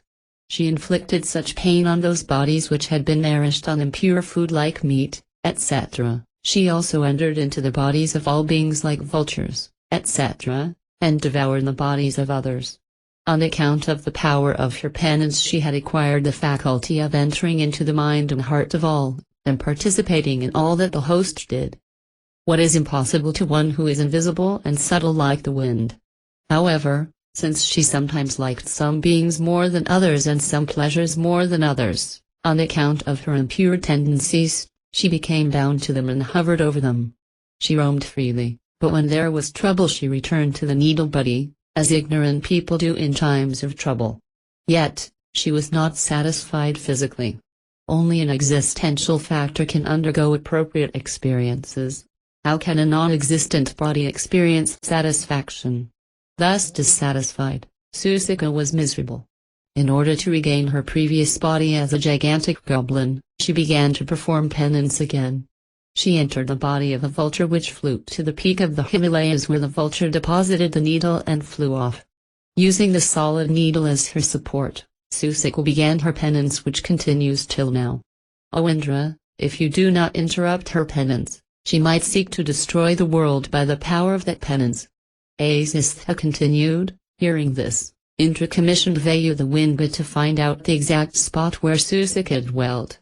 Vayu wafted through all the different planetary systems in the universe and finally entered the earth plane and descended upon the Himalayas where, on account of its proximity to the sun, there was no vegetation and the whole area looked like an arid desert. Vasishtha continued. 3:74,75. In the Himalayas, Vayu saw the ascetic Susika standing like another peak of the mountain. As she was not eating anything at all, she had become almost completely dried up. When Vayu, wind, entered her mouth, she threw it out again and again. She had with soft hyphen drawn her life force to the crown of her head and stood as a perfect yogini. Seeing her, Vayu was amazed and lost in wonderment. He could not even talk to her. Convinced that she was engaged in supreme penance, he forthwith returned to heaven, where he reported to Indra, Lord, in the Jambudvipa continent Susika is performing unprecedented penance. She does not even let wind enter her mouth. And to overcome hunger, she has turned her stomach into solid metal. Pray, get up at once and approach the Creator Brahma to appease her by granting her the desired boon. Or else, the power of her penance might burn us all up. Thereupon, Indra went to Brahma, and in answer to his prayer, Brahma went to where Susika was engaged in penance. In the meantime, Susika had become totally pure by her penance. Only her own two other forms, her shadow, and the fire of her austerities, were witness to her penance. By coming into contact with her, even the air around her and the particles of dust near her had attained final liberation. At this time, she had gained direct knowledge of the supreme causeless cause of all by her own examination of the intelligence within her. Surely, direct inquiry into the movements of thought in one's own consciousness is the supreme guru or preceptor, O Rama, and no one else. Brahma said to her, ask a boon, though since she had no sense-soft organs, she experienced this within herself. She reflected within herself in response to this, I have reached the realization of the Absolute, and there are no doubts or wants in me. What shall I do with boons? When I was an ignorant girl, I was haunted by the goblin of my desires. Now, through self-knowledge, that ghost had been laid. Brahma said, the eternal world order cannot be set aside, O ascetic. And it decrees that you should regain your previous body, live happily for a long time, and then attain liberation. You will live an enlightened life, afflicting only the wicked and the sinful, and causing the least harm, and that too only to appease your natural hunger? Susika accepted what Brahma had said, and soon her needle body grew into a mountainous body. 3:76-77 Vasistha continued, though she had regained her former demoniacal form, Karakati remained in the superconscious state for a considerable time, devoid of all demoniacal tendencies. She remained in the same place, seated in the lotus posture of meditation.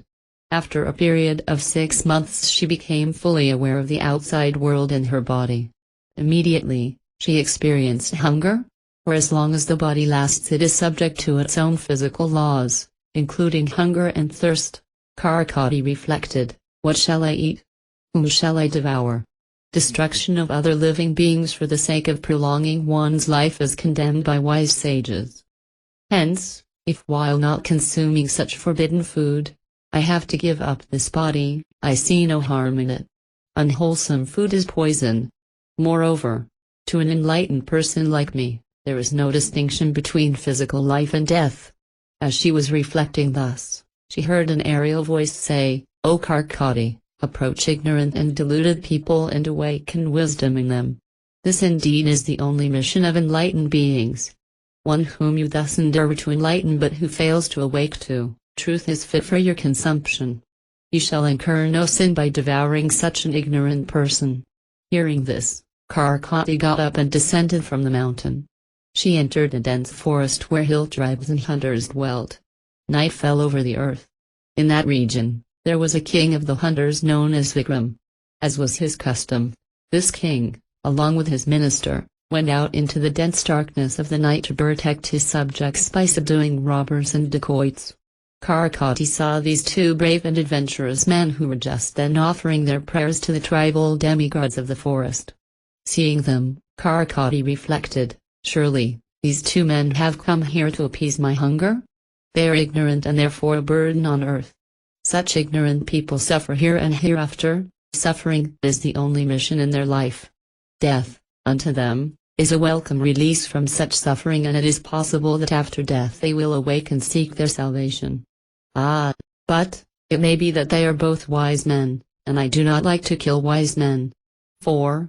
Whoever wishes to enjoy unalloyed happiness, fame and long life, should by all means honor and worship good men, by giving them all that they might wish to have. Let me therefore test their wisdom.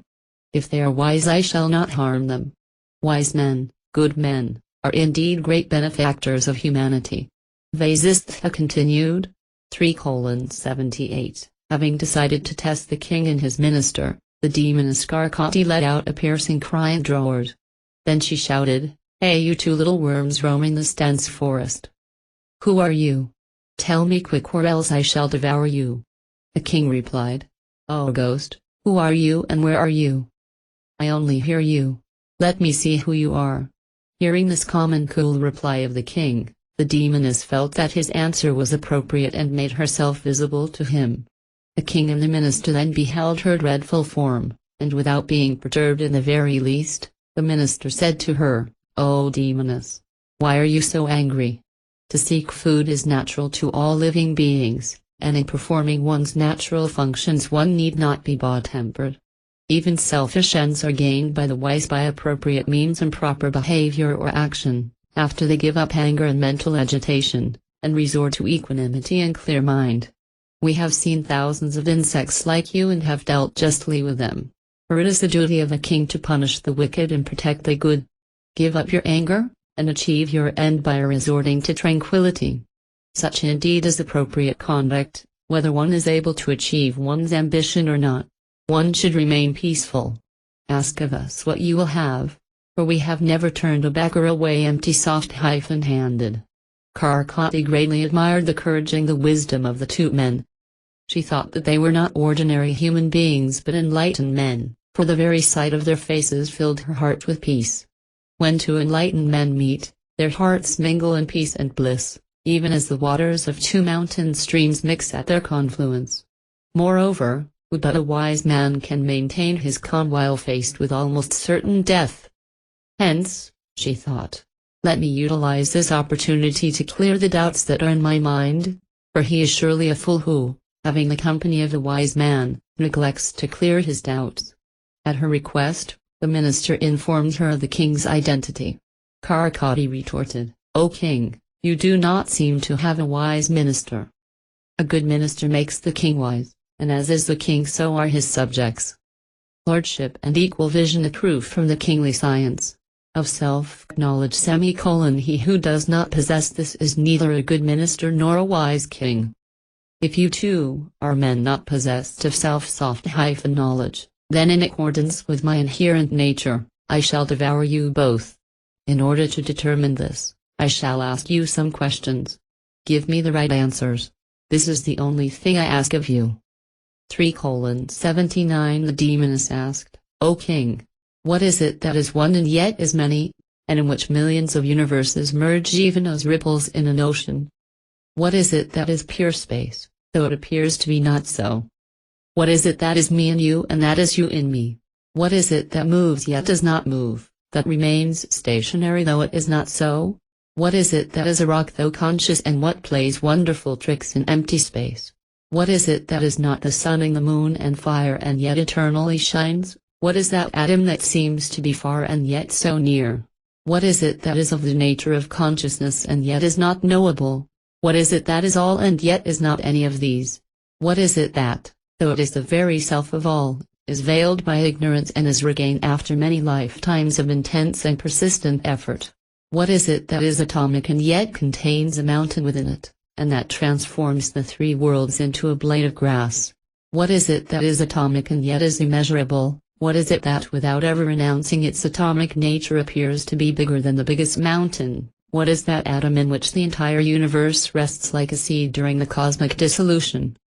What is it that is responsible for the function of all the elements in the universe, though it does nothing at all, even as ornaments like bracelets are made of gold? Of what are the seer, the sight and the seen made? What is it that veils and reveals the threefold manifestation, viz., the seer, the sight and the seen? And what is the apparent threefold division of time, the past, the present, and the future, established, even as the tree is in a seed? What is it that comes into manifestation and vanishes alternately, even as the tree comes out of the seed and the seed comes out of the tree alternately?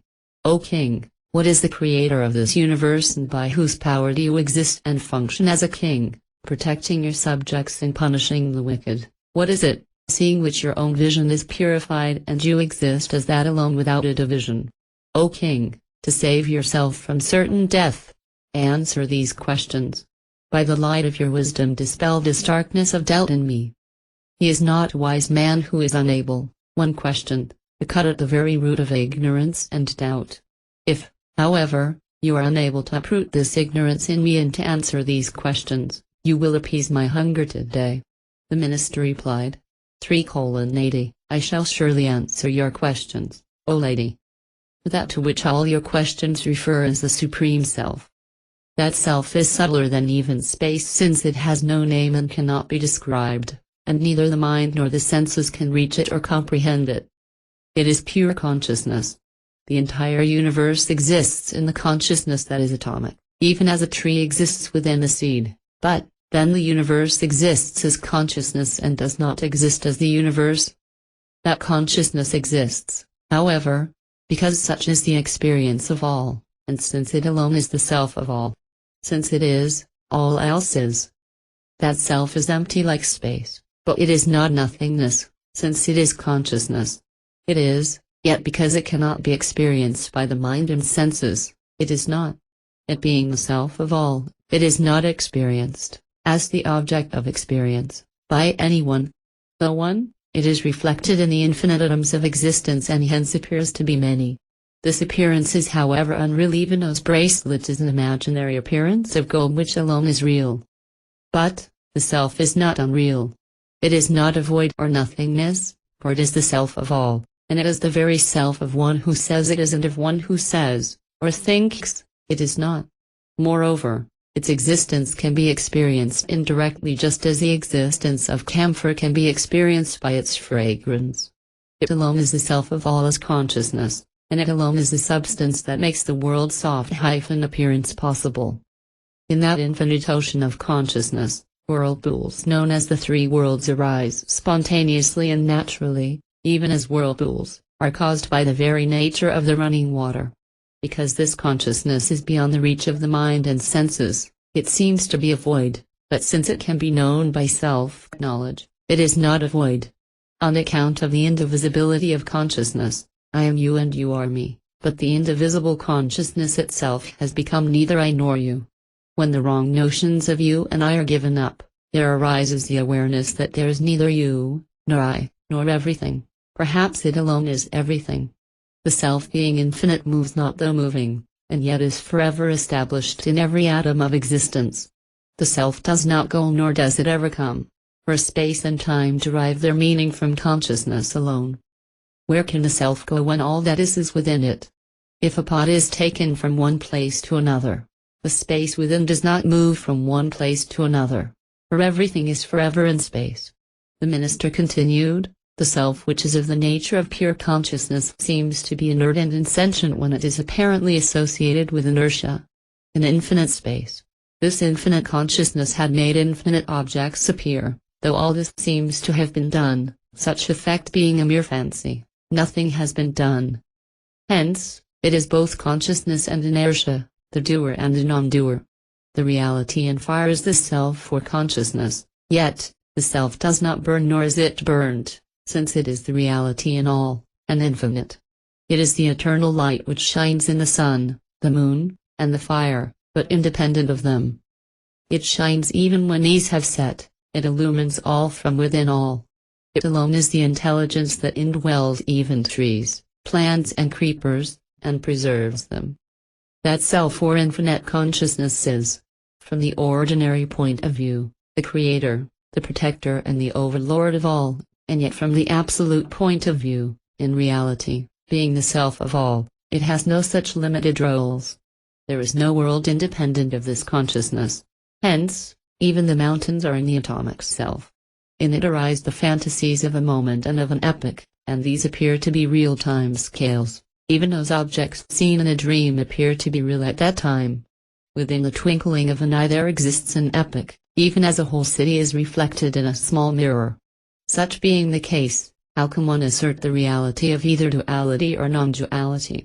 This atomic self or infinite consciousness alone appears to be a moment or an epoch, near and far, and there is nothing apart from it, and these are not mutually contradictory in themselves. As long as one sees the bracelet as a bracelet, it is not seen as gold, but when it is seen that bracelet is just a word and not the reality, then gold is seen. Even so, when the world is assumed to be real, the self is not seen, but when this assumption is discarded, consciousness is realized. It is the all, hence real. It is not experienced, hence unreal. What appears to be is but a jugglery of Maya which creates a division in consciousness, into subject and object. It is as real as the dream city. It is neither real nor unreal, but a long-standing illusion. It is the assumption of a division that creates diversity, right from the creator Brahma down to the little insect. Just as in a single seed the diverse characteristics of the tree remain at all times, even so this apparent diversity exists in the self at all times, but as consciousness. Karakati said. 3:81 I am delighted with your minister's answers, O king. Now I would like to hear your answers. The king said, your questions, O noble lady, relate to the eternal Brahman which is pure existence. It is known when the threefold modification known as waking, dreaming and deep sleep cease and when the mind's stuff is rid of all movements of thought. The extension and withdrawal of its manifestation are popularly regarded as the creation and the dissolution of the universe. It is expressed in silence when the known comes to an end, for it is beyond all expression. It is the extremely subtle middle, between the two extremes, and that middle itself has two sides. All these universes are but its playful but conscious projection. As the diversity of this universe, it seems to be divided in itself, but truly, it is undivided. When this Brahman wishes, wind comes into being, though that wind is nothing but pure consciousness. Similarly, when sound is thought of, there is a fanciful projection of what sounds like sound.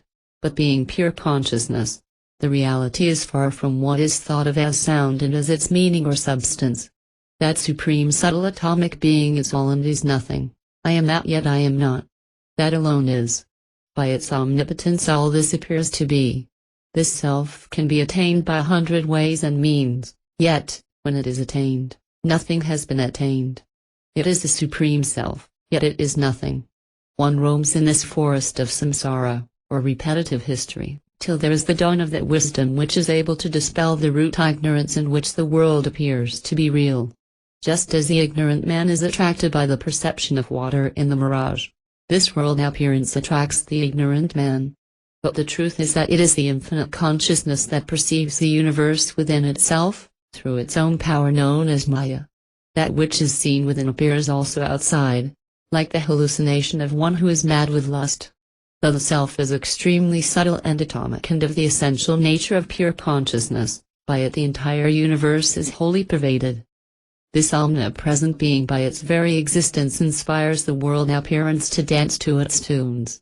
That which is thus subtler than 100th part of the tip of a hair is yet greater than the greatest, because of its omnipresence.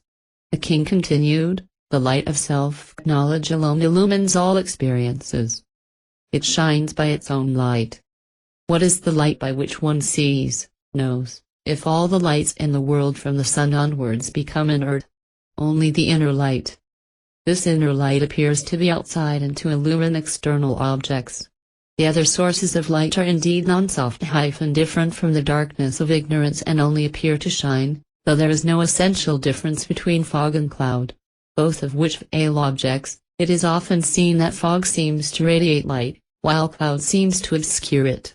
The inner light of consciousness shines forever within and without, day and night, mysteriously. It illumines the effects of ignorance without removing the darkness of ignorance.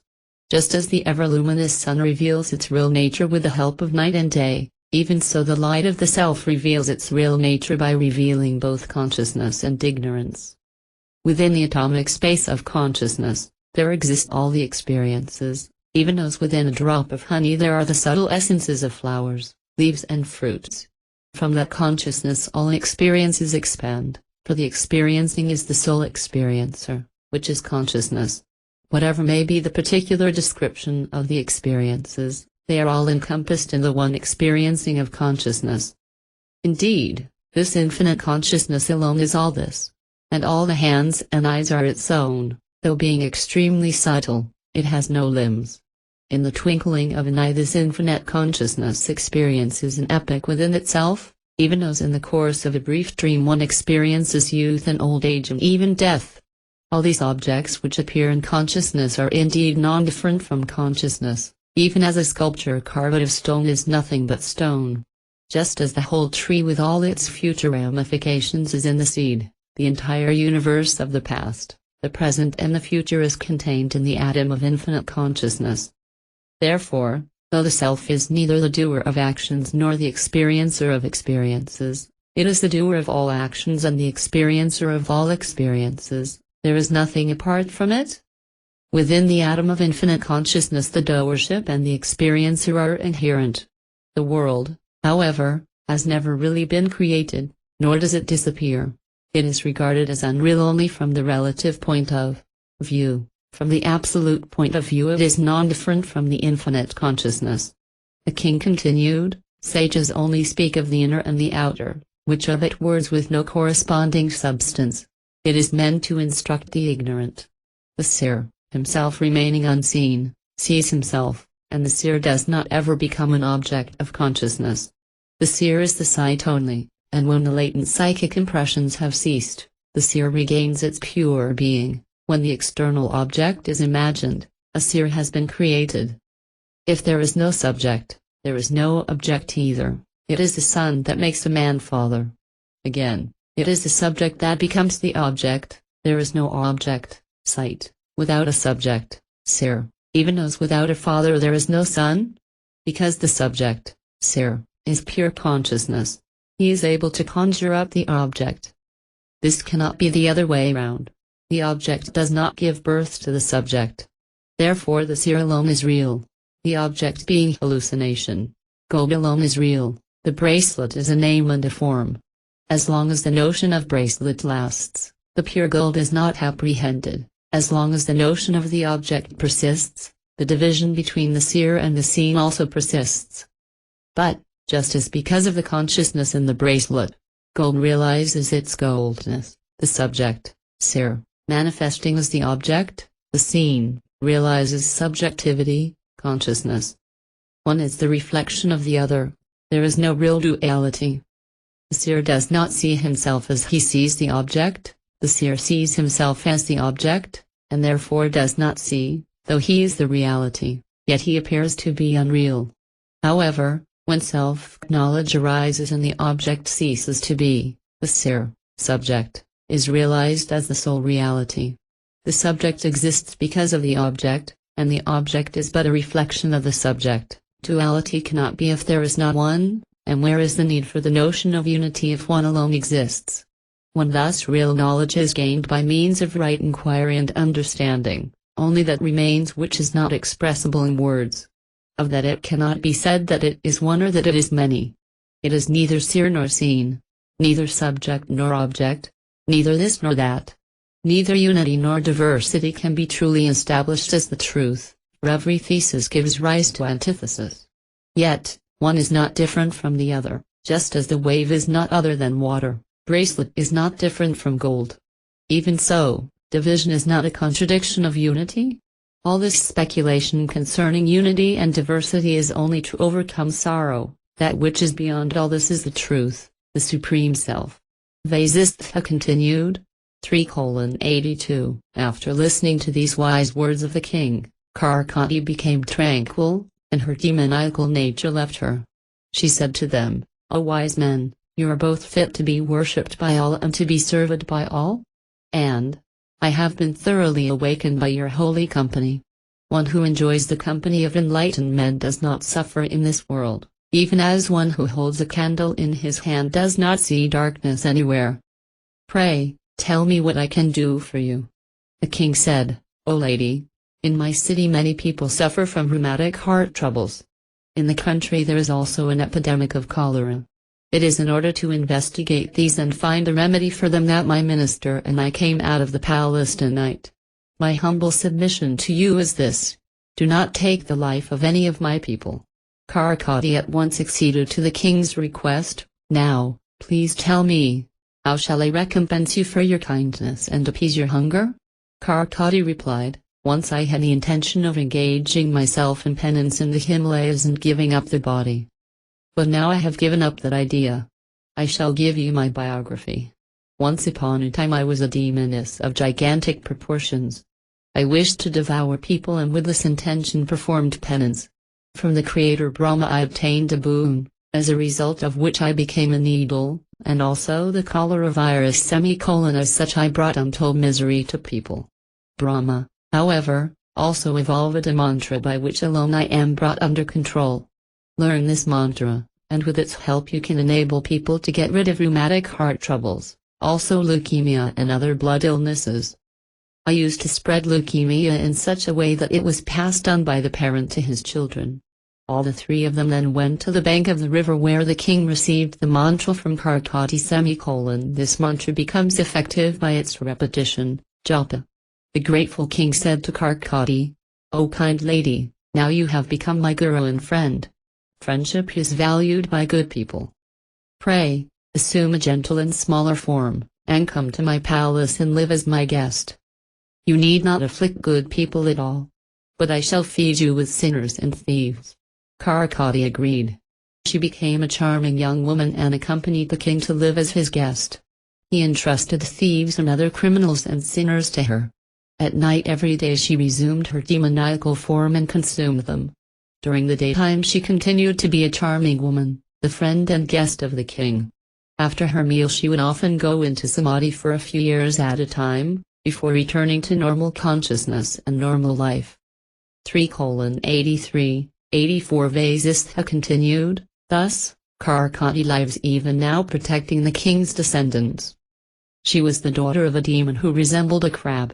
Demons are of many kinds and colors, white, black, green and red and she was of the black kind. I told you the story, however, because I remembered her questions, and the king's answers. In essence, even as the ramifications of the tree, with its leaves, flowers, fruits, etc., extend from the seed in which there is no such diversification, the universe of diversity extends from the infinite consciousness. O Rama, by merely listening to my words you will be enlightened, there is no doubt in this. Know that the universe has arisen from Brahman and it is Brahman alone. Rama asked, if oneness alone is the truth, why then do we say, by this, that is attained? Vasishtha replied, Rama, in the scriptures words have been used in order to facilitate the imparting of instruction. Cause and effect, the self and the Lord, difference and non-difference, knowledge and ignorance, pain and pleasure, all these pairs have been invented for the instruction of the ignorant. They are not real in themselves. All this discussion and argumentation take place only then because of ignorance. When there is knowledge there is no duality. When the truth is known, all descriptions cease, and silence alone remains. Then you will realize that there is only one, without beginning and without end.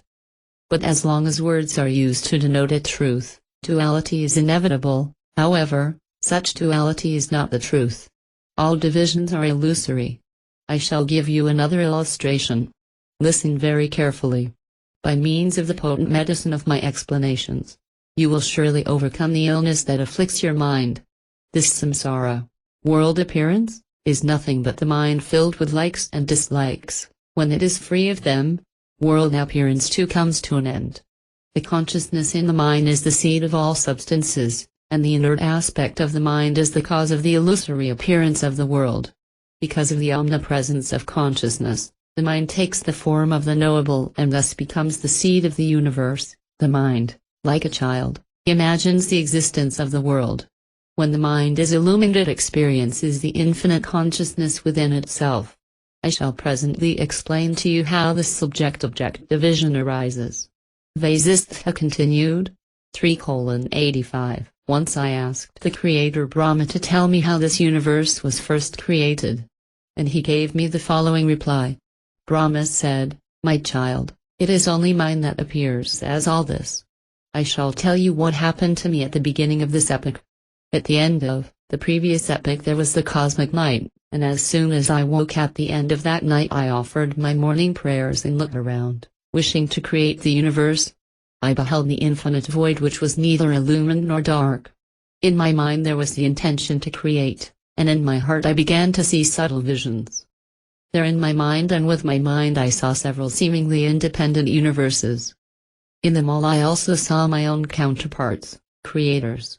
In those universes I saw all kinds of beings, as also mountains and rivers, oceans and wind, sun and heavenly beings and the netherworld and the demons. In all these universes I also saw scriptures and moral codes which determine good and evil in heaven and hell, as also the scriptures that lay down the path to pleasure and the path to liberation. And I saw people pursuing all these different goals. I saw 7 worlds, 7 continents and also oceans and mountains, all of them inexorably heading for destruction. I saw time and its divisions, right down to days and nights. I saw the holy river Ganga as it knit together the 3 worlds, the celestial region, the atmosphere, and the earth. Like a castle in the air, this creation shone extensively with its sky, earth and oceans.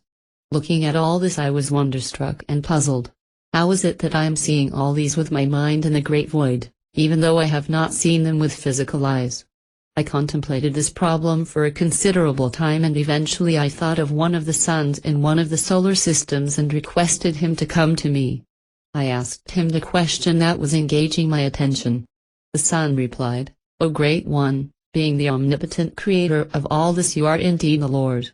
It is the mind alone that appears as all this ceaseless and endless creative activity, which, on account of nescience, deludes one into thinking that it is real or that it is unreal. Surely, you know the truth, Lord, yet since you commanded me to answer your query, I say this." The story of the sons of Hindu, 10 young men 3:86 The son said, "O Lord of Lords, near the holy mountain Kailasa in a place known as Shivarnajata, your sons had established a colony. In that place there was a holy man known as Hindu, a descendant of the sage Kasyapa. He and his wife enjoyed every blessing except an offspring.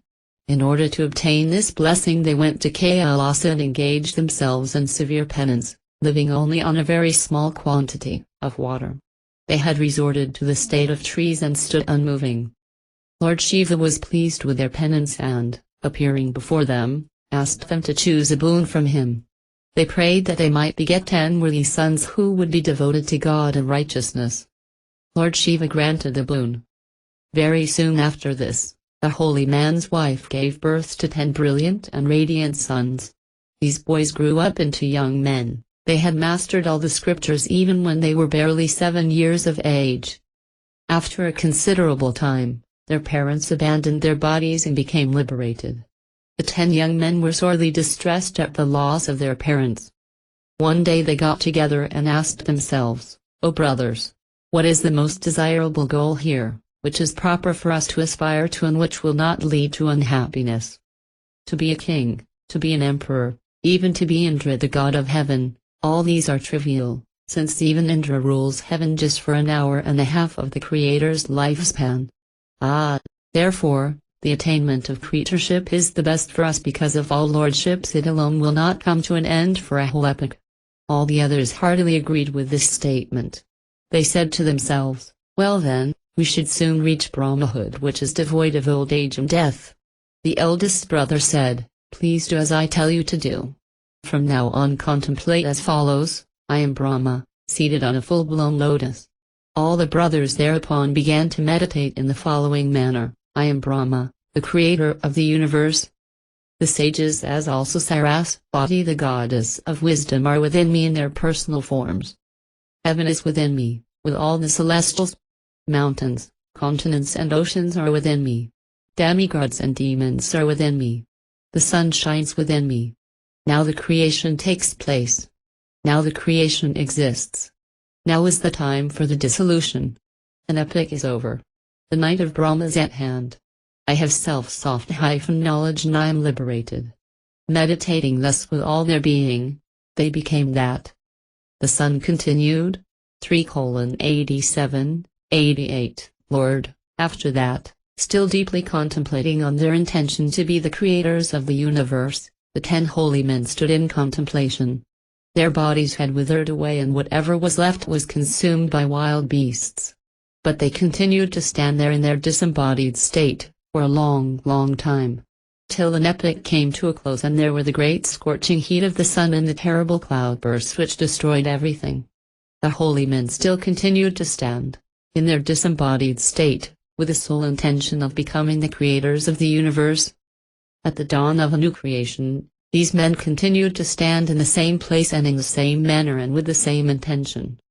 They became the creators. They were the 10 creators whom you saw, and you saw their universes, too. Lord, I am one of the suns that shine in the universes thus created by them. The Creator asked the sun, O sun, when thus the universes have been created by these 10 creators, what need I do? What is there for me to do? The sun replied, Lord, you have no wishes, nor any motives of your own? Naturally, there is no need for you to do anything. What benefit do you derive from creating the universe?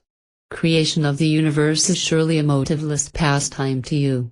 Lord, creation emerges from you who are free from the least desire or motive, just as the sun without intending to shine is reflected in a pool of water without intending to so reflect it. Just as without intending to do so, the sun causes night and day to follow each other, even so, engage yourself in the non-volitional act of creation. For, what will you gain by abandoning your natural function? Wise men do not desire to do anything, and wise men do not desire to abandon action either. Lord, you are viewing, with your own mental eye, this universe thus created by those holy men. One beholds with physical eyes only such objects as have been created by him in his own mind, not else. These objects which have been created by the mind are indestructible, only those objects which have been put together with material substances disintegrate. A person is made of whatever is firmly established as the truth of his being in his own mind, that he is, not else. The story of Adi 3:89. The sun continued, Lord, the mind alone is the creator of the world, and mind alone is the supreme person. What is done by the mind is action, what is done by the body is not action. Behold the powers of the mind, by determined thinking the sons of the holy man became creators of the universe. When one, on the other hand, thinks I am a little body, he becomes a mortal being. One whose consciousness is extroverted experiences pleasure and pain. The yogi, on the other hand, whose vision is introverted does not entertain ideas of pain and pleasure. In this connection there is a legend which I shall narrate to you. In the country of Magadha there was a king named Indraduma. Aya was his wife. In that place there was also a handsome young man of loose morals known as Indra. One day during a discourse, the queen listened to the story of the seduction of the famed Aya by Indra, the king of heaven. As a result she conceived a great love for the young man Indra. Aya was distraught with love for Indra and with the help of one of her maids managed to have the young man brought to her. From then onwards Indra and Aya used to meet each other in the secret house and enjoy themselves. Aya was so fond of Indra that she saw him everywhere. The very thought of him made her face radiant. As their love grew, their relationship became public, and it reached the king's ears. The irate king, in an effort to break this relationship, punished them in numerous ways. They were immersed in ice-cold water, they were fried in boiling oil, they were tied to the legs of an elephant. They were whipped. Indra said to the king, laughingly, O king, the entire universe to me is nothing but my beloved. So it is to Aya. Hence we are unaffected by all these. Sir, I am only mind, and mind alone is the individual. You can punish the body, but you cannot punish the mind nor bring about the least change in it. If the mind is fully saturated with something, whatever happens to the body does not affect the mind. The mind is unaffected even by boons and curses, even as the firmly established mountain is not moved by the horns of a little beast. The body does not create the mind, but the mind creates the body. The mind alone is the seed for the body. When the tree dies, the seed does not, but when the seed perishes, the tree dies with it. If the body perishes, the mind can create other bodies for itself. The sun continued, 3:90, 91. Lord, the king thereupon approached the sage Bharata and pleaded that he should punish the recalcitrant couple by cursing them. And the sage pronounced a curse upon the couple. However, they said to the sage and to the king, "Alas, you are both of little understanding. By thus cursing us you have squandered the merit acquired by penance. Your curse will surely destroy our bodies, but we shall lose nothing by that. No one can destroy the mind of others." However, the sage's curse destroyed their bodies, and on leaving those bodies, they were born together as animals and then as birds, and then as a human couple in a holy family. Till now, on account of the total love for each other, they are born together as husband and wife. Even the trees of the forest were inspired and infected by the supreme love and devotion of this couple. Even the sage's curse could not bring about the mutation of the couple's mind. Even so, Lord, you cannot interfere with the creation of the 10 sons of the holy man. But what do you lose if they are thus engaged in their own creation? Let them remain with the creations of their own mind. It cannot be destroyed by you any more than the reflection in crystal can be removed. Lord, in your own consciousness, create the world as you like. In truth, the infinite consciousness, the mind, one's own consciousness, and the infinite space are all of one substance, pervaded by the infinite consciousness. Therefore, regardless of what the young men have created, you can create as many worlds as you like. Brahma said to Vasishtha, having listened to this advice of the sun, I immediately began to create the worlds as the natural expression of my own being. I requested the sun to be my first partner in this task. Thus, he was the sun in the creation of the young men, and the progenitor of the human race in my creation, and he played this dual role efficiently. In accordance with my intentions, he brought about the creation of the worlds. Whatever appears in one's consciousness, that seems to come into being, gets established, and even bears fruits. Such is the power of the mind. Just as the sons of the holy man gain the position of creators of the world on account of the powers of their mind, even so have I become the creator of the world. It is the mind that makes things appear here. It brings about the appearance of the body, etc. Naught else is aware of the body. The creator Brahma said, the individualized consciousness, mind, has in it its own manifold potentialities, even those spices have taste in them. That consciousness itself appears as the subtle or ethereal body, and when it becomes gross that itself appears to be the physical or material body.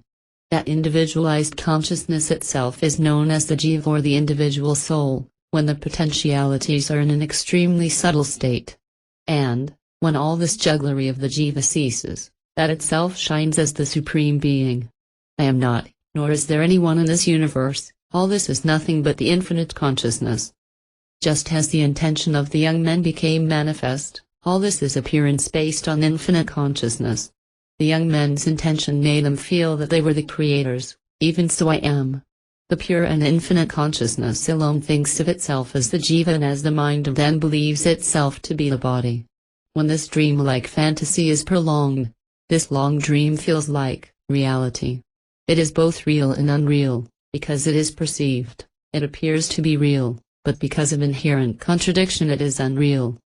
The mind is sentient because it is based on consciousness. When viewed as something apart from the consciousness, it is inert and deluded.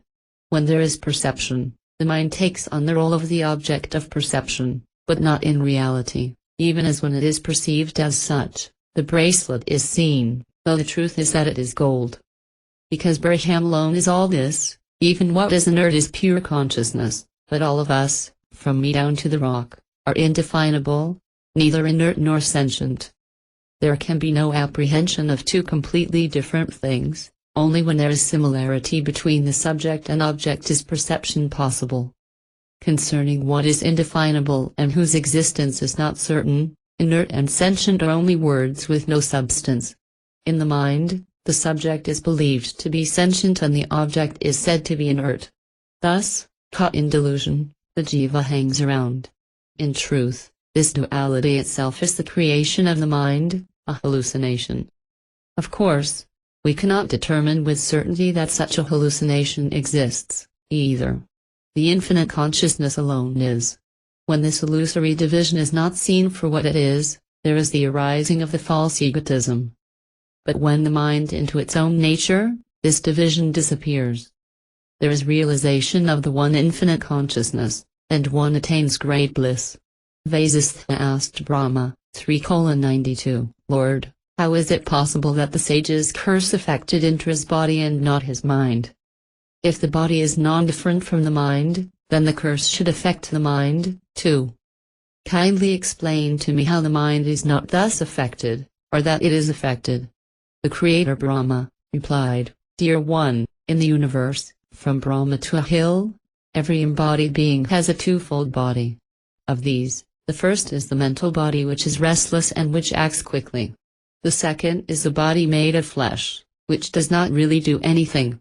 Of these the latter is overpowered by curses and also by boons or charms. It is dumb, powerless, weak and transient like a droplet of water on lotus leaf, and it is entirely dependent upon fate, destiny and such other factors.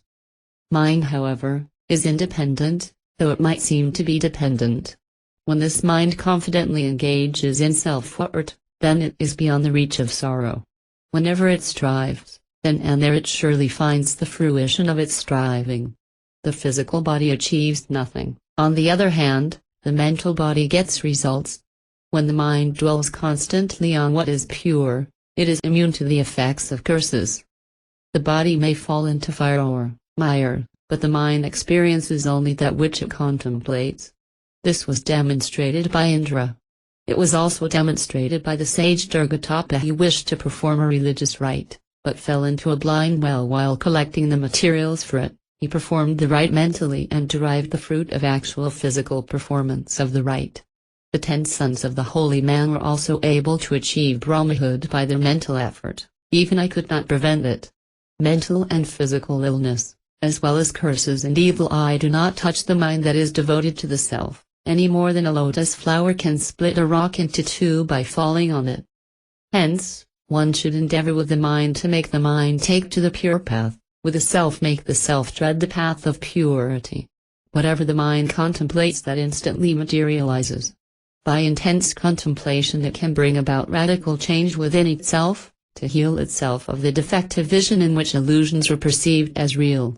What the mind does, that it experiences as truth. It makes the man who is sitting in moonlight experience burning heat, and it makes one who is in burning sun experience cool comfort. Such is the mysterious power of the mind. 3:93 Vasistha continued, Thus was I instructed by the Creator Brahma in days of yore, and that I have conveyed to you, O Rama. Thus, since the absolute Brahman in its undifferentiated state pervades everything, everything is in an undifferentiated state. When that of its own accord condenses, the cosmic mind is born. In that mind there arises the intention of the existence of the different elements in their extremely subtle state. The totality of all this is the luminous cosmic person who is known as Brahma the Creator. Hence, this Creator is none other than the cosmic mind. This Brahma the Creator sees whatever he intends to see in his own mind, for he is of the nature of consciousness. It is he, Brahma the Creator, who has wished into being this essence which is the differentiating principle in the universe, and on account of which one confuses the self with the not-self, and it is with this factor of essence that the Creator has caused this universe, the mountains, the blade of grass, water, etc., to appear as one of diverse creatures. Because of this, though the entire universe is nothing but infinite consciousness, there appear to be creatures born of atomic particles and molecules.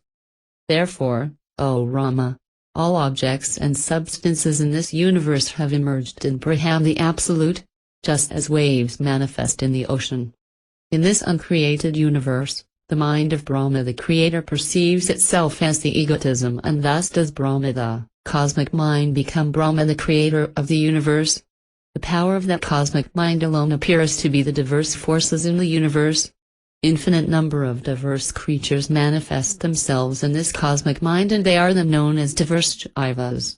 When these diverse jivas arise in the infinite space of consciousness, seemingly composed of the elements, into each of the bodies consciousness enters through the aperture of life force, and thence forms the seed of all bodies, both moving and unmoving. Thence, birth as individuals takes place, each individual being accidentally, like a crow alighting and a coconut falling, brought into contact with different potentialities whose expression gives rise to the law of cause and effect, etc., and thence to rise and fall in evolution. Desire alone is thereafter the cause of all the trauma, such as this forest known as world appearance. He who cuts its very root with the axe of investigation, inquiry, is freed from it. Some arrive at this understanding soon, others after a very long time. Vasishtha continued, 3:94, Rama, I shall now describe to you the divisions of beings into the best, the worst and the middling, as it happened in the beginning of this cycle of creation. The first and foremost among the creatures are born of noble practices. They are naturally good and devoted to good deeds. They reach liberation in a few lifetimes. They are full of the quality of purity and light, sattva. Then there are those who are full of impurity, in whom the worldly habits are strong and variegated, who will perhaps reach liberation in 1,000 births. They are the least among the good. Among them there are those in whose case liberation itself is doubtful in this world's cycle. They are beings of dense darkness. The middling type are the ones who are full of the quality of dynamism and desire, rajas. When such people are close enough to liberation that on their departure from this world they reach it, they have a mixture of rajas and sattva. But when the rajasic, passionate desire, tendency is so strong that it takes a little longer to sublimate it, they are purely rajasic. But when the rajasic tendency is extremely dense, then it partakes of darkness, tamas. In the case of those from whom liberation is so remote that it is doubtful, the quality of rajas partakes of the densest darkness. They who even after 1,000 births are still in darkness unawakened, are known as beings of darkness, tamas. They may take a long time to reach liberation. But when this liberation seems to be at hand, then their tamas is mixed with sattva. If they are proceeding close to liberation, then their tamas is mixed with rajas. When, even after 100 births, liberation is another 100 births away, they are full of tamas, and if liberation is doubtful, they are in dense darkness. This chapter seems to suggest that sattva, rajas and tamas in themselves are not obstacles to liberation, but the further modifications by wrong thought and wrong action push liberation away. V. All these beings have arisen in the absolute Brahman when there was just a slight disturbance in its equilibrium, even as waves arise on the surface of the ocean. Even as the space in a jar, the space in a room and the space in a small hole are all integral parts of one cosmic space. All these are but the infinite being in which there are no parts. And, as they arose in it, they merge in it. Thus, by the will of the infinite Brahman all these seem to arise and then dissolve in it. 3:95 Vasishtha continued, action and the doer of the action arose spontaneously in the Supreme Being at the same time, even as flower and its fragrance arise simultaneously. However, it is only in the eyes of the ignorant that the creation of the jivas appears to be real, even as only the ignorant see blueness in the sky. To the enlightened the expressions jivas are born of Brahman and jivas are not born of Brahman are both meaningless. Only for the sake of instruction is the dualism provisionally accepted, otherwise instruction is impossible. After having posited that jivas are born of Brahman, it is pointed out by the teacher that since the effect is non-different from the cause, jivas are non-different from Brahman. All these appear to be born of Brahman, even as fragrance is born of flower. And they re-enter into Brahman, even as one season enters into another. With every species of being that manifests itself in the universe is simultaneously born its natural behavior. It is only their ignorance of their own essential nature or self which leads to such behavior or action as to cause reaction in a later birth. Rama said, Holy Sir, truly the declarations of sages whose minds are uncolored constitute scripture. And, they who are pure at heart and in whose vision there is no division are regarded as sages. The immature person can hope to see the light of truth only with the aid of a scripture and of the knowledge of the nature of an enlightened person. Holy Sir, we see in this world that the seed is born of a tree, and the tree grows from the seed. Is it then appropriate to say that, without the seed of previous karma, diverse beings were born of the absolute Brahman? Vasishtha replied, if you observe carefully, O Rama, you will see that it is only when the mind is involved in the action that there is the extension of the action into its own fruition. Hence, mind is the seed of action. Even so, when the cosmic mind manifested itself in the absolute Brahman, at that very instant the natural tendencies of diverse beings and their behavior were born, and the embodied beings came to be regarded as jivas. There is no division between mind and action. Before it is projected as action, it arises in the mind, with the mind itself as its body. Hence, action is nothing but the movement of energy and consciousness, and it inevitably bears its own fruit. When such action comes to an end, mind comes to an end, too, and when the mind ceases to be, there is no action. This applies only to the liberated sage, not to others. Vasishtha continued, 3:96. Mind is only perception, and perception is movement in consciousness. The expression of this movement is action, and fruition follows this. Mind is an intention arising in the omnipotent and infinite consciousness. It stands between the real and the unreal, as it were, but inclined towards comprehension. Though non-different from the infinite consciousness, it thinks that it is. Though non-doing, it thinks it does.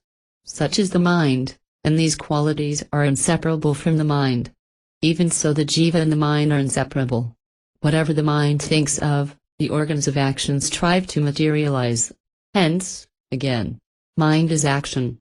However, mind, intellect, egotism, individualized consciousness, action, fancy, birth and death, latent tendencies, knowledge, effort, memory, the senses, nature, maya or illusion, activity and such other words are but words without corresponding reality. The sole reality is the infinite consciousness in which these concepts are conceived to exist.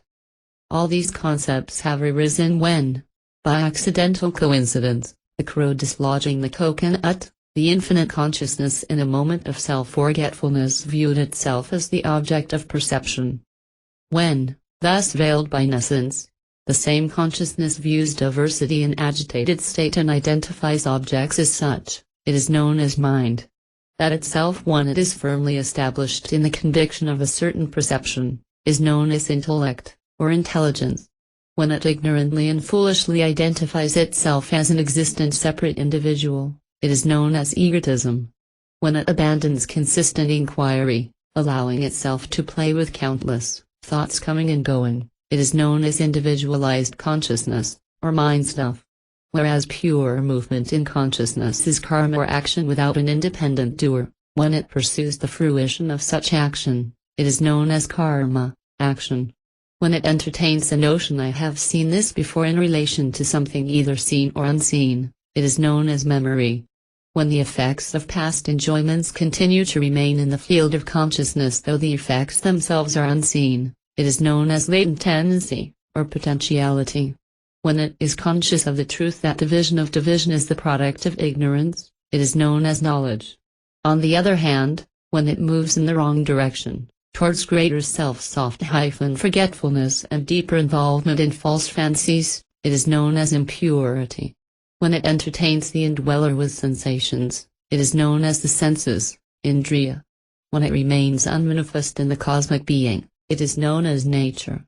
When it creates confusion between reality and appearance, it is known as maya, illusion.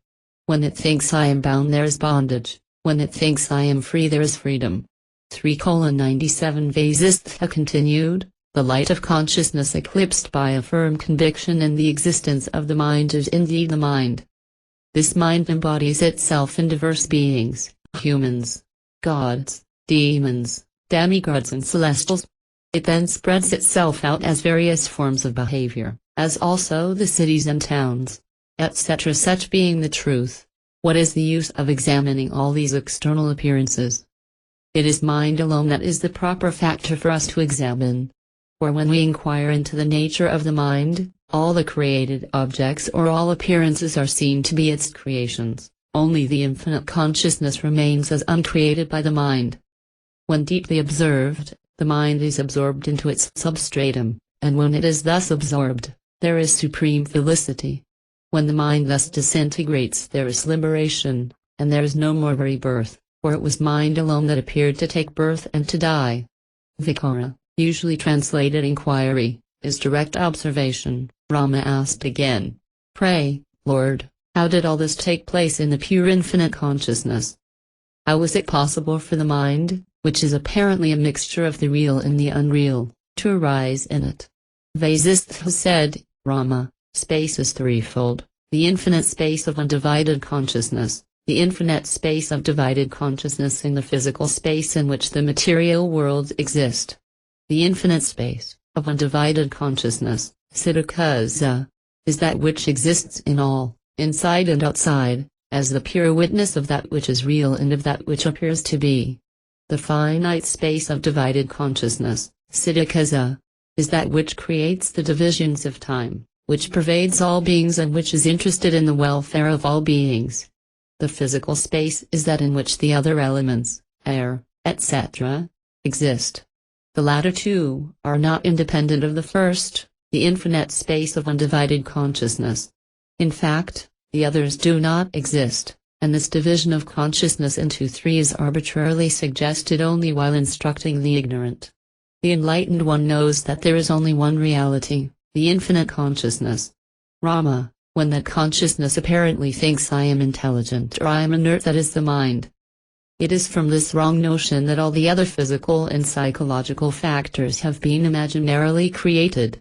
The story of the great forest Vasistha continued.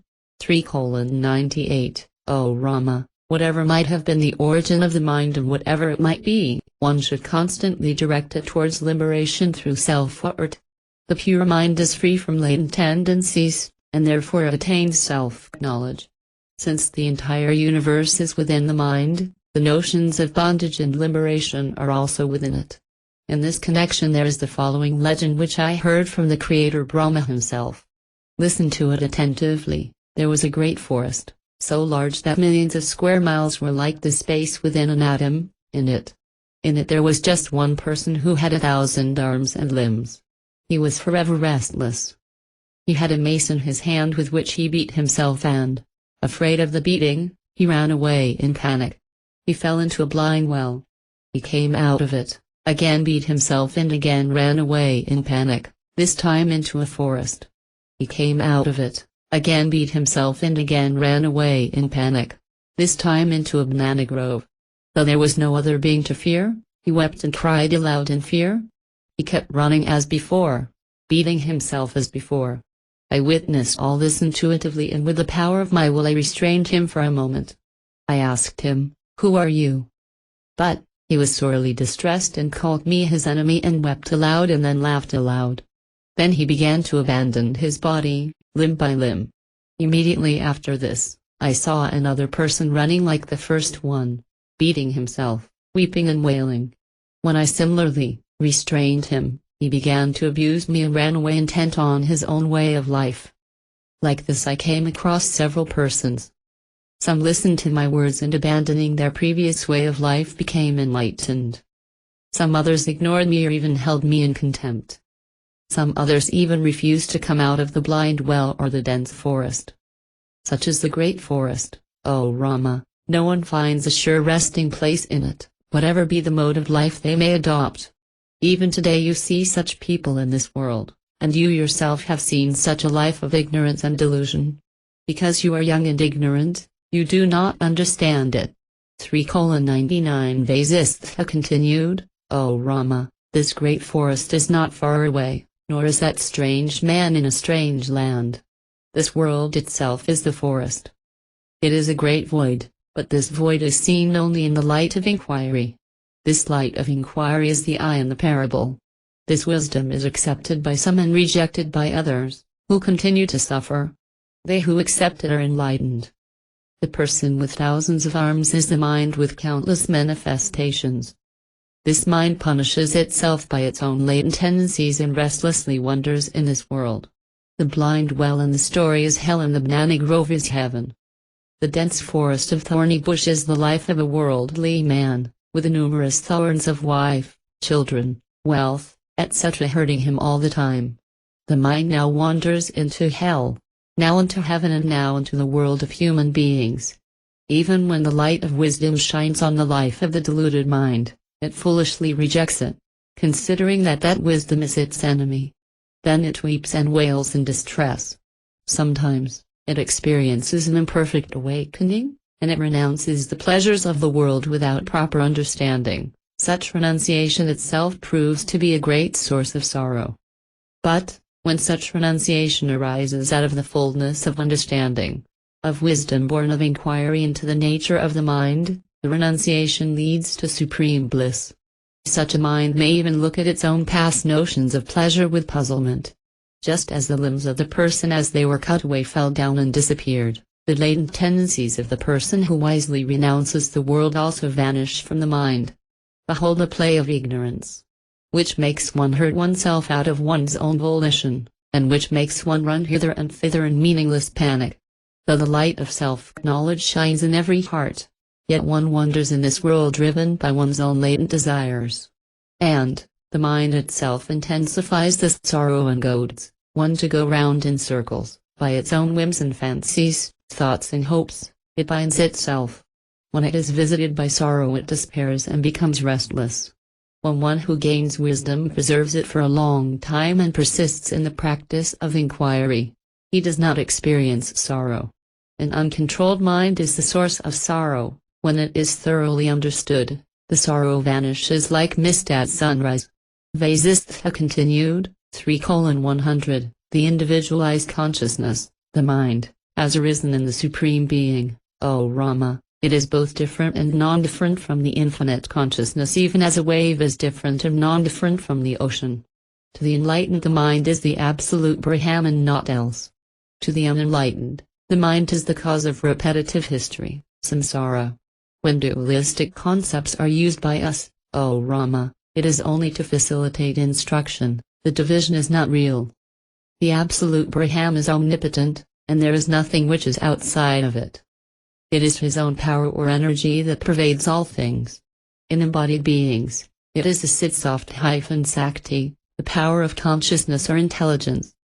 It is motion in air, stability in earth, void in space, and it is the power of self-consciousness, I am, in created beings. Yet all this is nothing but the power of absolute Brahman. It is the power of disintegration, the power that causes grief in the grief-stricken, and the power that causes elation in the joyous. In the warrior it is valor. It is the power that triggers creation, and the same power brings about the dissolution of the universe. The jiva is at the junction of consciousness and matter, and because it is a reflection of the absolute Brahman, it is said to be in Brahman. See the entire universe, and also the I as the absolute Brahman, for the self, which is Brahman, is omnipresent. When that self thinks, it is known as mind. It is nothing but the power of the absolute Brahman, which is non-different from Brahman. In all this arbitrary division into I and this are but apparent reflections. The very reality of the mind is Brahman alone. Here and there, now and then, this power of Brahman makes manifest one or the other of its powers. But all this manifestation is but the apparent reflection of the power of Brahman, not a real creation. Thus creation, transformation, existence and destruction are all brought about by Brahman and Brahman. It is nothing but Brahman. The instruments of action, action and the doer, birth, death and existence, all this is Brahman. Nothing else is, even in imagination. Delusion, craving, greed and attachment are non-existent. How can they exist when there is no duality? When bondage is non-existent, surely liberation is false, too. Rama asked, Holy Sir, you said that when the mind thinks of something it materializes. Now you say that bondage does not exist. How can these be reconciled? Vasishtha replied, O Rama, the mind, in a state of ignorance, imagines bondage. The bondage exists only in that state of ignorance. Just as the dream objects vanish when the dreamer wakes up, all these hallucinations known as bondage and liberation do not exist in the eyes of the enlightened. The story of the three non-existent princes 3:101 Vasistha continued, to illustrate this. There is an interesting legend. Kindly listen to it. A young boy asked his nanny to tell him a story, and the nanny told him the following story, to which the boy listened with great attention. Once upon a time, in a city which did not exist, there were 3 princes who were brave and happy. Of them 2 were unborn and the third was not conceived. Unfortunately, all their relatives died. The princes left their native city to go elsewhere. Very soon they fell into a swoon, unable to bear the heat of the sun. Their feet were burnt by hot sand. The tips of grass pierced them. They reached the shade of 3 trees, of which 2 did not exist and the third was not even planted. After resting there for some time and eating the fruits of those trees, they proceeded further. They reached the banks of 3 rivers. Of them 2 were dry and in the third there was no water. The princes had a refreshing bath and quenched their thirst in them. They then reached a huge city which was about to be built. Entering it, they found 3 palaces of exceeding beauty. Of them 2 had not been built at all, and the third had no walls. They entered the palaces and found 3 golden plates. 2 of them had been broken into 2 and the third had been pulverized. They took hold of the one which had been pulverized. They took 99-100 grams of rice and cooked it. They then invited 3 holy men to be their guests. Of them 2 had no body and the third had no mouth. After these holy men had eaten the food, the 3 princes partook of the rest of the food cooked. They were greatly pleased. Thus they lived in that city for a long, long time in peace and joy. My child, this is an extremely beautiful legend. Pray remember this always, and you will grow up into a learned man. O Rama, when the little boy heard this he was thrilled. What is known as the creation of the world is no more real than this story of the young boy. This world is nothing but pure hallucination. It is nothing more than an idea. In the infinite consciousness the idea of creation arose. And that is what is. O Rama, this world is nothing more than an idea. All the objects of consciousness in this world are just an idea. Reject the error, dirt, of ideation and be free of ideas, and remain rooted in truth, attain peace. Vasishtha continued, 3:102, only a fool, not a wise man, is deluded by his own ideas. It is a fool who thinks that the imperishable is perishable, and gets deluded. Egotism is but an idea based on a false association of the self with the physical elements. When one alone exists in all this as the infinite consciousness, how has what is called egotism arisen? In fact, this egotism does not exist any more than the mirage exists in the desert. Therefore, O Rama, abandon your imperfect vision which is not based on fact, rest in the perfect vision which is of the nature of bliss and which is based on truth. Inquire into the nature of truth. Abandon falsehood. You are ever free. Why do you call yourself bound and then grieve? The self is infinite. Why, how and by whom is it bound? There is no division in the self. The absolute Brahman is all this. What then is called bondage and what is liberation? It is only in a state of ignorance that you think you experience pain, though you are untouched by pain. These things do not exist in the self. Let the body fall or rise or let it go on to another universe. I am not confined to the body, then how am I affected by all this? The relation between the body and the self is like the relation between cloud and wind, like the relation between lotus and the bee. When the cloud is dispersed, the wind becomes one with space. When the lotus withers, the bee flies away into the sky. The self is not destroyed when the body falls. Even the mind does not cease to be until it is burnt in the fire of self-knowledge, not to mention the self. Death is but a veiling by time and space of the ever-present self. Only foolish people fear death. Abandon your latent tendencies even as a bird wishing to fly into the sky breaks out of its shell. Born of ignorance, these tendencies are hard to destroy, and they give birth to endless sorrow. It is this ignorant self-limiting tendency of the mind that views the infinite as the finite. However, even as sun dispels mist, inquiry into the nature of the self dispels this ignorant self-limiting tendency. In fact, the very desire to undertake this inquiry is able to bring about a change. Austerities and such other practices are of no use in this. When the mind is purified of its past by the arising of wisdom, it abandons its previous tendencies. The mind seeks the self only in order to dissolve itself in the self. This indeed is in the very nature of the mind. This is the supreme goal, Rama, strive for this. At this stage, another day came to a close. The story of Lavana 3:103, 104 Vasistha continued, having manifested in the infinite consciousness, the mind has by its own nature spread itself out. By its nature, again, it makes the long appear short and vice versa, and makes one's own mind appear to be distinct and vice versa.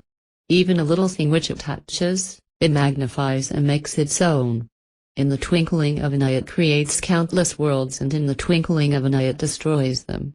Even as an able actor plays several roles one after the other, this mind assumes several aspects one after the other. It makes the unreal appear as real and vice versa, and on account of this it seems to enjoy and to suffer. Even that which it gets naturally it grabs with hands and feet, and as a result of this false sense of ownership, suffers the consequences. Time as changing seasons is able indirectly to bring about changes in the trees and plants, even so, the mind makes one thing appear to be another by its powers of thought and ideation.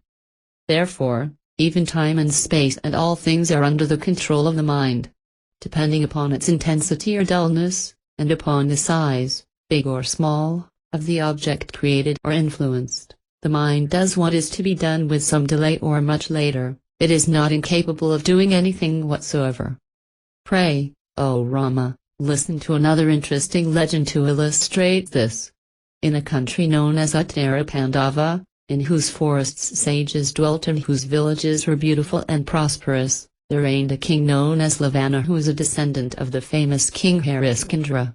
He was righteous, noble, chivalrous, charitable, and in every way a worthy king. His enemies had all been conquered, and their followers could not even think of him without becoming feverish with anxiety. One day, this king went to his court and ascended the throne. After all the ministers and others had paid their homage to him, a juggler entered the court and saluted him. He said to the king, "I shall show you something wonderful."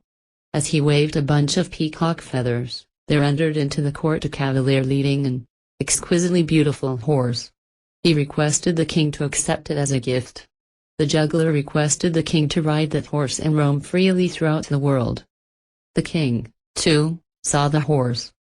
Thereupon, the king closed his eyes and sat motionless. Seeing this, everyone assembled in the court became silent. Absolute peace reigned in the court, as no one dared to disturb the king's peace. Vasistha continued, 3:105, 106, Rama, after some time, the king opened his eyes and began to 106 tremble as if in fear. As he was about to fall down, the ministers supported him. Dismayed to see them, the king asked, "Who are you and what are you doing to me?" The worried ministers said to him, "Lord, you are a mighty king of great wisdom, and yet this delusion has overpowered you. What has happened to your mind?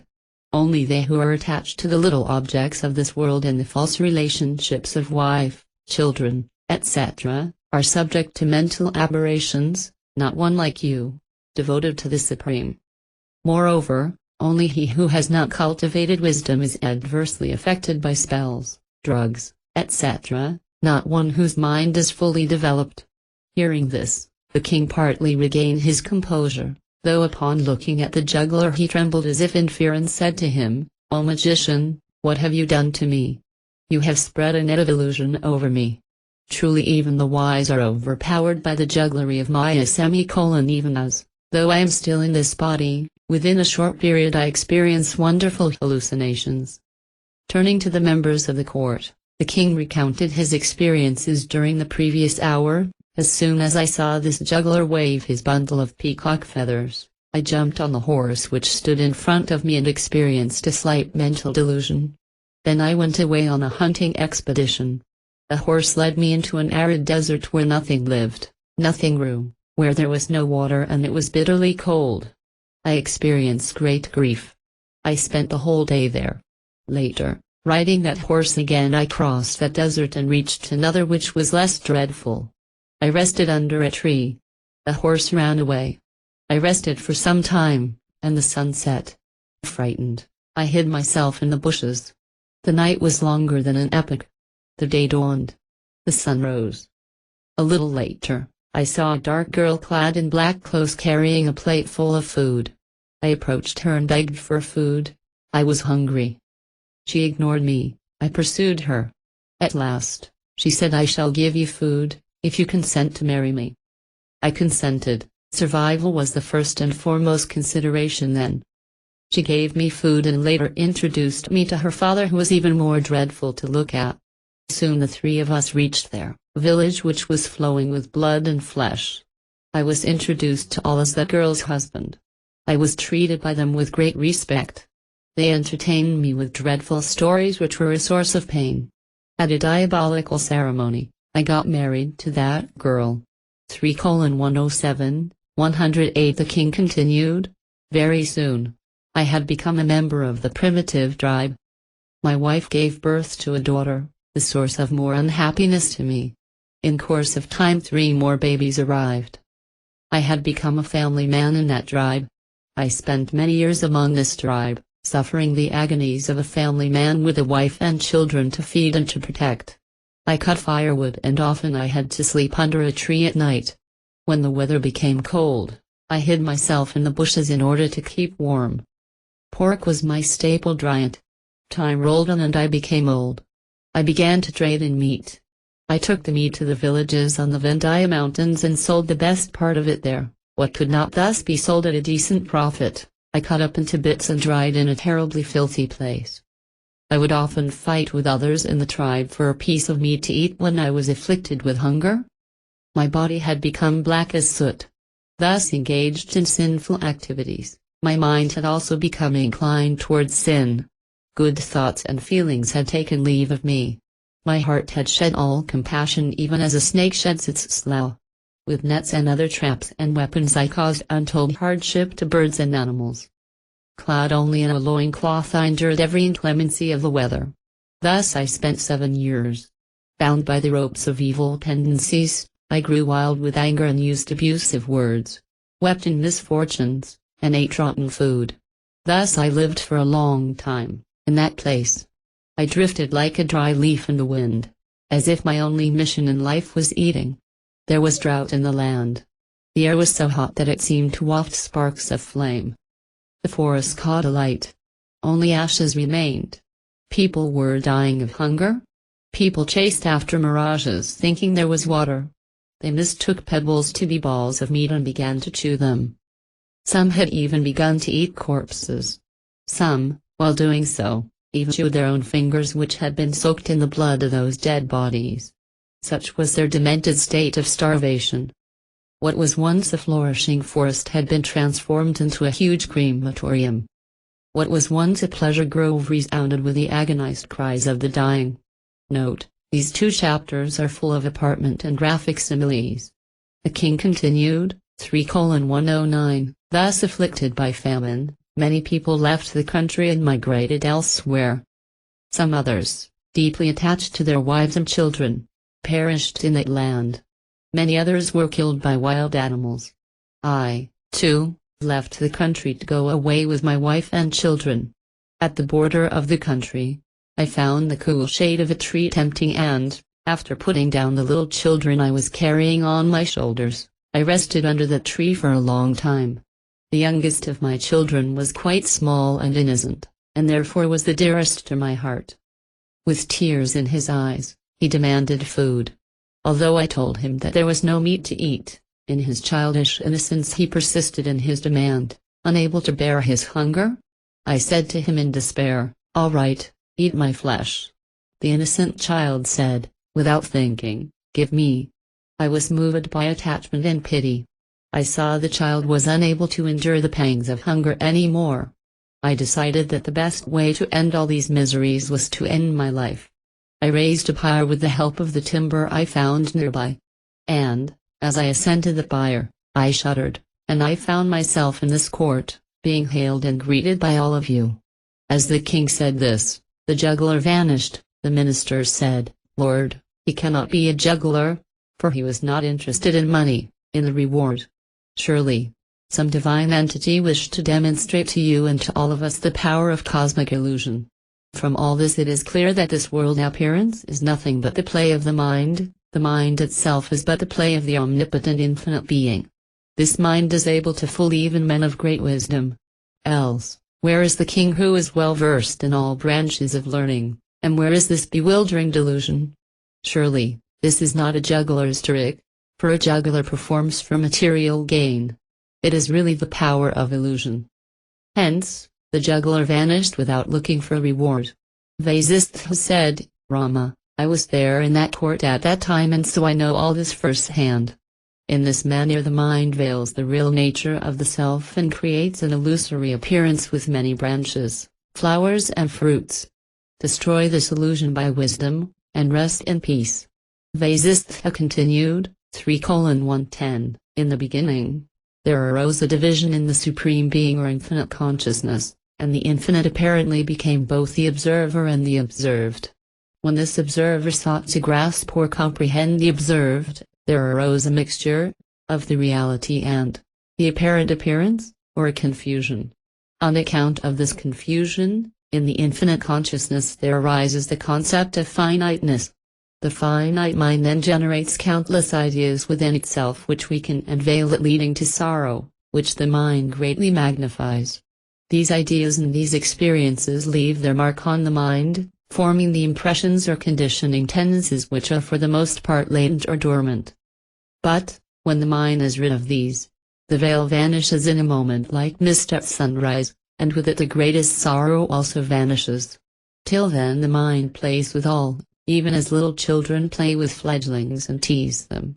The impure mind sees a ghost where there is just a post, and pollutes all relationships, creating suspicion among friends and making enemies of them, even as a drunken man sees that the world is revolving around him.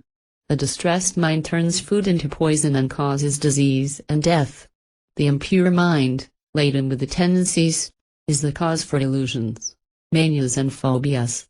One should strive to uproot these and discard them. What is man but the mind?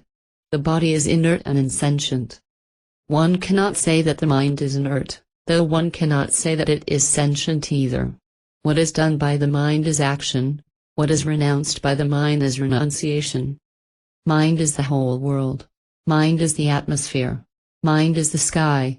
Mind is earth. Mind is wind, and mind is great. Only he whose mind is foolish is called a fool, when the body loses its intelligence, for example.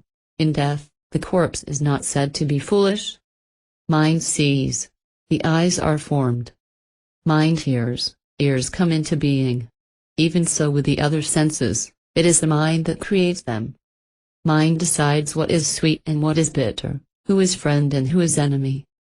Mind decides the length of time. The king Ravana experienced a period of less than an hour as if it extended to a lifetime. Mind decides what is heaven and what is hell. Hence, if this mind is mastered, everything is mastered, including the senses. Vasishtha continued, what is more mysterious, Rama, than that the mind is able to veil the omnipresent, pure, eternal and infinite consciousness, making you confuse it with this inert physical body. The mind itself appears as wind in the moving element, luster in the lustrous, solidity in earth and void in the space. If the mind is elsewhere, the taste of food that is being eaten is not really experienced.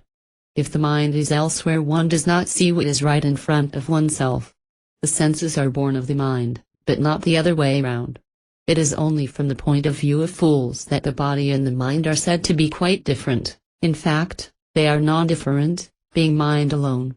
Salutations to those sages who have actually realized this truth. The sage who has realized this is not disturbed even if the body is embraced by a woman. To him it is like a piece of wood coming into contact with the body. Even if his arms are cut off, he does not experience it. He is able to convert all sorrow into bliss. If the mind is elsewhere, even if you hear an interesting story, you do not hear anything at all. Just as an actor is able to portray in himself the character of different personalities, the mind is able to create different states of consciousness like waking and dreaming. How mysterious is the mind which is able to make the king Ravana feel that he is a primitive tribesman. The mind experiences what it itself constructs. The mind is nothing but what has been put together by thought. Knowing this, do as you please. It is the mind indeed that, on account of persistent thinking. Thinks that it is born, that it dies. And though it has no form, thinks that it is a jiva with a body etc. On account of thoughts alone does it acquire a nationality, and enjoys or suffers pleasure and pain, all of which are in the mind like oil in a seed. He who does not allow his mind to roam in objects of pleasure is able to master it. Even as one who is bound to a pillar does not move, the mind of a noble man does not move from the reality. He alone is a human being. The others are worms. He attains to the Supreme Being by constant meditation. Vasishtha continued, 3:111. Victory over this goblin known as mind is gained when, with the aid of one's own self-effort, one attains self-knowledge and abandons the craving for what the mind desires as pleasure. This can easily be achieved without any effort at all, even as a child's attention can be easily diverted, by the cultivation of the proper attitude. Woe unto him who is unable to give up cravings, for this is the sole means to one's ultimate good. By intense self-effort it is possible to gain victory over the mind, and then without the least effort the individualized consciousness is absorbed in the infinite consciousness when its individuality is broken through. This is easy and is easily accomplished. They who are unable to do this are indeed vultures in human form. There is no other path to one's salvation except control over one's mind, which means resolute effort to abandon cravings in the mind.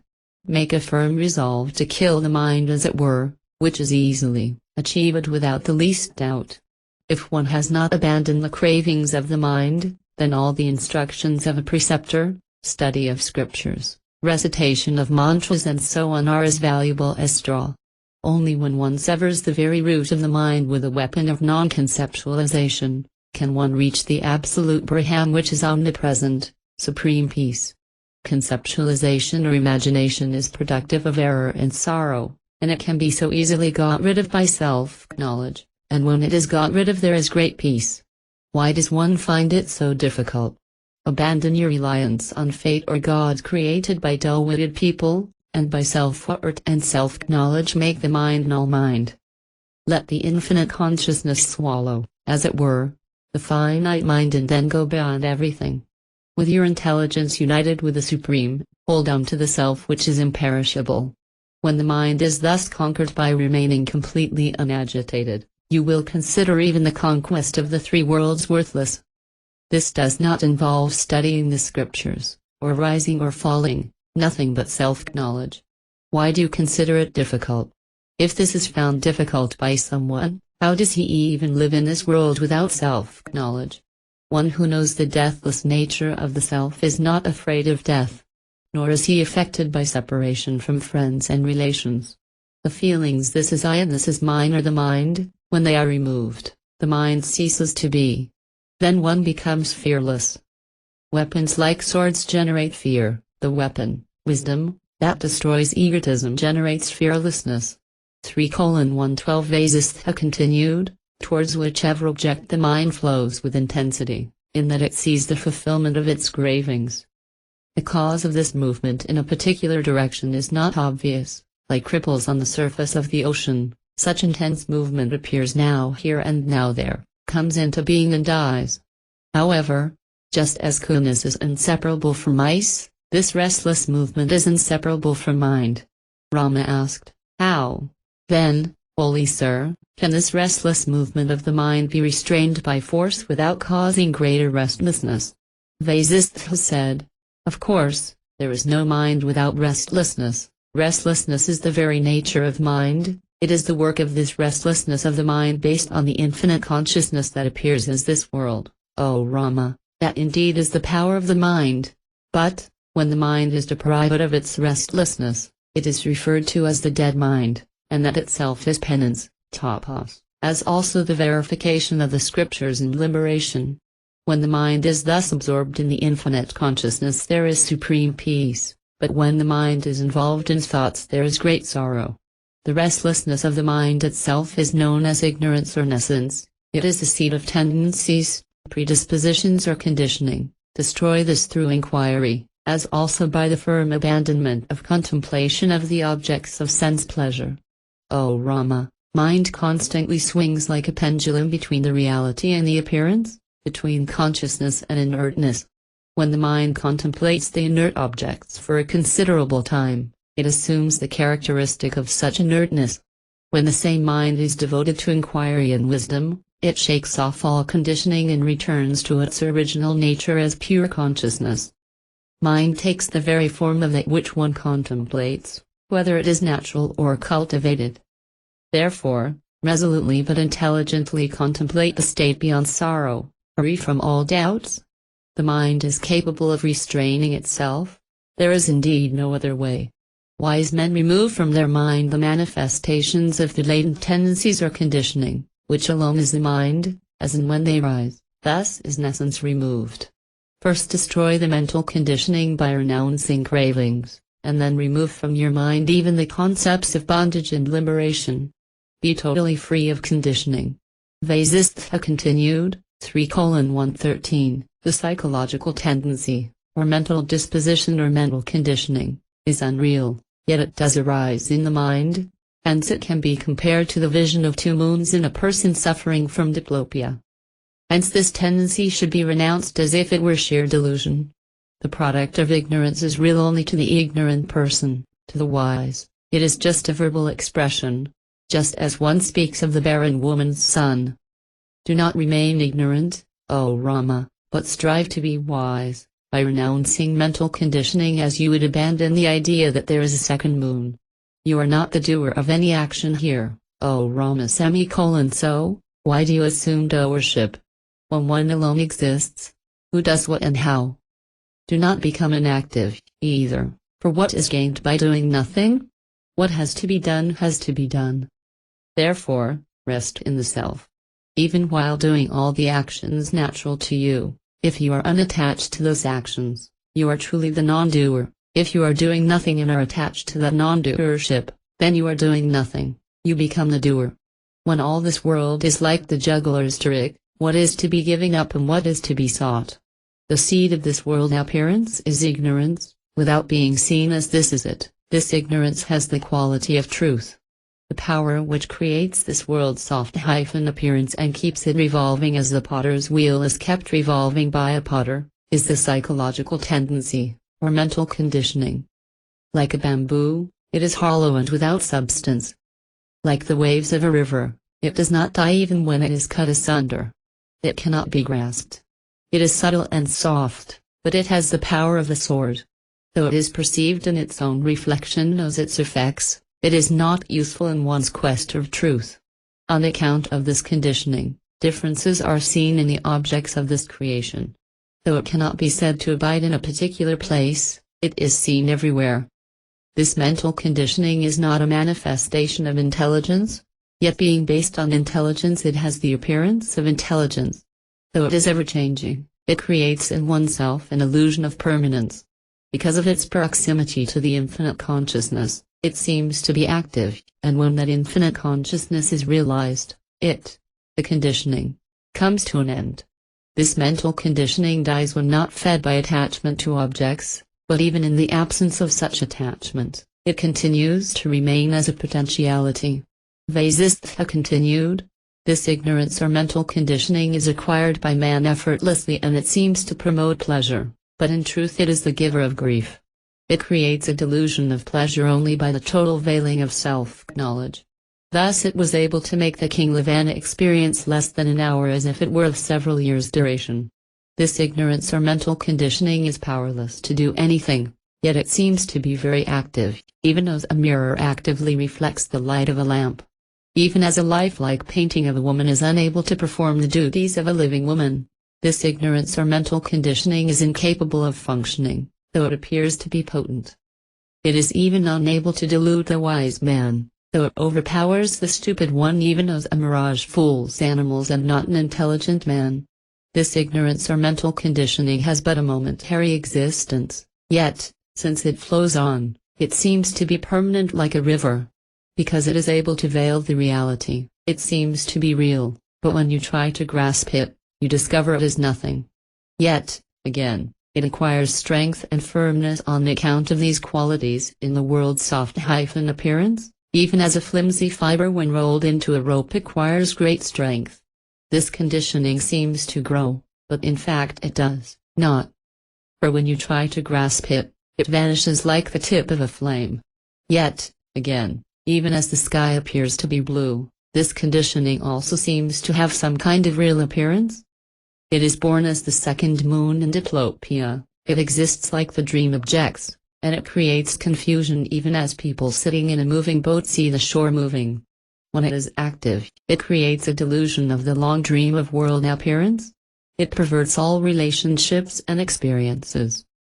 It is this ignorance or mental conditioning that is responsible for the creation and perception of duality, and of division and the consequent confusion of perception and experience. When this ignorance or mental conditioning is mastered by becoming aware of its unreality, mind ceases to be, even as when the water ceases to flow, the river dries up. Rama asked, on the other hand, holy sir, the river seen in the mirage does not come to an end. How astonishing it is that this ignorance had blinded the whole world. This ignorance or mental conditioning thrives on the twin forces of desire and hate. Pray, tell me of the best way to ensure that this ignorance or mental conditioning may not arise at all. Rama asked, 3:114, holy sir, also tell me how this dreadful darkness of ignorance disappears. Vasishtha said, O Rama, even as darkness disappears on turning towards light, ignorance disappears if you turn towards the light of the self.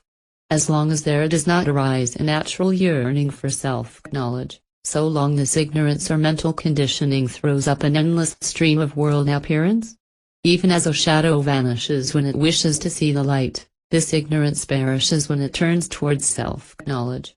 Rama, it is desire that is ignorance or mental conditioning, and the coming to an end of desire is liberation. This happens when there is no movement of thought in the mind. Rama asked, O sage, you have said that when ignorance ceases to be, there is self-knowledge. What is the self, Atman? Vasishtha replied, O Rama, from Brahma the creator down to the blade of grass, all this is nothing but the self. Ignorance is non-existent unreality. There is no second thing here known as the mind. In that self itself, the veil, that is also of itself, floats, creating the polarization of subject-object, and the infinite consciousness itself is then known as the mind. This veil is an idea, an intention or a thought in that infinite consciousness. Mind is born of this idea or thought, and mind has to vanish with the help of an idea or thought, that is, by the coming to an end of the idea or thought. The firm conviction that I am not the absolute Brahman binds the mind, and the mind is liberated by the firm conviction that everything is the absolute Brahman. Ideas and thoughts are bondage, and their coming to an end is liberation. Therefore, be free of them and do whatever has to be done spontaneously. Even as thought or idea sees blueness in the sky, the mind sees the world as real. There is no blueness in the sky. The inability of the sense of sight to see beyond a certain limit appears as blueness. Even so, it is only the limitation of thought that perceives the world appearance. This world appearance is delusion, O Rama. It is better not to let the very thought of it arise again in the mind. By thinking I am lost one comes to grief, and by thinking I am alert one goes towards bliss. Vasishtha continued, when the mind continually dwells on deluded or stupid ideas it becomes deluded, and when the mind continually dwells on enlightened and magnanimous ideas it is enlightened. When the thought of ignorance is sustained in the mind, ignorance is firmly established. But, when the self is realized, this ignorance is dissolved. Moreover, whatever the mind seeks to attain, that the senses strive for with all their energy. Therefore, he who does not let his mind dwell on such thoughts and ideas, by striving to be conscious of the self, enjoys peace. That which was not in the beginning does not exist even now. That which was and therefore is now, is the absolute Brahman. Contemplation of this bestows peace, for that Brahman is peace. One should not contemplate anything else at any time and in any manner anywhere. One should uproot the very hope of enjoyment with one's utmost strength, and using one's utmost intelligence. Ignorance alone is the cause of old age and death. Hopes and attachments seem to ramify on account of the mental conditioning which is ignorance. This ramification takes the form of ideas like this is my wealth, these are my sons, etc. in this empty physical body. Where is it that is called I? In truth, O Rama, I, mine etc., have no existence at all. The One Self alone is the truth at all times. It is only in a state of ignorance that one sees a snake in the rope, not in an enlightened state. Even so, to the enlightened vision, only the infinite consciousness exists, not else. O Rama, do not become an ignorant man, become a sage. Destroy the mental conditioning that gives rise to this world appearance. Why do you, like an ignorant man, consider this body as yourself and feel miserable? Though the body and the self appear to exist together, they are not inseparable. When the body dies, the self does not die. Is it not a great wonder, O Rama, that people forget the truth that the absolute Brahman alone is, and are convinced of the existence of the unreal and non-existent ignorance? Rama, do not let the foolish idea of the existence of ignorance take root in you, for if the consciousness is thus polluted, it invites endless suffering. Though it is unreal, it can cause real suffering. It is on account of ignorance that illusions like a mirage exist, and one sees various visions and hallucinations, like flying in the air and flying in space, and one experiences heaven and hell. Therefore, O Rama, give up mental conditioning which alone is responsible for the perception of duality, and remain totally unconditioned. Then, you will attain incomparable preeminence over all. After a few minutes of deep contemplation, Rama asked, 3:115, Holy Sage, it is indeed incredible that this non-existent essence creates such an illusion that this non-existent world appears to be very real. Pray explain to me further how this is possible.